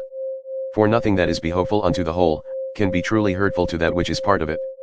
For this being the common privilege of all natures, that they contain nothing in themselves that is hurtful unto them, it cannot be that the nature of the universe, whose privilege beyond other particular natures, is, that she cannot against her will by any higher external cause be constrained, should beget anything and cherish it in her bosom that should tend to her own hurt and prejudice. As then I bear in mind that I am a part of such an universe, I shall not be displeased with anything that happens.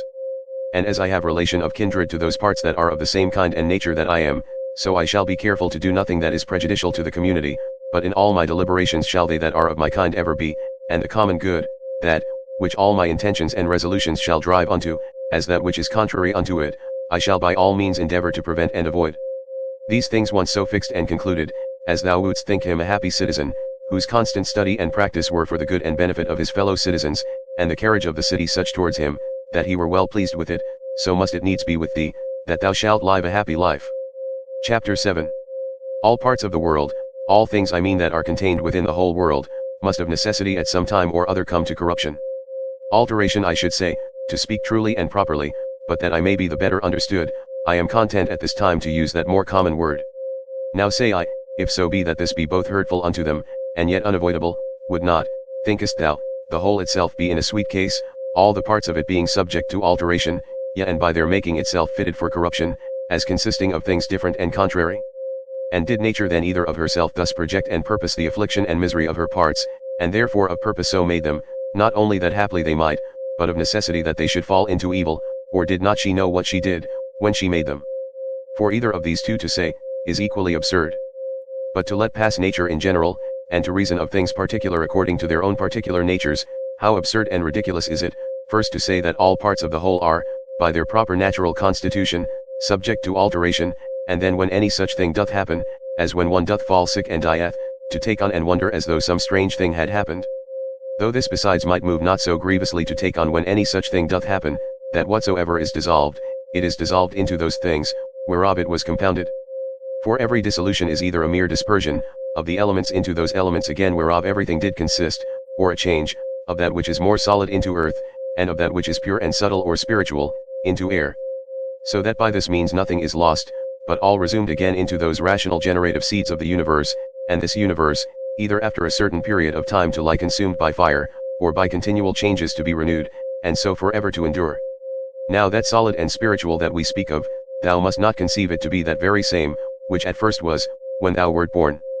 For alas, all this that now thou art in either kind, either for matter of substance, or of life, hath but 2 or 3 days ago partly from meats eaten, and partly from air breathed in, received all its influx, being the same then in no other respect, than a running river, maintained by the perpetual influx and new supply of waters, is the same. That therefore which thou hast since received, not that which came from thy mother, is that which comes to change and corruption.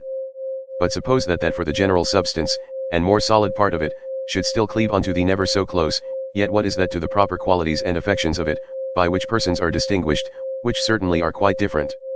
Chapter 8.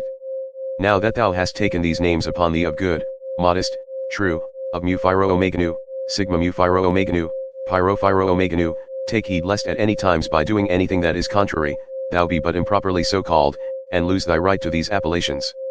Or if thou do, return unto them again with all possible speed. And remember, that the word mu phyro omega nu notes unto thee an intent and intelligent consideration of every object that presents itself unto thee, without distraction. And the word sigma mu phyro omega nu, a ready and contented acceptation of whatsoever by the appointment of the common nature, happens unto thee. And the word phyro omega nu, a superextension, or a transcendent, and outreaching disposition of thy mind, whereby it passeth by all bodily pains and pleasures, honor and credit, death and whatsoever is of the same nature, as matters of absolute indifferency, and in no wise to be stood upon by a wise man.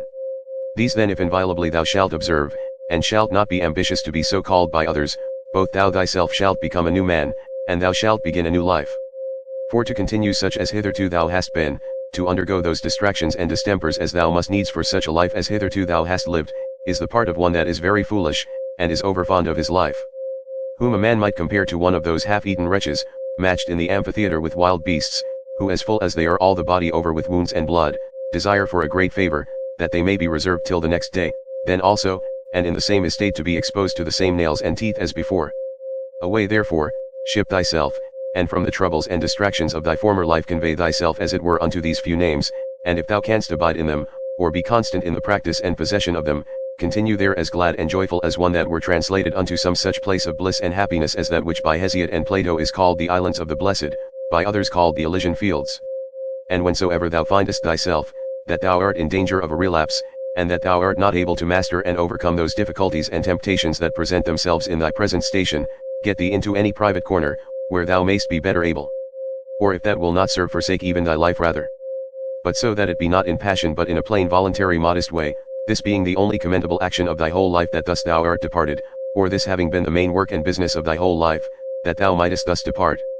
Now for the better remembrance of those names that we have spoken of, thou shalt find it a very good help, to remember the gods as often as may be, and that, the thing which they require at our hands of as many of us, as are by nature reasonable creation is not that with fair words, and outward show of piety and devotion we should flatter them, but that we should become like unto them, and that as all other natural creatures, the fig tree for example, the dog the bee, both do, all of them, and apply themselves unto that which by their natural constitution, is proper unto them, so man likewise should do that, which by his nature, as he is a man, belongs unto him.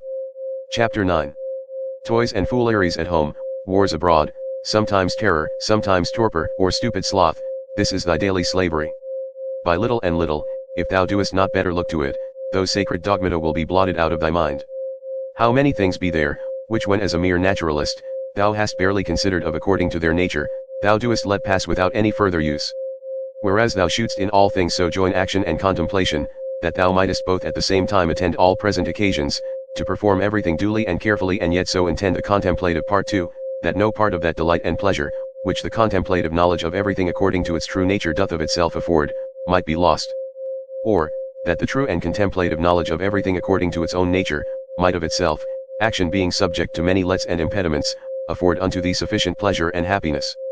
Not apparent indeed, but not concealed. And when shalt thou attain to the happiness of true simplicity, and unaffected gravity? When shalt thou rejoice in the certain knowledge of every particular object according to its true nature, as what the matter and substance of it is, what use it is for in the world, how long it can subsist, what things it doth consist of, who they be that are capable of it, and who they that can give it, and take it away. Chapter 10. As the spider, when it hath caught the fly that it hunted after, is not little proud, nor meanly conceited of herself, as he likewise that hath caught an hare, or hath taken a fish with his net, as another for the taking of a boar, and another of a bear, so may they be proud, and applaud themselves for their valiant acts against the Sarmatii, or northern nations lately defeated. For these also, these famous soldiers and warlike men, if thou dost look into their minds and opinions, what do they for the most part but hunt after prey? Chapter 11.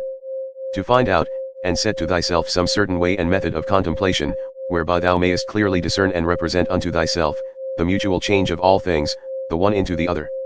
Bear it in thy mind evermore, and see that thou be thoroughly well exercised in this particular. For there is not anything more effectual to beget true magnanimity. Chapter 12.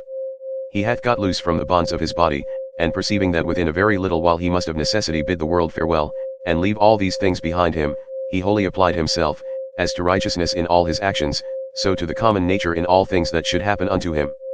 And contenting himself with these two things, to do all things justly, and whatsoever God doth send to like well of it, what others shall either say or think of him, or shall do against him, he doth not so much as trouble his thoughts with it. To go on straight, whither right and reason directed him, and by so doing to follow God, was the only thing that he did mind, that, his only business and occupation. Chapter 13. What use is there of suspicion at all? Or, why should thoughts of mistrust, and suspicion concerning that which is future, trouble thy mind at all? What now is to be done, if thou mayest search and inquiry into that, what needs thou care for more? And if thou art well able to perceive it alone, let no man divert thee from it. But if alone thou doest not so well perceive it, suspend thine action, and take advice from the best. And if there be anything else that doth hinder thee, go on with prudence and discretion, according to the present occasion and opportunity, still proposing that unto thyself, which thou doest conceive most right and just. For to hit that aright, and to speed in the prosecution of it, must needs be happiness, since it is that only which we can truly and properly be said to miss of, or miscarry in. Chapter 14. What is that that is slow, and yet quick? Merry, and yet grave? He that in all things doth follow reason for his guide. Chapter 15. In the morning as soon as thou art awaked, when thy judgment, before either thy affections, or external objects have wrought upon it, is yet most free and impartial, put this question to thyself, whether if that which is right and just be done, the doing of it by thyself, or by others when thou art not able thyself, be a thing material or no. For sure it is not. And as for these that keep such a life, and stand so much upon the praises, or praises of other men, hast thou forgotten what manner of men they be? That such and such upon their beds, and such at their board, what their ordinary actions are, what they pursue after, and what they fly from, what thefts and rapines they commit, if not with their hands and feet, yet with that more precious part of theirs, their minds, which, would it but admit of them, might enjoy faith, modesty, truth, justice, a good spirit. Chapter 16. Give what thou wilt, and take away what thou wilt, saith he that is well taught and truly modest, to him that gives, and takes away. And it is not out of a stout and peremptory resolution, that he saith it, but in mere love, and humble submission. Chapter 17. So live as indifferent to the world and all worldly objects, as one who liveth by himself alone upon some desert hill. For whether here, or there, if the whole world be but as one town, it matters not much for the place. Let them behold and see a man, that is a man indeed, living according to the true nature of man. If they cannot bear with me, let them kill me. For better were it to die, than so to live as they would have thee. Chapter 18. Make it not any longer a matter of dispute or discourse, what are the signs and proprieties of a good man, but really and actually to be such. Chapter 19. Ever to represent unto thyself, and to set before thee, both the general age and time of the world, and the whole substance of it. And how all things particular in respect of these are for their substance, as one of the least seeds that is, and for their duration, as the turning of the pestle in the mortar once about. Then to fix thy mind upon every particular object of the world, and to conceive it, as it is indeed, as already being in the state of dissolution, and of change, tending to some kind of either putrefaction or dispersion, or whatsoever else it is, that is the death as it were of everything in his own kind. Chapter 20. Consider them through all actions and occupations of their lives, as when they eat, and when they sleep, when they are in the act of necessary exoneration, and when in the act of lust. Again, when they either are in their greatest exaltation, and in the middle of all their pomp and glory, or being angry and displeased, in great state and majesty, as from an higher place, they chide and rebuke. How base and slavish, but a little while ago, they were fain to be, that they might come to this, and within a very little while what will be their estate, when death hath once seized upon them. Chapter 21. That is best for every one, that the common nature of all doth send unto every one, and then is it best, when she doth send it. Chapter 22. The earth, saith the poet, doth often long after the rain. So is the glorious sky often as desirous to fall upon the earth, which argues a mutual kind of love between them. And so, say I, doth the world bear a certain affection of love to whatsoever shall come to pass with thine affections shall mine concur, O world. The same, and no other, shall the object of my longing be which is of thine. Now that the world doth love it is true indeed, so is it as commonly said, and acknowledged alleged, when, according to the Greek phrase, imitated by the Latins, of things that used to be, we say commonly, that they love to be. Chapter 23. Either thou dost continue in this kind of life and that is it, which so long thou hast been used unto and therefore tolerable, or thou doest retire, or leave the world, and that of thine own accord, and then thou hast thy mind, or thy life is cut off, and then mayst thou rejoice that thou hast ended thy charge. One of these must needs be. Be therefore of good comfort. XXIV Let it always appear and be manifest unto thee that solitariness, and desert places, by many philosophers so much esteemed of and affected, are of themselves but thus and thus, and that all things are them to them that live in towns, and converse with others as they are the same nature everywhere to be seen and observed, to them that have retired themselves to the top of mountains, and to desert havens, or what other desert and inhabited places soever. For anywhere it thou wilt mayest thou quickly find and apply that to thyself, which Plato saith of his philosopher, in a place, as private and retired, saith he, as if he were shut up and enclosed about in some shepherd's lodge, on the top of a hill. Thereby thyself to put these questions to thyself or to enter in these considerations, what is my chief and principal part, which hath power over the rest? What is now the present estate of it, as I use it, and what is it, that I employ it about? Is it now void of reason I or no? Is it free and separated, or so affixed, so congealed and grown together as it were with the flesh, that it is swayed by the motions and inclinations of it? Chapter 25. He that runs away from his master is a fugitive. But the law is every man's master. He therefore that forsakes the law, is a fugitive. So is he, whosoever he be, that is either sorry, angry, or afraid, or for anything that either hath been, is, or shall be by his appointment, who is the Lord and Governor of the universe. For he truly and properly is nu omicron, or the law, as the only nu omega, or distributor and dispenser of all things that happen unto any one in his lifetime whatsoever then is either sorry, angry, or afraid, is a fugitive. Chapter 26. From man is the seed, that once cast into the womb man hath no more to do with it. Another cause succeedeth, and undertakes the work, and in time brings a child, that wonderful effect from such a beginning to perfection. Again, man lets food down through his throat, and that once down, he hath no more to do with it. Another cause succeedeth and distributeth this food into the senses, and the affections, into life, and into strength, and doth with it those other many and marvelous things, that belong unto man. These things therefore that are so secretly and invisibly wrought and brought to pass, thou must use to behold and contemplate, and not the things themselves only, but the power also by which they are effected, that thou mayst behold it, though not with the eyes of the body, yet as plainly and visibly as thou canst see and discern the outward efficient cause of the depression and elevation of anything. Chapter 27. Ever to mind and consider with thyself, how all things that now are, have been heretofore much after the same sort, and after the same fashion that now they are, and so to think of those things which shall be hereafter also. Moreover, whole dramata, and uniform scenes, or scenes that comprehend the lives and actions of men of one calling and profession, as many as either in thine own experience thou hast known, or by reading of ancient histories, as the whole court of Adrianus, the whole court of Antoninus Pius, the whole court of Philippus, that of Alexander, that of Croesus, to set them all before thine eyes. For thou shalt find that they are all but after one sort and fashion, only that the actors were others. Chapter 28. As a pig that cries and flings when his throat is cut, fancy to thyself every one to be, that grieves for any worldly thing and takes on. Such a one is he also, who upon his bed alone, doth bewail the miseries of this our mortal life. And remember this, that unto reasonable creatures only it is granted that they may willingly and freely submit unto Providence, but absolutely to submit, is a necessity imposed upon all creatures equally. Chapter 29. Whatsoever it is that thou goest about, consider of it by thyself, and ask thyself, what? Because I shall do this no more when I am dead, should therefore death seem grievous unto me? Chapter 30. When thou art offended with any man's transgression, presently reflect upon thyself, and consider what thou thyself art guilty of in the same kind. As that thou also perchance dost think it a happiness either to be rich, or to live in pleasure, or to be praised and commended, and so of the rest in particular. For this if thou shalt call to mind, thou shalt soon forget thine anger, especially when at the same time this also shall concur in thy thoughts, that he was constrained by his error and ignorance so to do, for how can he choose as long as he is of that opinion? Do thou therefore if thou canst, take away that from him, that forceth him to do as he doth. Chapter 31. When thou seest Satiro, think of Socraticus and Eutychus or Hymen, and when Euphrates, think of Eutychio and Silvanus, when Alciphron, of Tropiophorus, when Xenophon, of Crito, or Severus. And when thou doest look upon thyself, fancy unto thyself some one or other of the Caesars, and so for every one, some one or other that hath been for estate and profession answerable unto him. Then let this come to thy mind at the same time, and where now are they all? Nowhere or anywhere. For so shalt thou at all time be able to perceive how all worldly things are but as the smoke, that vanisheth away, or, indeed, mere nothing.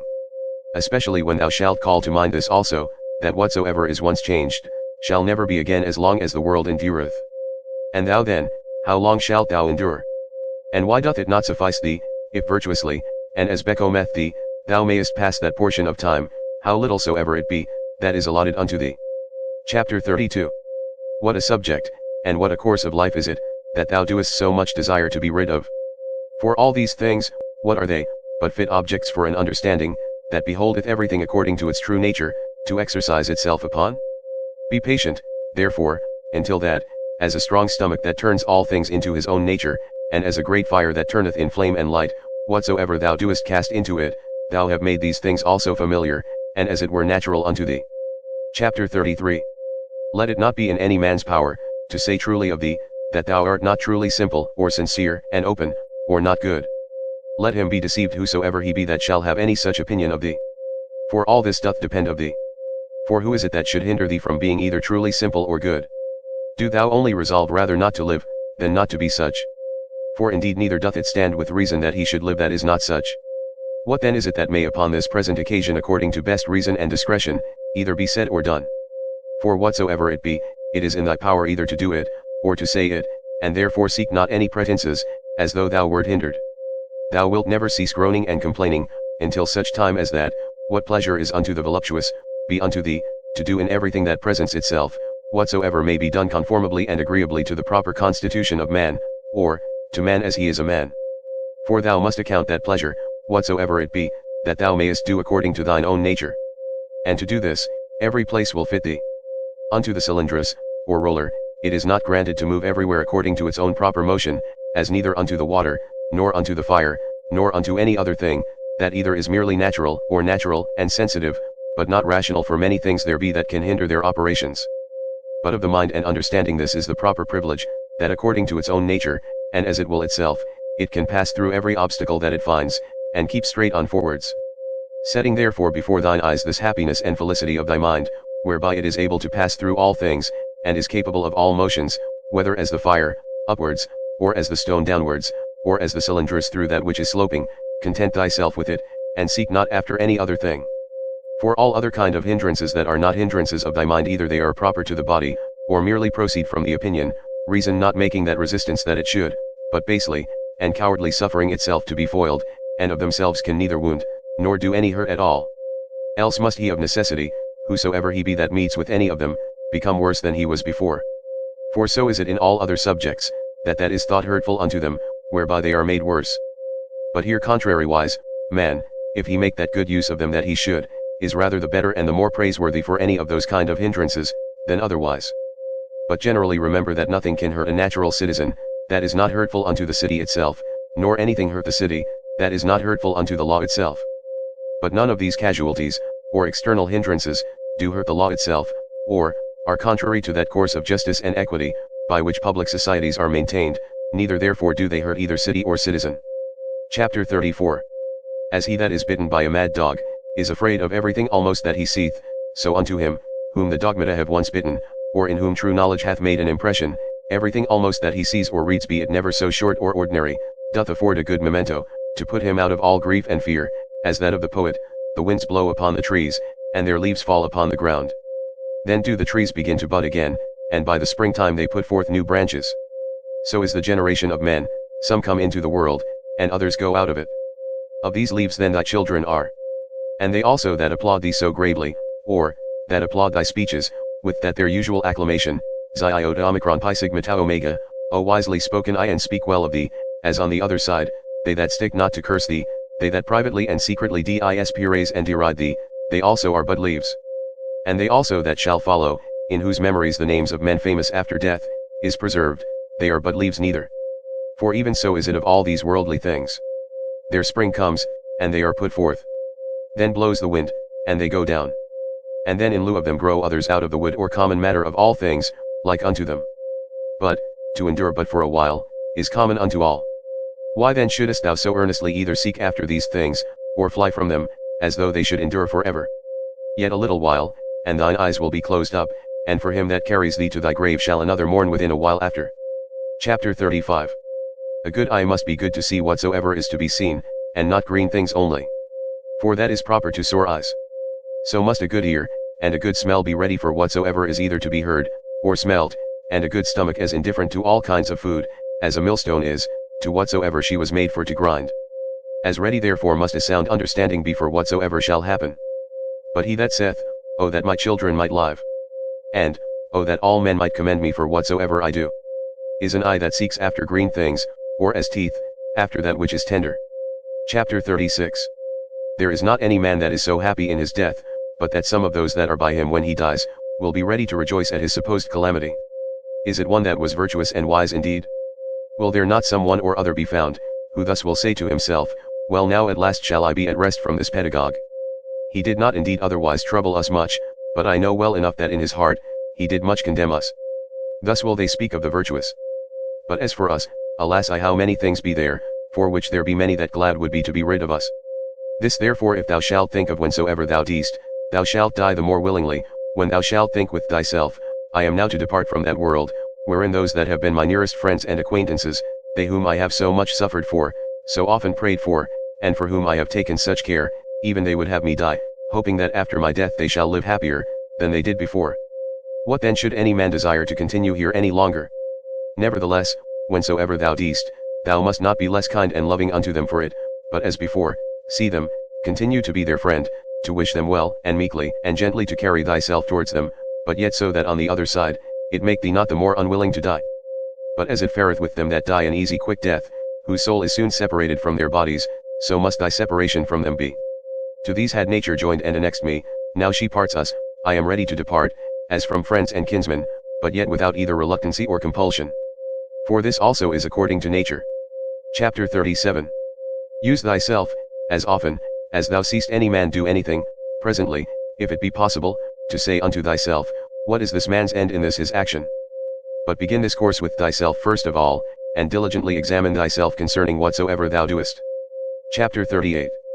Remember, that that which sets a man at work, and hath power over the affections to draw them either one way, or the other way, is not any external thing properly, but that which is hidden within every man's dogmata, and opinions, that is rhetoric, that is life, that, to speak true, is man himself. As for thy body, which as a vessel, or a case, compasseth thee about, and the many and curious instruments that it hath annexed unto it, let them not trouble thy thoughts. For of themselves they are but as a carpenter's axe, but that they are born with us, and naturally sticking unto us. But otherwise, without the inward cause that hath power to move them, and to restrain them, those parts are of themselves of no more use unto us, than the shuttle is of itself to the weaver, or the pen to the writer, or the whip to the coachman. The 11th Book. Chapter 1. The natural properties, and privileges of a reasonable soul are, that she seeth herself, that she can order, and compose herself, that she makes herself as she will herself, that she reaps her own fruits whatsoever, whereas plants, trees, unreasonable creatures, what fruit soever, be it either fruit properly, or analogically only, they bear them unto others, and not to themselves. Again, whensoever, and wheresoever, sooner or later, her life doth end, she hath her own end nevertheless.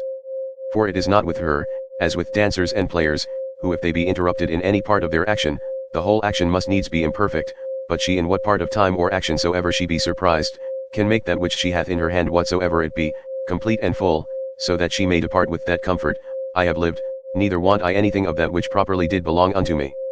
Again, she compasseth the whole world, and penetrateth into the vanity, and mere outside, wanting substance and solidity, of it, and stretcheth herself unto the infiniteness of eternity, and the revolution or restoration of all things after a certain period of time, to the same state and place as before, she fetcheth about, and doth comprehend in herself, and considers withal, and sees clearly this, that neither they that shall follow us, shall see any new thing, that we have not seen, nor they that went before, anything more than we, but that he that is once come to 40, if he have any wit at all, can in a manner, for that they are all of one kind, see all things, both past and future.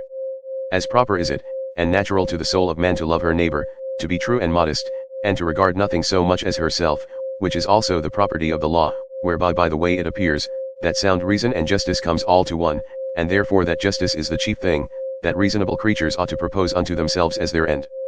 Chapter 2. A pleasant song or dance, the pancratius exercise, sports that thou art wont to be much taken with, thou shalt easily contemn, if the harmonious voice thou shalt divide into so many particular sounds whereof it doth consist, and of every one in particular shall ask thyself, whether this or that sound is it, that doth so conquer thee. For thou wilt be ashamed of it.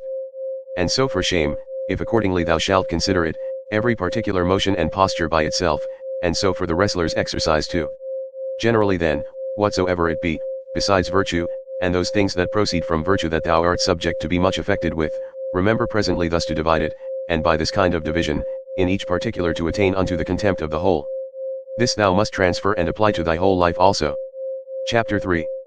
That soul which is ever ready, even now presently, if need be, from the body, whether by way of extinction, or dispersion, or continuation in another place and estate to be separated, how blessed and happy is it!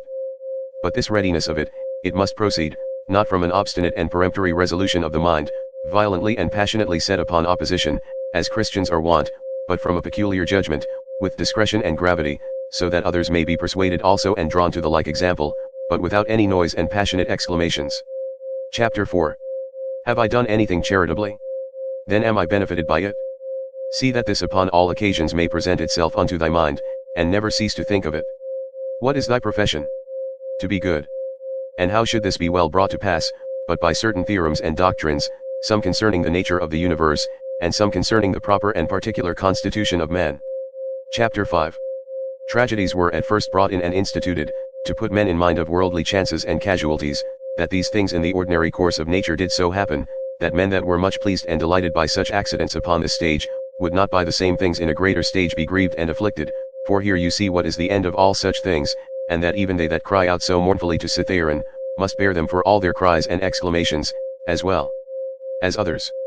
And in very truth many good things are spoken by these poets, as that, for example, is an excellent passage, but if so be that I and my 2 children be neglected by the gods, they have some reason even for that, and see. And again, it will but little avail thee to storm and rage against the things themselves, and see. Again, to reap one's life, as a ripe ear of corn, and whatsoever else is to be found in them, that is of the same kind. After the tragedy, the ancient comedy was brought in, which had the liberty to inveigh against personal vices, being therefore through this her freedom and liberty of speech of very good use and effect, to restrain men from pride and arrogancy. To which end it was, that Diogenes took also the same liberty. After these, what were either the middle, or new comedy admitted for, but merely, or for the most part at least, for the delight and pleasure of curious and excellent imitation. It will steal away, look to it, and see. Why, no man denies, but that these also have some good things whereof that may be one, but the whole drift and foundation of that kind of dramatical poetry, what is it else, but as we have said. Chapter 6. How clearly doth it appear unto thee, that no other course of thy life could fit a true philosopher's practice better, than this very course, that thou art now already in. Chapter 7. A branch cut off from the continuity of that which was next unto it, must needs be cut off from the whole tree, so a man that is divided from another man, is divided from the whole society. A branch is cut off by another, but he that hates and is averse, cuts himself off from his neighbor, and knows not that at the same time he divides himself from the whole body, or corporation. But herein is the gift and mercy of God, the author of this society, in that, once cut off we may grow together and become part of the whole again. But if this happen often, the misery is that the further a man is run in this division, the harder he is to be reunited and restored again, and however the branch which, once cut off afterwards was grafted in, gardeners can tell you is not like that which sprouted together at first, and still continued in the unity of the body. Chapter 8. To grow together like fellow branches in matter of good correspondence and affection, but not in matter of opinions. They that shall oppose thee in thy right courses, as it is not in their power to divert thee from thy good action, so neither let it be to divert thee from thy good affection towards them. But be it thy care to keep thyself constant in both in a right judgment and action, and in true meekness towards them, that either shall do their endeavor to hinder thee, or at least will be displeased with thee for what thou hast done. For to fail in either in the one to give over for fear, or in the other to forsake thy natural affection towards him, who by nature is both thy friend and thy kinsman, is equally base, and much savoring of the disposition of a cowardly fugitive soldier. Chapter 9. It is not possible that any nature should be inferior unto art, since that all arts imitate nature.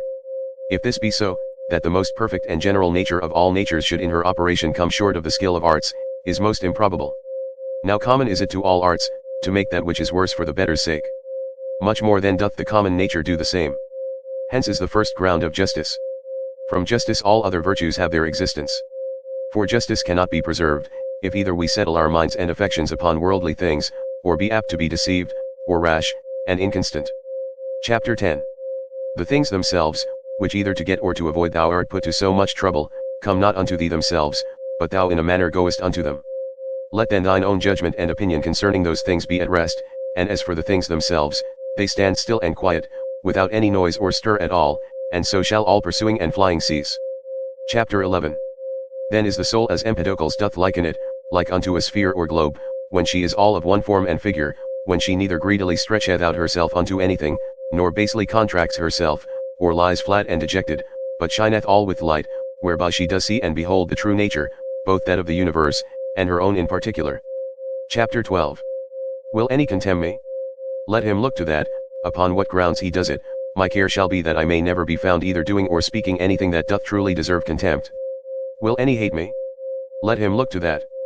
I for my part will be kind and loving unto all, and even unto him that hates me, whomsoever he be, will I be ready to show his error, not by way of exprobation or ostentation of my patience, but ingenuously and meekly, such as was that famous Phocion, if so be that he did not dissemble.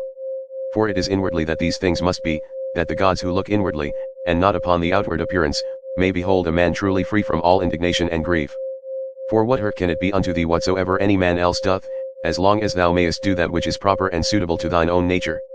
Wilt not thou, a man wholly appointed to be both what, and as the common good shall require, accept of that which is now seasonable to the nature of the universe? Chapter 13. They contemn one another, and yet they seek to please one another, and whilst they seek to surpass one another in worldly pomp and greatness, they most debase and prostitute themselves in their better part one to another. Chapter 14. How rotten and insincere is he, that saith, I am resolved to carry myself hereafter towards you with all ingenuity and simplicity. O man, what doest thou mean? What needs this profession of thine? The thing itself will show it. It ought to be written upon thy forehead. No sooner thy voice is heard, than thy countenance must be able to show what is in thy mind, even as he that is loved knows presently by the looks of his sweetheart what is in her mind. Such must he be for all the world, that is truly simple and good, as he whose armholes are offensive, that whosoever stands by, as soon as ever he comes near him, may as it were smell him whether he will or no. But the affectation of simplicity is no wise laudable. There is nothing more shameful than perfidious friendship. Above all things, that must be avoided. However true goodness, simplicity, and kindness cannot so be hidden, but that as we have already said in the very eyes and countenance they will show themselves. Chapter 15. To live happily is an inward power of the soul, when she is affected with indifferency, towards those things that are by their nature indifferent. To be thus affected she must consider all worldly objects both divided and whole, remembering withal that no object can of itself beget any opinion in us, neither can come to us, but stands without still and quiet, but that we ourselves beget, and as it were print in ourselves opinions concerning them. Now it is in our power, not to print them, and if they creep in and lurk in some corner, it is in our power to wipe them off. Remembering moreover, that this care and circumspection of thine, is to continue but for a while, and then thy life will be at an end. And what should hinder, but that thou mayest do well with all these things? For if they be according to nature, rejoice in them, and let them be pleasing and acceptable unto thee. But if they be against nature, seek thou that which is according to thine own nature, and whether it be for thy credit or no, use all possible speed for the attainment of it, for no man ought to be blamed, for seeking his own good and happiness. Chapter 16. Of everything thou must consider from whence it came, of what things it doth consist, and into what it will be changed, what will be the nature of it, or what it will be like unto when it is changed, and that it can suffer no hurt by this change. And as for other men's either foolishness or wickedness, that it may not trouble and grieve thee. First generally thus, what reference have I unto these? And that we are all born for one another's good, then more particularly after another consideration, as a ram is first in a flock of sheep, and a bull in a herd of cattle, so am I born to rule over them. Begin yet higher, even from this, if atoms be not the beginning of all things, than which to believe nothing can be more absurd, then must we needs grant that there is a nature, that doth govern the universe. If such a nature, then are all worse things made for the better's sake, and all better for one another's sake. Secondly, what manner of men they be, at board, and upon their beds, and so forth. But above all things, how they are forced by their opinions that they hold, to do what they do, and even those things that they do, with what pride and self-conceit they do them. Thirdly, that if they do these things rightly, thou hast no reason to be grieved. But if not rightly, it must needs be that they do them against their wills, and through mere ignorance. For as, according to Plato's opinion, no soul doth willingly err, so by consequent neither doth it anything otherwise than it ought, but against her will. Therefore are they grieved, whensoever they hear themselves charged, either of injustice, or unconscionableness, or covetousness, or in general, of any injurious kind of dealing towards their neighbors. Fourthly, that thou thyself doest transgress in many things, and art even such another as they are. And though perchance thou doest forbear the very act of some sins, yet hast thou in thyself an habitual disposition to them, but that either through fear, or vainglory, or some such other ambitious foolish respect, thou art restrained. Fifthly, that whether they have sinned or no, thou doest not understand perfectly. For many things are done by way of discreet policy, and generally a man must know many things first, before he be able truly and judiciously to judge of another man's action. Sixthly, that whensoever thou doest take on grievously, or makest great woe, little doest thou remember then that a man's life is but for a moment of time, and that within a while we shall all be in our graves. Seventhly, that it is not the sins and transgressions themselves that trouble us properly, for they have their existence in their minds and understandings only, that commit them, but our own opinions concerning those sins. Remove then, and be content to part with that conceit of thine, that it is a grievous thing, and thou hast removed thine anger. But how should I remove it? How? Reasoning with thyself that it is not shameful. For if that which is shameful, be not the only true evil that is, thou also wilt be driven whilst thou doest follow the common instinct of nature, to avoid that which is evil, to commit many unjust things, and to become a thief, and anything, that will make to the attainment of thy intended worldly ends. Eighthly, how many things may and do oftentimes follow upon such fits of anger and grief, far more grievous in themselves, than those very things which we are so grieved or angry for. Ninthly, that meekness is a thing unconquerable, if it be true and natural, and not affected or hypocritical. For how shall even the most fierce and malicious that thou shalt conceive, be able to hold on against thee, if thou shalt still continue meek and loving unto him, and that even at that time, when he is about to do thee wrong, thou shalt be well disposed, and in good temper, with all meekness to teach him, and to instruct him better. As for example, my son, we were not born for this, to hurt and annoy one another, it will be thy hurt not mine, my son, and so to show him forcibly and fully, that it is so in very deed, and that neither bees do it one to another, nor any other creatures that are naturally sociable. But this thou must do, not scoffingly, not by way of exprobation, but tenderly without any harshness of words.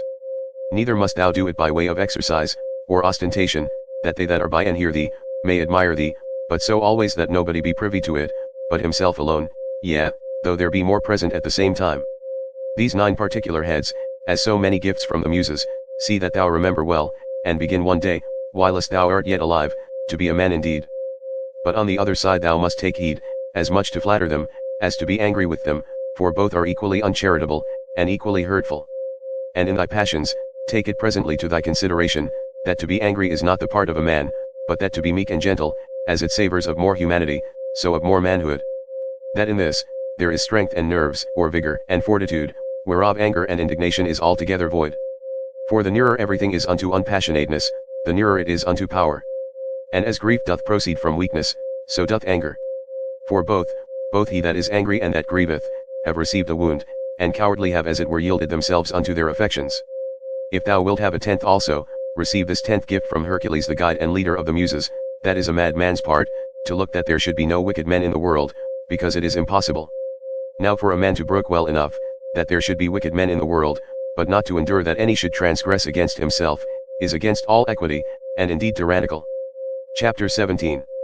For several dispositions or inclinations there be of the mind and understanding, which to be aware of, thou must carefully observe, and whensoever thou doest discover them, thou must rectify them, saying to thyself concerning every one of them, this imagination is not necessary, this is uncharitable, this thou shalt speak as another man's slave, or instrument, than which nothing can be more senseless and absurd.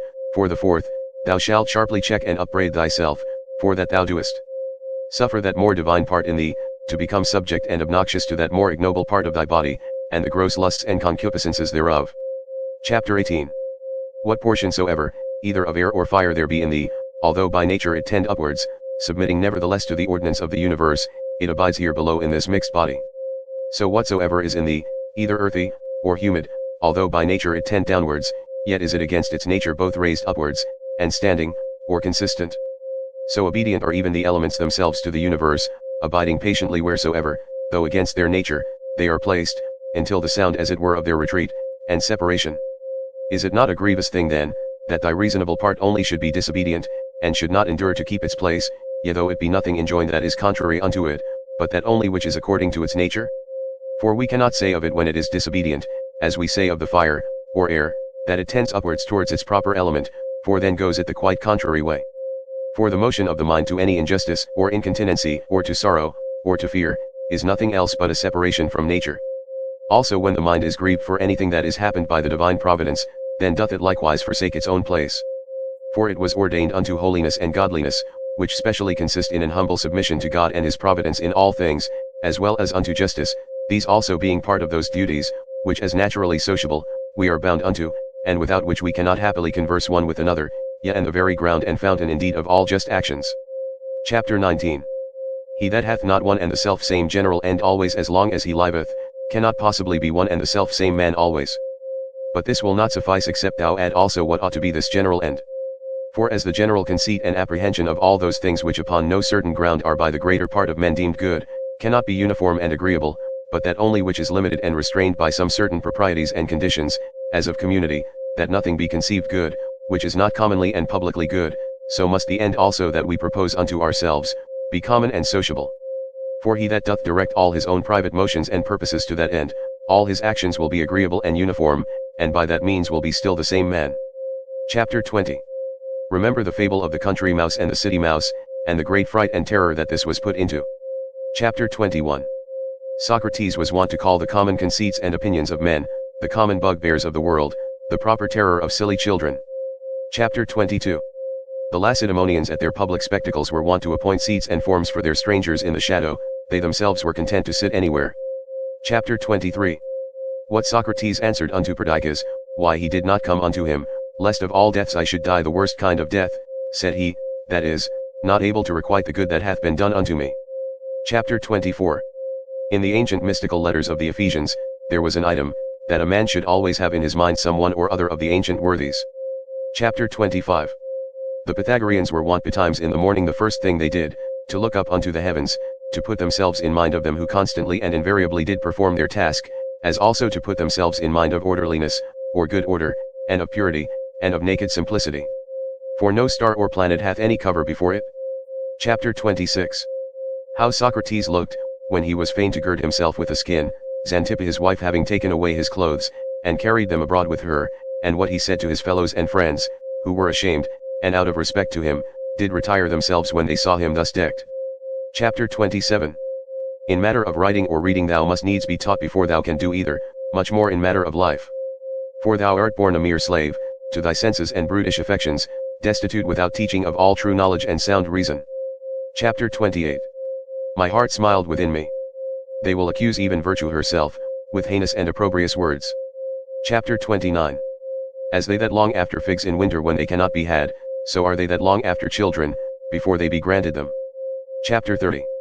As often as a father kisseth his child, he should say secretly with himself, said Epictetus, tomorrow perchance shall he die. But these words be ominous. No words ominous, said he, that signify anything that is natural, in very truth and deed not more ominous than this, to cut down grapes when they are ripe. Green grapes, ripe grapes, dried grapes, or raisins, so many changes and mutations of one thing, not into that which was not absolutely, but rather so many several changes and mutations, not into that which hath no being at all, but into that which is not yet in being. Chapter 31. Of the free will there is no thief or robber out of Epictetus, whose is this also, that we should find a certain art and method of assenting, and that we should always observe with great care and heed the inclinations of our minds, that they may always be with their due restraint and reservation, always charitable, and according to the true worth of every present object. And as for earnest longing, that we should altogether avoid it, and to use averseness in those things only, that wholly depend of our own wills. It is not about ordinary petty matters, believe it, that all our strife and contention is, but whether, with the vulgar, we should be mad, or by the help of philosophy wise and sober, said he. Chapter 32. Socrates said, "What will you have? The souls of reasonable, or unreasonable creatures? Of reasonable. But what? Of those whose reason is sound and perfect? Or of those whose reason is vitiated and corrupted? Of those whose reason is sound and perfect. Why then labor ye not for such? Because we have them already. What then do ye so strive and contend between you?" The 12th book. Chapter 1. Whatsoever thou doest hereafter aspire unto, thou mayest even now enjoy and possess, if thou doest not envy thyself thine own happiness. And that will be, if thou shalt forget all that is past, and for the future, refer thyself wholly to the divine providence, and shalt bend and apply all thy present thoughts and intentions to holiness and righteousness. To holiness, in accepting willingly whatsoever is sent by the divine providence, as being that which the nature of the universe hath appointed unto thee, which also hath appointed thee for that, whatsoever it be. To righteousness, in speaking the truth freely, and without ambiguity, and in doing all things justly and discreetly. Now in this good course, let not other men's either wickedness, or opinion, or voice hinder thee, no, nor the sense of this thy pampered mass of flesh, for let that which suffers, look to itself. If therefore whensoever the time of thy departing shall come, thou shalt readily leave all things, and shalt respect thy mind only, and that divine part of thine, and this shall be thine only fear, not that some time or other thou shalt cease to live, but thou shalt never begin to live according to nature, then shalt thou be a man indeed, worthy of that world, from which thou hadst thy beginning, then shalt thou cease to be a stranger in thy country, and to wonder at those things that happen daily, as things strange and unexpected, and anxiously to depend of divers things that are not in thy power. Chapter 2. God beholds our minds and understandings, bare and naked from these material vessels and outsides and all earthly dross. For with his simple and pure understanding, he pierceth into our inmost and purest parts, which from his, as it were by a water pipe and channel, first flowed and issued. This if thou also shalt use to do, thou shalt rid thyself of that manifold luggage, wherewith thou art round about encumbered. For he that does regard neither his body, nor his clothing, nor his dwelling, nor any such external furniture, must needs gain unto himself great rest and ease. 3 things there be in all, which thou doest consist of, thy body, thy life, and thy mind.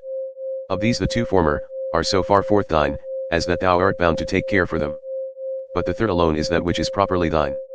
If then thou shalt separate from thyself, that is from thy mind, whatsoever other men either do or say, or whatsoever thou thyself hast heretofore either done or said, and all troublesome thoughts concerning the future, and whatsoever, as either belonging to thy body or life is without the jurisdiction of thine own will, and whatsoever in the ordinary course of human chances and accidents doth happen unto thee, so that thy mind, keeping herself loose and free from all outward coincidental entanglements, always in a readiness to depart shall lie by herself, and to herself, doing that which is just, accepting whatsoever doth happen, and speaking the truth always, if, I say, thou shalt separate from thy mind, whatsoever by sympathy might adhere unto it, and all time both past and future, and shalt make thyself in all points and respects, like unto Empedocles his allegorical sphere, all round and circular, and shalt think of no longer life than that which is now present, then shalt thou be truly able to pass the remainder of thy days without troubles and distractions, nobly and generously disposed, and in good favor and correspondency, with that spirit which is within thee.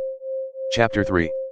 I have often wondered how it should come to pass, that every man loving himself best, should more regard other men's opinions concerning himself than his own. For if any god or grave master standing by, should command any of us to think nothing by himself but what he should presently speak out, no man were able to endure it, though but for one day. Thus do we fear more what our neighbors will think of us, than what we ourselves. Chapter 4. How come it to pass that the gods having ordered all other things so well and so lovingly, should be overseen in this one only thing, that whereas then hath been some very good men that have made many covenants as it were with God and by many holy actions and outward services contracted a kind of familiarity with him, that these men when once they are dead, should never be restored to life, but be extinct forever. But this thou mayest be sure of, that this, if it be so indeed, would never have been so ordered by the gods, had it been fit otherwise. For certainly it was possible, had it been more just so and had it been according to nature, the nature of the universe would easily have borne it. But now because it is not so, if so be that it be not so indeed, be therefore confident that it was not fit it should be so, for thou seest thyself, that now seeking after this matter, how freely thou doest argue and contest with God. But were not the gods both just and good in the highest degree, thou durst not thus reason with them.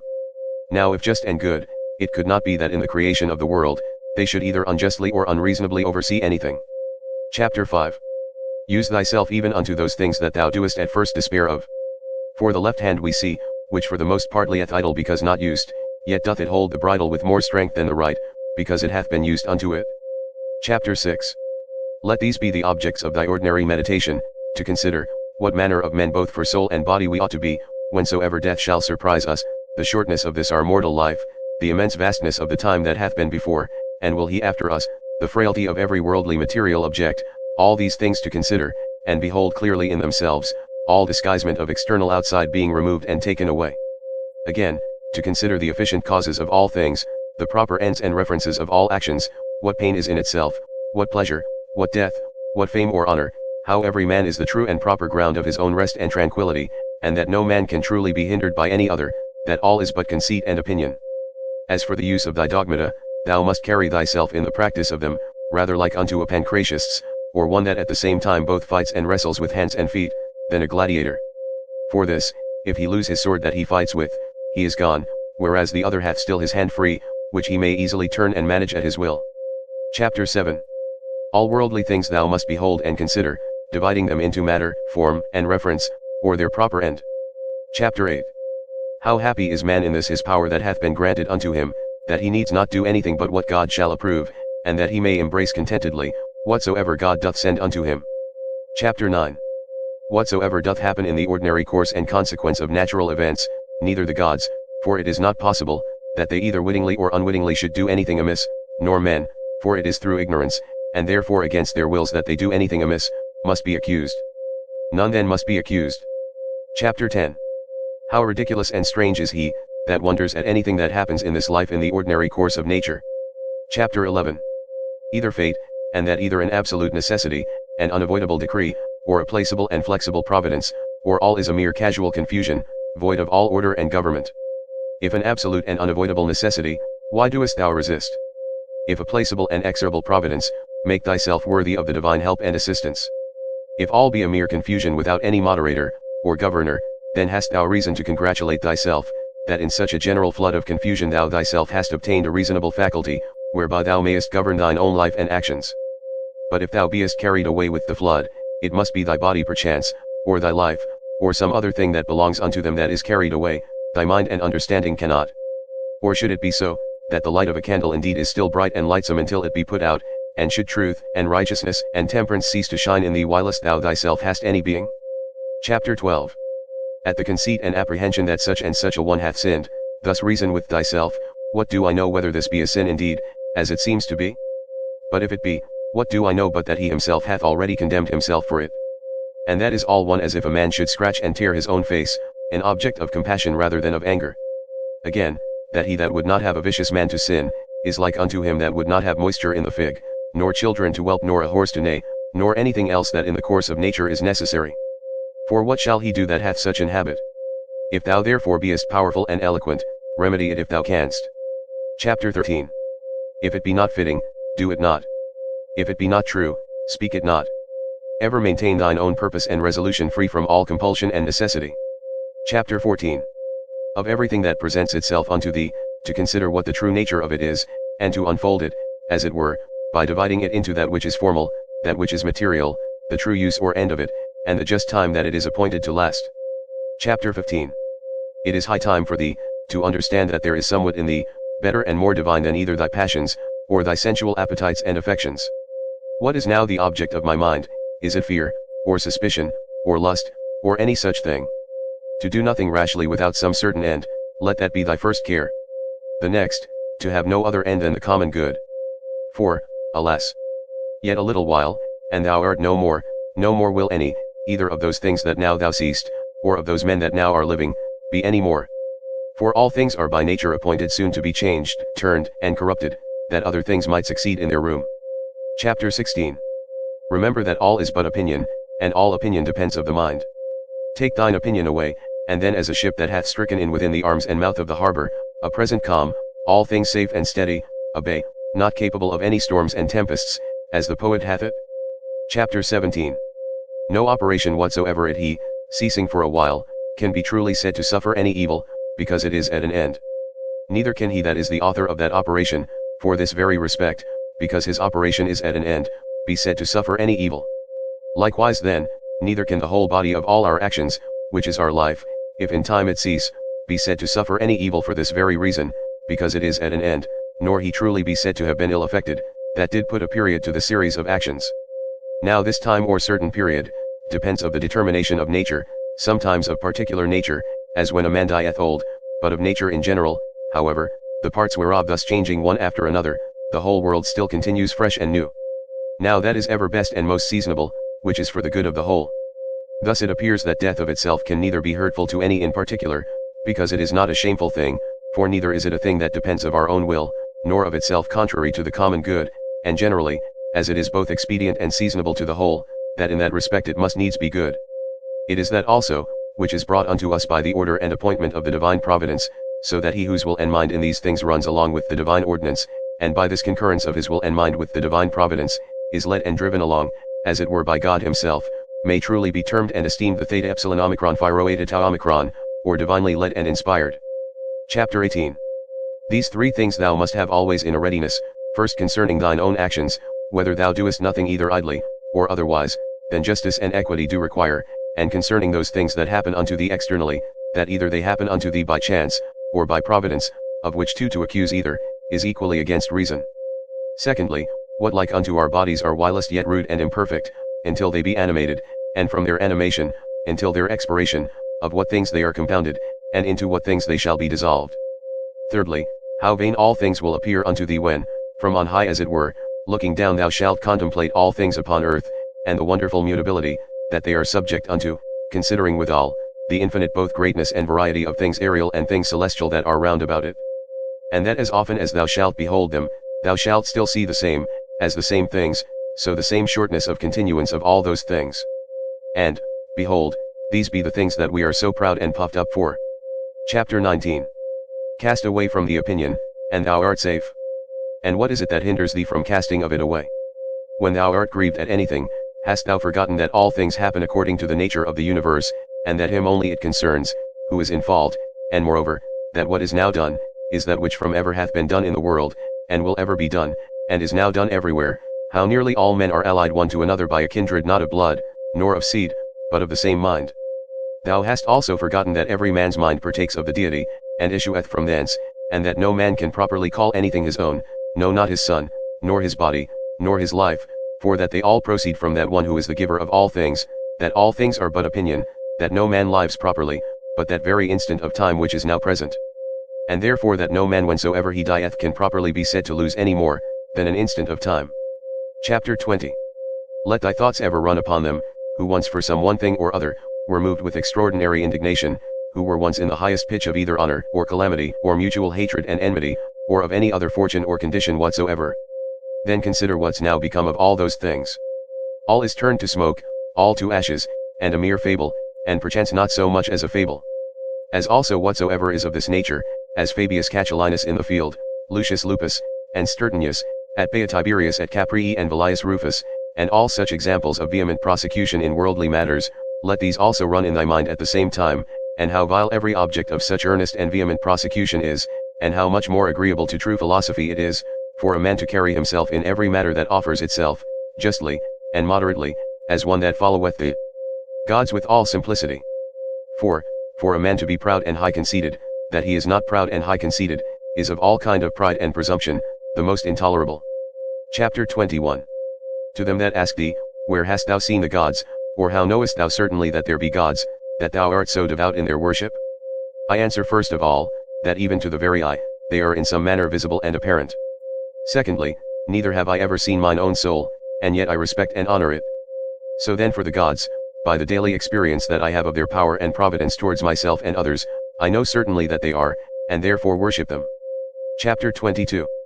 Herein doth consist happiness of life, for a man to know thoroughly the true nature of everything, what is the matter, and what is the form of it, with all his heart and soul, ever to do that which is just, and to speak the truth. What then remaineth but to enjoy thy life in a course and coherence of good actions, one upon another immediately succeeding, and never interrupted, though for never so little a while. Chapter 23. There is but one light of the sun, though it be intercepted by walls and mountains, and other thousand objects. There is but one common substance of the whole world, though it be concluded and restrained into several different bodies, in number infinite. There is but one common soul, though divided into innumerable particular essences and natures. So is there but one common intellectual soul, though it seem to be divided. And as for all other parts of those generals which we have mentioned, as either sensitive souls or subjects, these of themselves, as naturally irrational, have no common mutual reference one unto another, though many of them contain a mind, or reasonable faculty in them, whereby they are ruled and governed. But of every reasonable mind, this the particular nature, that it hath reference to whatsoever is of her own kind, and desireth to be united, neither can this common affection, or mutual unity and correspondency, be here intercepted or divided, or confined to particulars as those other common things are. Chapter 24. What doest thou desire? To live long. What? To enjoy the operations of a sensitive soul, or of the appetitive faculty? Or wouldst thou grow, and then decrease again? Wouldst thou long be able to talk, to think, and reason with thyself? Which of all these seems unto thee a worthy object of thy desire?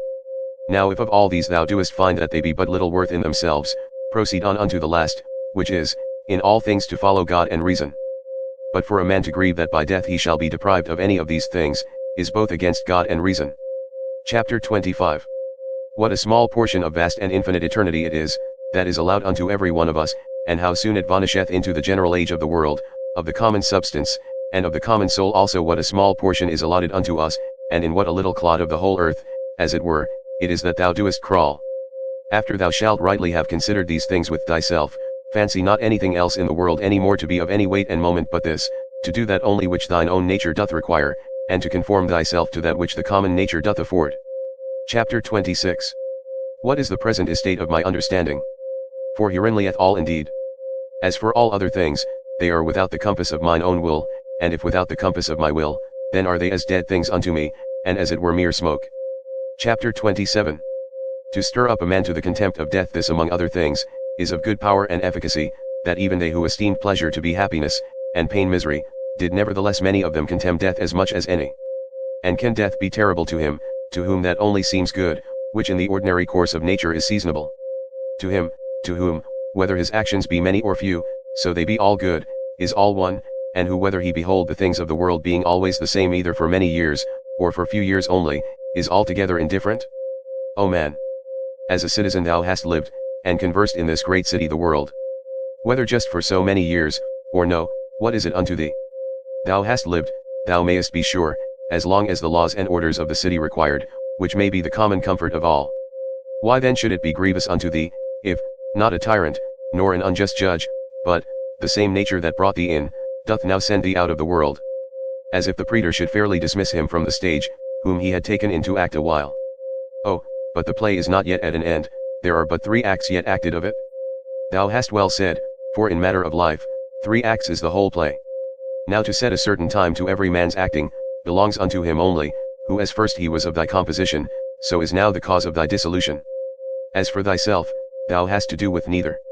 Go thy ways then well pleased and contented, for so is he that dismissed thee.